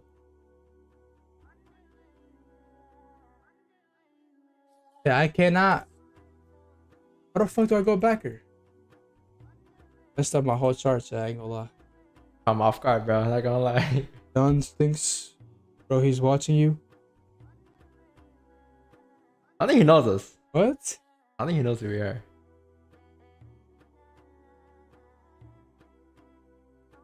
Hey, man.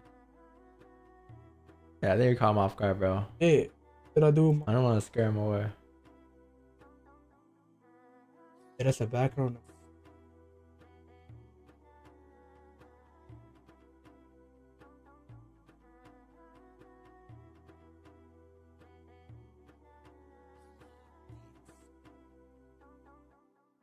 Fucked up my whole. Why change the track colors? Get up. Either go Lambo or Rambo Retro. The next. Well, I'm not gonna take that straight. I was carrying raid. What month did he pick, chat? For a full month. I'm Alex. I'm a day trader. I've been trading. I swear, if this guy picks February, bro. I've been reviewing trading signals. After a 62 win streak. On my quest to find the most profitable trading signals out there. Did I react to this? Let's see. What's it called again? His streams and Convo. FOREX signal. Review.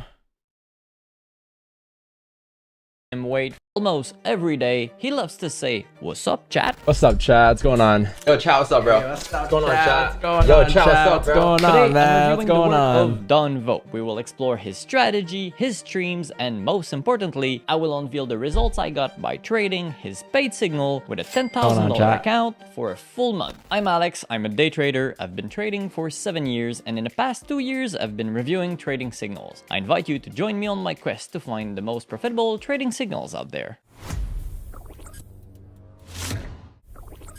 Donvo is probably one of the most popular streamers of the whole Forex trading niche on YouTube. He's got over 1,200 videos up on his channel, which is mind-blowing, really. And very recently, he reached the big milestone of 100,000 subscribers. Yo, we hit 100K subs, chat. Did he hit another big 100,000 too? 11.4.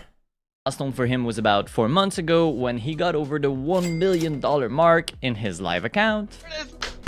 Let's go! And I didn't watch every single stream, but many people did see him grow this account as he streamed live, so it does give him a lot of credibility. This live account seems to be with a regulated broker as well, so he might just be one of the best or the most transparent traders I reviewed yet. We'll see. Donvo also shares with us his trading journal where we can see his results. This is before the big loss though we had. This is before like the 2,000 pip loss. But I did find a few deceptive marketing tactics in his spreadsheet, and I will talk about this more a little later. So of course, as you should know, being successful on the internet doesn't mean the trader is actually successful. And I'm really not accusing anyone here, it's just a fact. There are ways to fake everything you see. As usual, I'll try to stay as impartial and descriptive as possible so you can make your own mind about the trader I'm reviewing. And the big question for most people will be this one. Well, what's going on in the Signal group? Since most of his stuff is shown live, why does it even exist? Well, keep on listening, I will explain. If you just discovered Don and you want to trade alongside him, my advice to you would be don't even bother subscribing to his Signal right away. And that is because his strategy is pretty unique. He's got a lot of funny lingo of his own, and you probably want to get used to all of this first. So I would say start by watching his streams. They are free, and after a little while, you should get familiar with.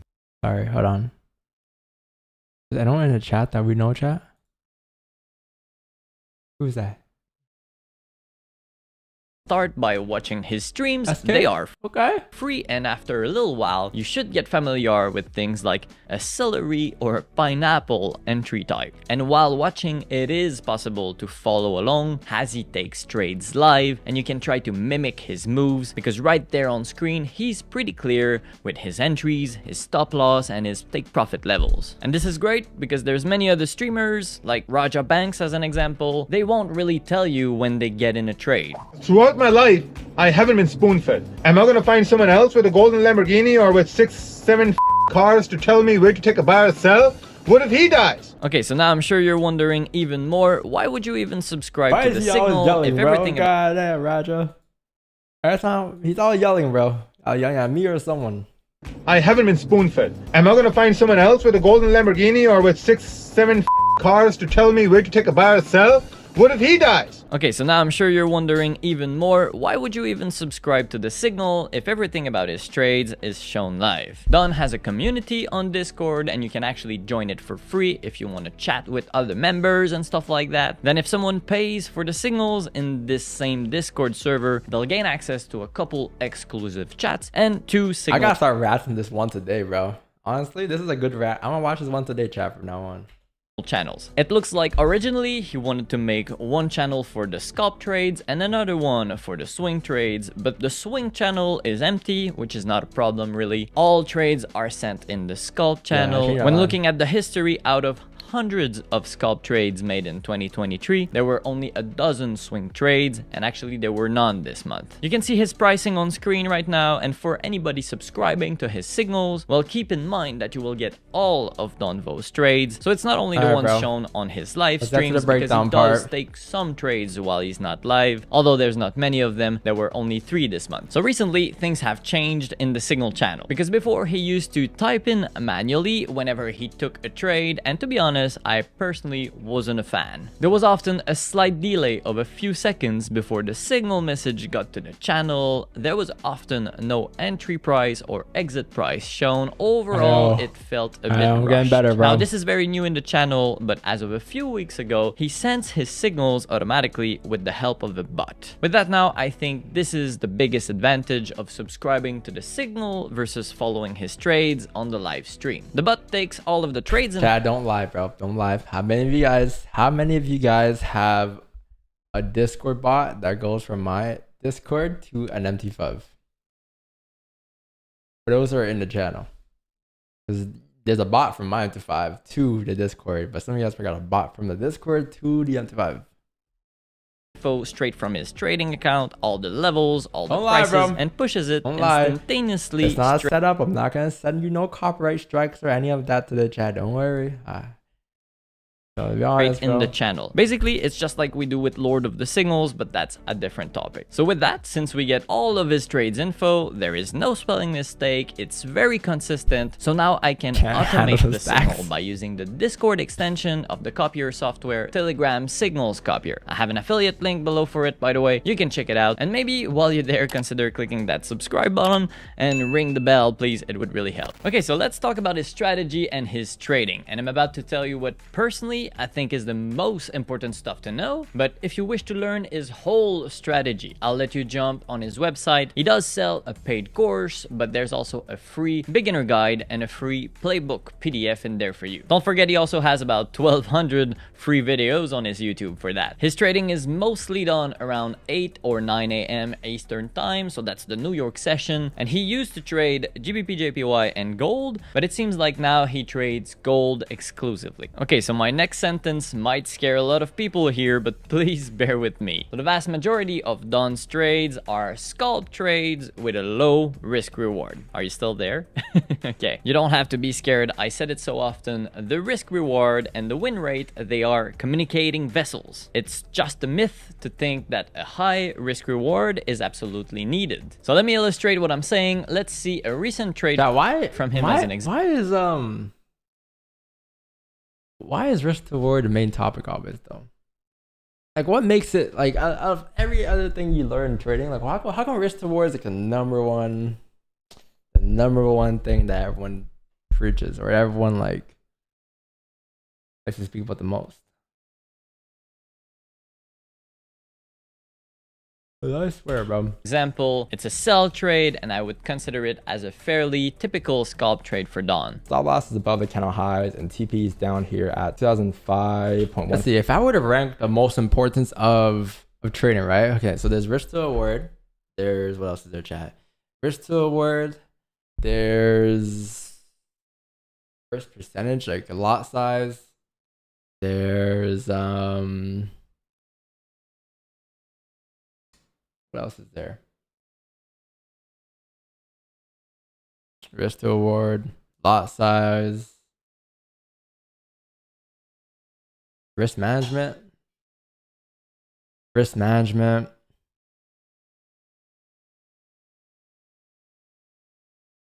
I can't think right now.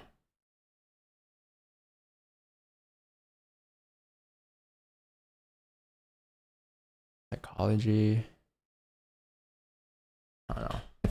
4-3. Risk was always the main topic. So this is like the idea we're looking for. As you can see, compared to the entry price, well, the stop loss is pretty far and the take profit is much closer. So this gives the trade a lot of breathing room. And of course, with a setup like this, a very low risk reward setup, he will hit the take profit much more often simply because it's closer to the entry. So this is what gives him his high win rate. So in this particular case, some would say that with a 75 pips take profit target, well, the setup is a bit big to call it a scalp trade, but I still do consider it a scalp because he ended up closing the trade early in full at 14 pips of profit, and this is what he does most of the time. It's very rare that we would see him wait for the full take profit to be hit. He usually closes early as his strategy calls for it, based on how the candles are forming in front of him and when they close above or below his key levels. Another thing that is maybe not unique to him, but it's clearly not as popular, it's his risk management strategy. So most people, they risk a steady percentage of their account for every trade, and this is done by opening a smaller lot size for trades with a further stop loss, or a bigger lot size for those with a closer stop loss. The copier software I use can do this automatically, or most people will use a free online lot size calculator to achieve this. But that's not what he's doing. What he does instead, he uses fixed lot size for every position he takes. But every year, chat, I increase my lot size once a year. Last year we went from 10 to 20s. This year 20 to 30s. So yeah, it's always the same lot size for every position. He has other clips, bro.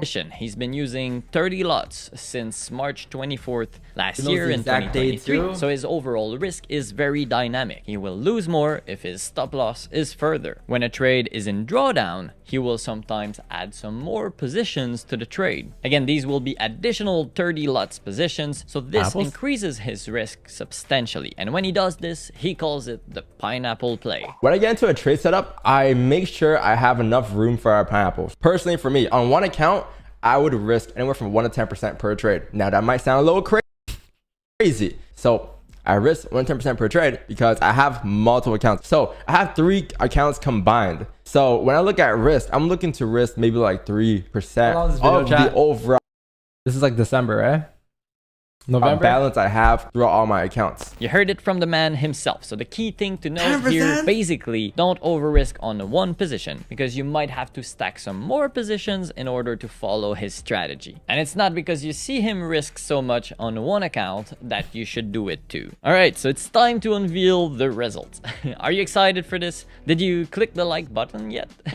Okay, let's go. So let's compare my results versus the results he advertises. Okay, this is the spreadsheet I told you about at the beginning. We can see that he is counting pips, which is something I really don't like, because most of the time it doesn't mean anything. But then I thought, since he uses fixed lot size, then maybe this time it would be accurate, but it's not. And it's mainly because he leaves in blank this close half at section. So for most of these trades, the amount of pips written is the maximum amount of pips we reached with the trade compared to the entry price, but we did not necessarily hold the whole position all the way there. He does take partial profits. Either way, we can see that there are many wins, and we can also see that the losses are much bigger than the wins, which is typical for a low risk reward, high win rate strategy. What I like a bit less about this spreadsheet is that if we look at this month's results, January 2024, well, we can see all days were good except for one massive loss. However, looking at the total of 169 pips gained for the month, one might think that the loss was not as bad as it really was. And it wasn't a catastrophe either, but let's look at my numbers. I tested Donvo's signals with a $10,000 trading account, and considering he trades with 30 lots positions for more or less $1 million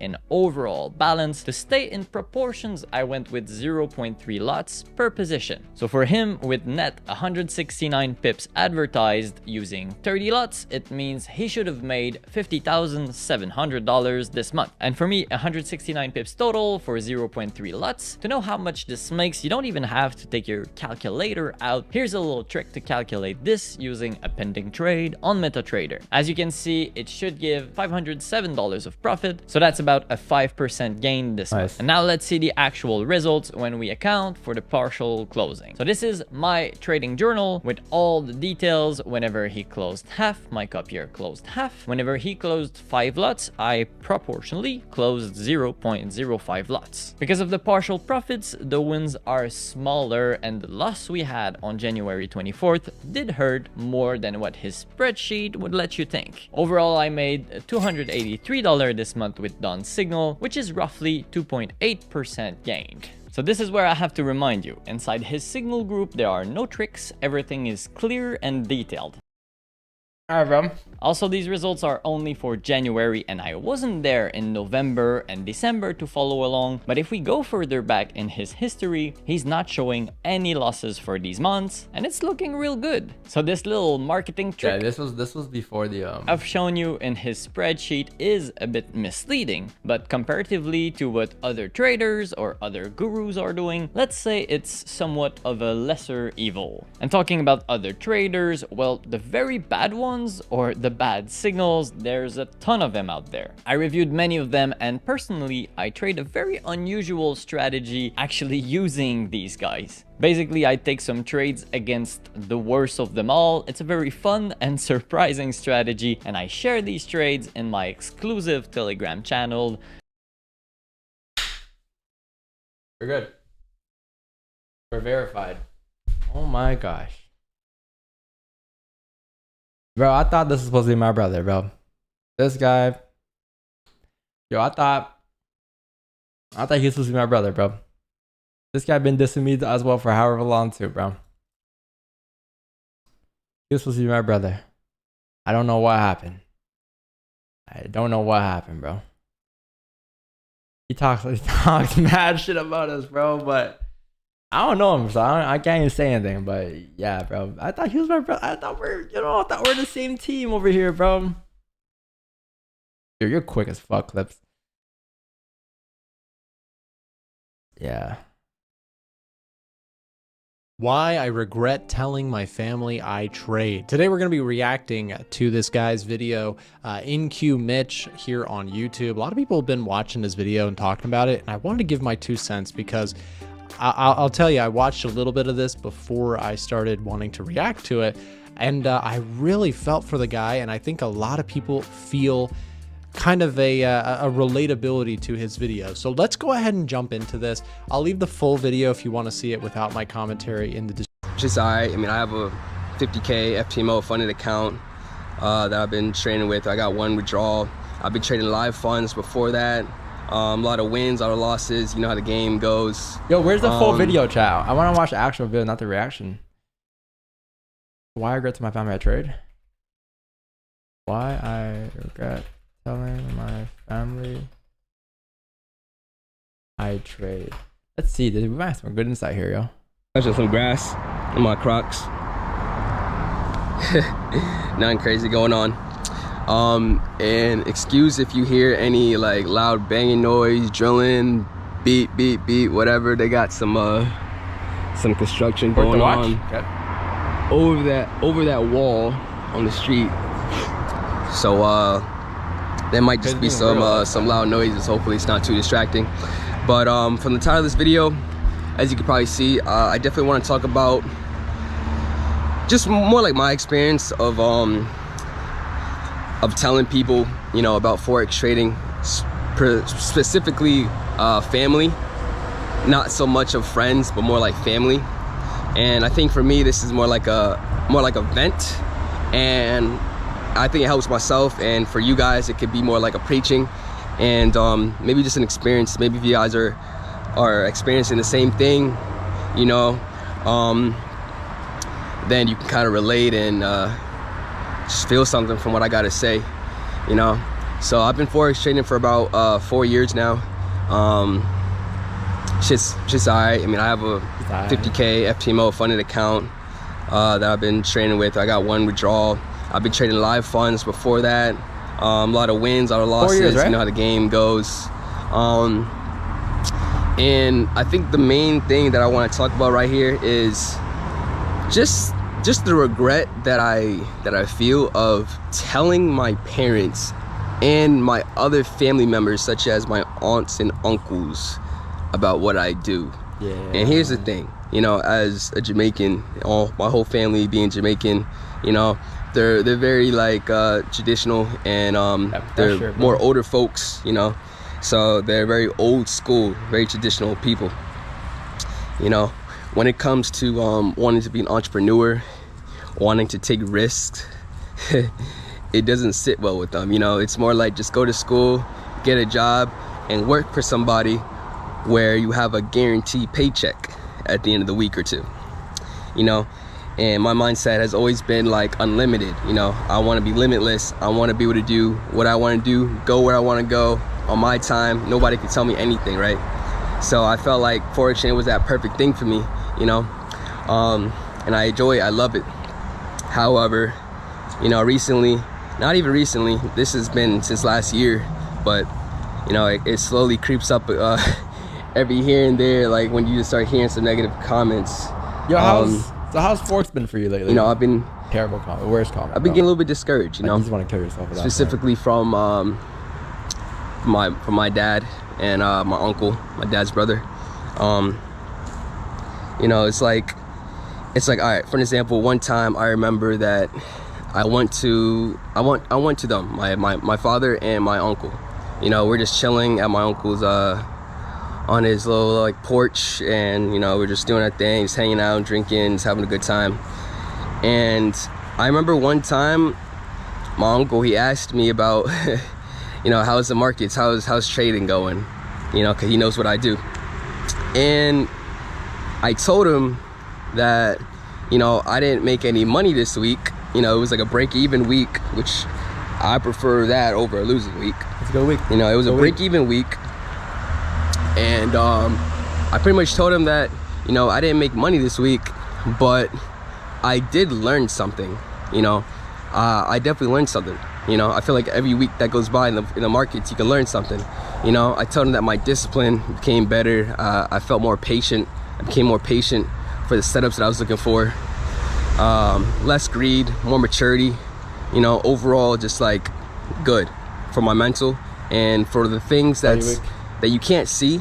That, you know, they're all in your head, but they're gonna be used. Those things later, they're gonna be used for your success, because the patience, the discipline, you know, those things, you can't really put like a, you know, you can't really put a cap on those things. Like, those things are just non-physical, and they'll help you later on in your journey, you know. And when I told him this, it's like he just didn't care. Dad too, father too, you know, like both just didn't care. It was like, oh, you didn't make any money? Okay, maybe you should quit. Or like, oh, you didn't make any money? It was a break-even week? Oh, that it sounds like it sucks, man. You should do something else. And, you know, they kind of ran with that mentality, you know. And it's like every time that I see my uncle, it's, you know, same thing. How's the markets? How's trading? Blah blah blah. I give him whatever answer, you know. Father, same shit. You ask me, you know, how's the markets? How's trading? Blah blah blah. Didn't make any money? Oh, don't care. You know. So you kind of realize, like, for one, I feel the pain. People don't really care unless you're making some type of money. They don't care about what you learned in the markets. They don't care that you became more mature. Sorry, I got something in my eye. Yeah, I don't care about his money. They don't care if you became more mature. They don't care if you became more disciplined, that you cut off some greed, that you learned this or that. They don't care. You start to realize that, like, nobody cares about those little, I can't find a word. But the moment you make money, all of a sudden, it's like, word right now, but nobody cares about those things. Everybody just cares that you made some damn money. It's always about money, money, money, money. And I ain't gonna lie, that is what Forex trading is about. But as a Forex trader, you realize it's a little bit more than just the money. It's more like the psychology and what's in your head. Because when you have those things correct, aligned in your head, you realize that the money is always gonna be there. It's not going anywhere. But you can't make the money unless you have those things right in your head. So, you know, that's just one thing, you know, that always kind of like messed with my head, you know, and then always made me feel like I wasn't doing good enough. You know, I can make X amount of money, some hundreds of dollars in a week, $1,000 in a week, and it's like it just wasn't. It's like it's not enough, you know. It's like it's never gonna be enough for them, you know. So I kind of realized, like, telling family what you do is kind of pointless, because it's never really gonna be enough for them. They're always gonna want more. If you tell them that you lost money, they're gonna tell you to quit. They're gonna tell you that you should do something else. They don't like the fact that you take a risk. Why are you wasting your time? Don't do this. It's gambling. My mother now, very old school, traditional point of view. She doesn't bug me about, you know, what I make or what I've done per week. She just lets me do my thing. But I know that in her head, like, she, you know, she definitely wants me to take the whole school and 9-to-5 route, you know, which also puts a little pressure on me, because it's like, well, if I don't have anything to show that I'm actually earning from this craft or this industry, then it's almost gonna be like, you know, she's correct and maybe I should go do that. So, and when you trade now, it's like sometimes you just remember those little things. They're kind of like in the back of your head. And to me, sometimes it makes me want to risk more to try and like prove a point. And sometimes you just got to remember, like, there is no point to prove. You know, there's only something to prove to yourself. You know, I'm not out here trying to impress anybody. You shouldn't be out there trying to impress anybody. You should just grow at your own pace, at your own rate. You know, keep your head straight, stay disciplined, don't be greedy, be patient for your setup. You know, manage your money properly, and over weeks, everything should be straight, you know? But, I mean, that was just my little vent, you know, of just me and my experiences of telling family about Forex trading and the little negativity that they might have and how it makes me feel. So, I don't know if this video was any helpful to anybody, if anybody's going through anything similar. But yeah, that was just a quick little video. I hope you guys enjoy. And if I continue making more videos, then I hope you guys watch, like, and subscribe. Peace. Yeah, bro. But here's the thing. I didn't tell my parents till I actually made money. Like, once I made money, like, I actually told them. But before, no, because I know how they react. It's just tradition. It's just how they're raised, right? So when you hear trading, it's like, oh, you're gambling? Oh. They don't want to hear that. They don't want to hear you become a doctor. They want to hear you become a lawyer. They want to hear you become a surgeon. They wanted, you know, that's what they wanted, but they don't want what's for you. I feel them, bro. But yeah, like another thing too, chat, is like once you actually do tell your parents, bro, this is so much pressure, and they're never gonna stop bugging you. Like I would suggest you to never tell your parents. Like they'll just keep bugging you every day. Not every day, but you know, like you know what sucks the most, chat, is when you're not profitable yet and you told them, like, let's say months ago, and every couple months, every couple weeks, you see them, they're like, hey, how's trading been? How's trading been? How's trading been? How's trading been?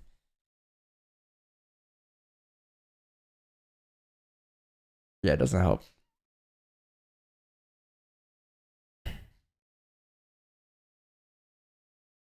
Please analyze the charts, bro. No, I'm done. I think I'm done for a day too, though. Like, I got a dipsid. Yo, who's this guy, chat? I want to get in contact with him. Is he profitable now? Because if he's profitable, different story, but he's not profitable, bro. Low key, yo. Low key. Low key. We can do something here. How is he trade now?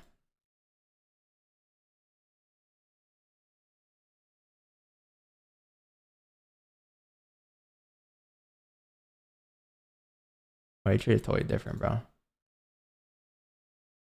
He trade is totally different. Alright guys, so look, I'm here, I'm smiling right now. I'm only smiling because I don't want to make this video, guys. I don't want to make this video, but I know I have to make it. And it's not funny, like what happened to me isn't funny, right? But of course, we're always Jacob was here earlier, but be a good soul. We're always gonna uplift ourselves and each other, and we're always gonna be kind to ourselves, right? Because we're only human. We make mistakes sometimes, and it's okay. You know, God loves us all. We can all forgive ourselves. So last week I made a few bad decisions on the charts, guys. I diverted from my trading model, I overtraded, and on 1 out of the 3 days I over risked. You know, I fell out of my money management plan that I had all in place for myself.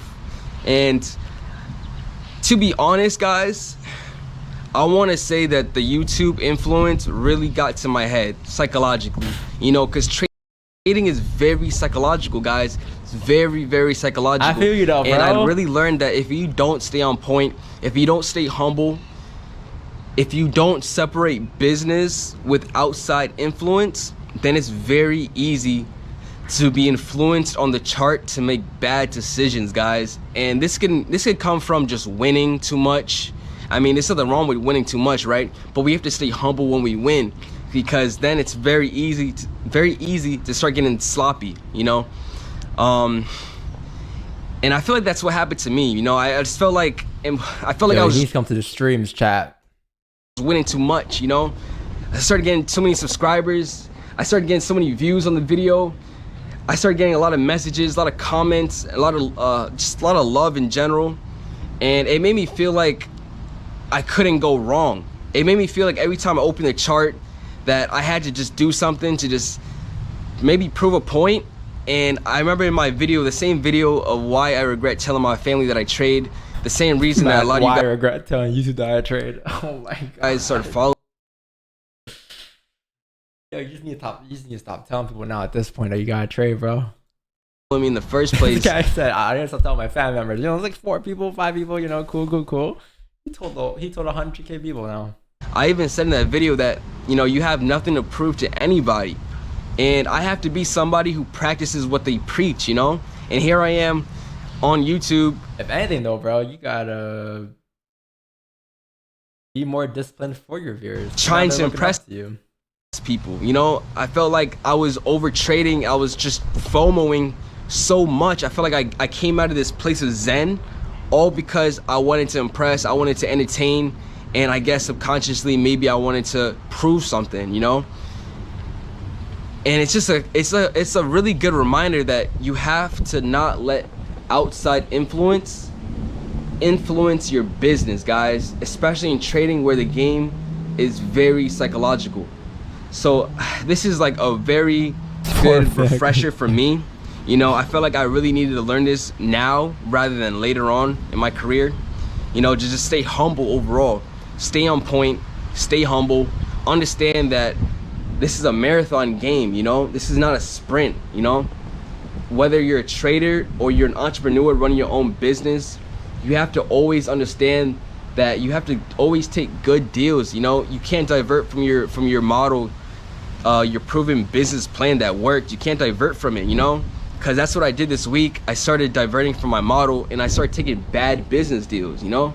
And it's not always about the good deals that get you rich and keep you rich. It's also about staying away from bad deals in the market, you know, because it's really about the bad deals as well, staying away from the bad deals that keep you rich. So that's just one thing that I really learned, you know.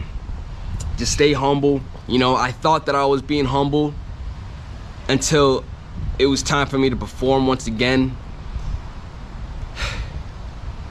Just the overall event, man, like I feel like I had to really let this off my chest, guys. I started my small account and I was up 50%, 50.3% to be exact, you know? And then within a week, I blew about 48%.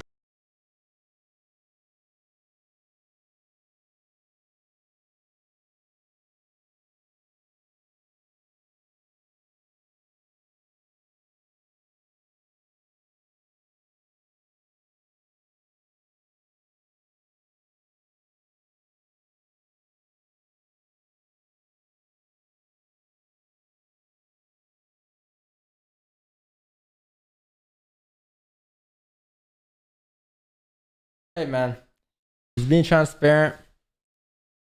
My question is, bro, how long did it take him to make 50% though? Because that matters more than losing it.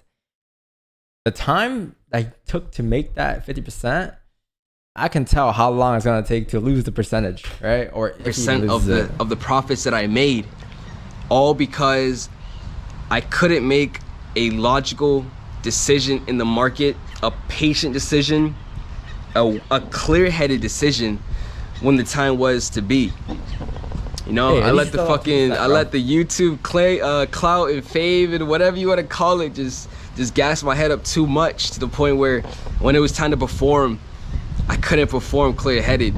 You know, so I want this video to just be helpful to anybody who has outside Yo, this is a good video idea. I just need to go to the park and drop the video and just drop what's going on, whether it's a relationship, whether maybe they feel like they're, you know, maybe you're taking a lot of wins recently in the market. You know, I want you to just remember to stay humble, you know, keep performing in the market that you're doing right now that's working for you. If you're being very patient on your setups to the point where you're even missing some setups, then do that.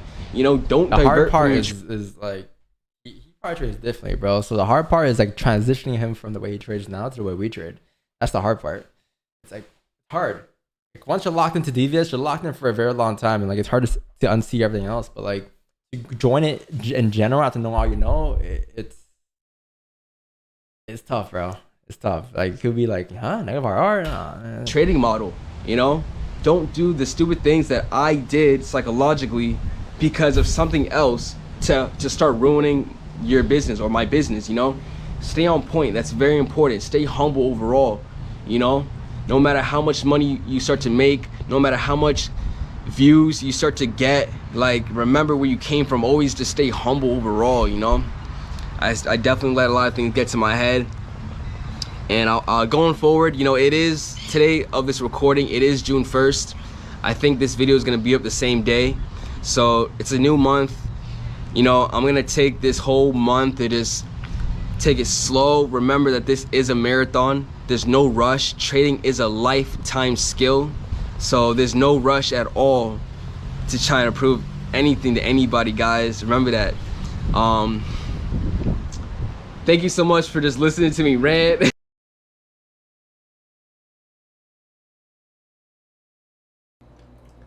Alright, welcome guys. So in this video, I'm going to be showing you exactly how to start and go CME, this, close, okay. And instead, I can press. Damn, bro. I wonder what his next video is going to be, bro. I don't know who he is, but. Wait, what is this? Why every church should jump into a word of gratitude? Alright guys, so I don't have much time myself, so I'm just gonna jump right into it, right? If you're watching this video, every time you wake up, especially if you're an entrepreneur, if you're a trader, man, this is gonna help you a lot. You need to tell yourself what you're grateful for. Look, as a trader, as an entrepreneur, we're all just trying to make money, right? And lots of the reason is because we feel like we don't have enough, so we feel like we need to make more, right? And as money is amazing, right? Because we need to eat, so it's very important nonetheless. Alright, bro, I'm seeing this for tomorrow, chat. Yeah, I gotta go, bro. I gotta go, chat. But I'll be back on tomorrow.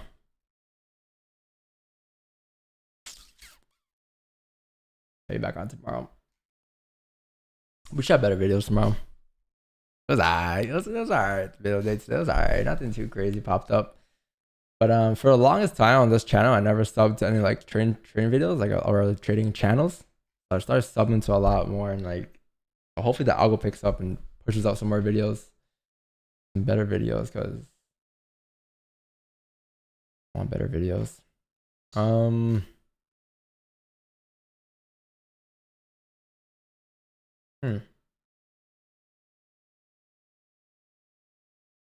Who?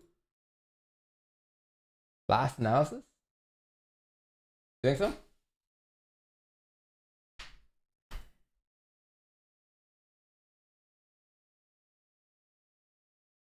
The comment section of my YouTube videos has been flooded with your requests asking me to review the trading signals of Mamba FX. And it seems like about he can't be talking shit about our GOAT, bro. Last video chat? No, I gotta hop on. Tomorrow. I'll watch this tomorrow, chat. Yo, yeah, peace out, bro. I love you guys, bro. Enjoy the rest of the day. I'm gonna catch you guys tomorrow at 6:30 AM Eastern. But we'll watch this tomorrow. What else can you watch? For the last 2 years. Review? Best Forex channel? we might have found the best signal yet. And this one, he's not the same as the others. He's more serious. Okay. Yeah, watch it tomorrow, bro. I do want to watch it, but I gotta dip. I can't even watch it. I gotta dip, bro. Chat, peace out, bro. I love you guys, bro. Enjoy the rest.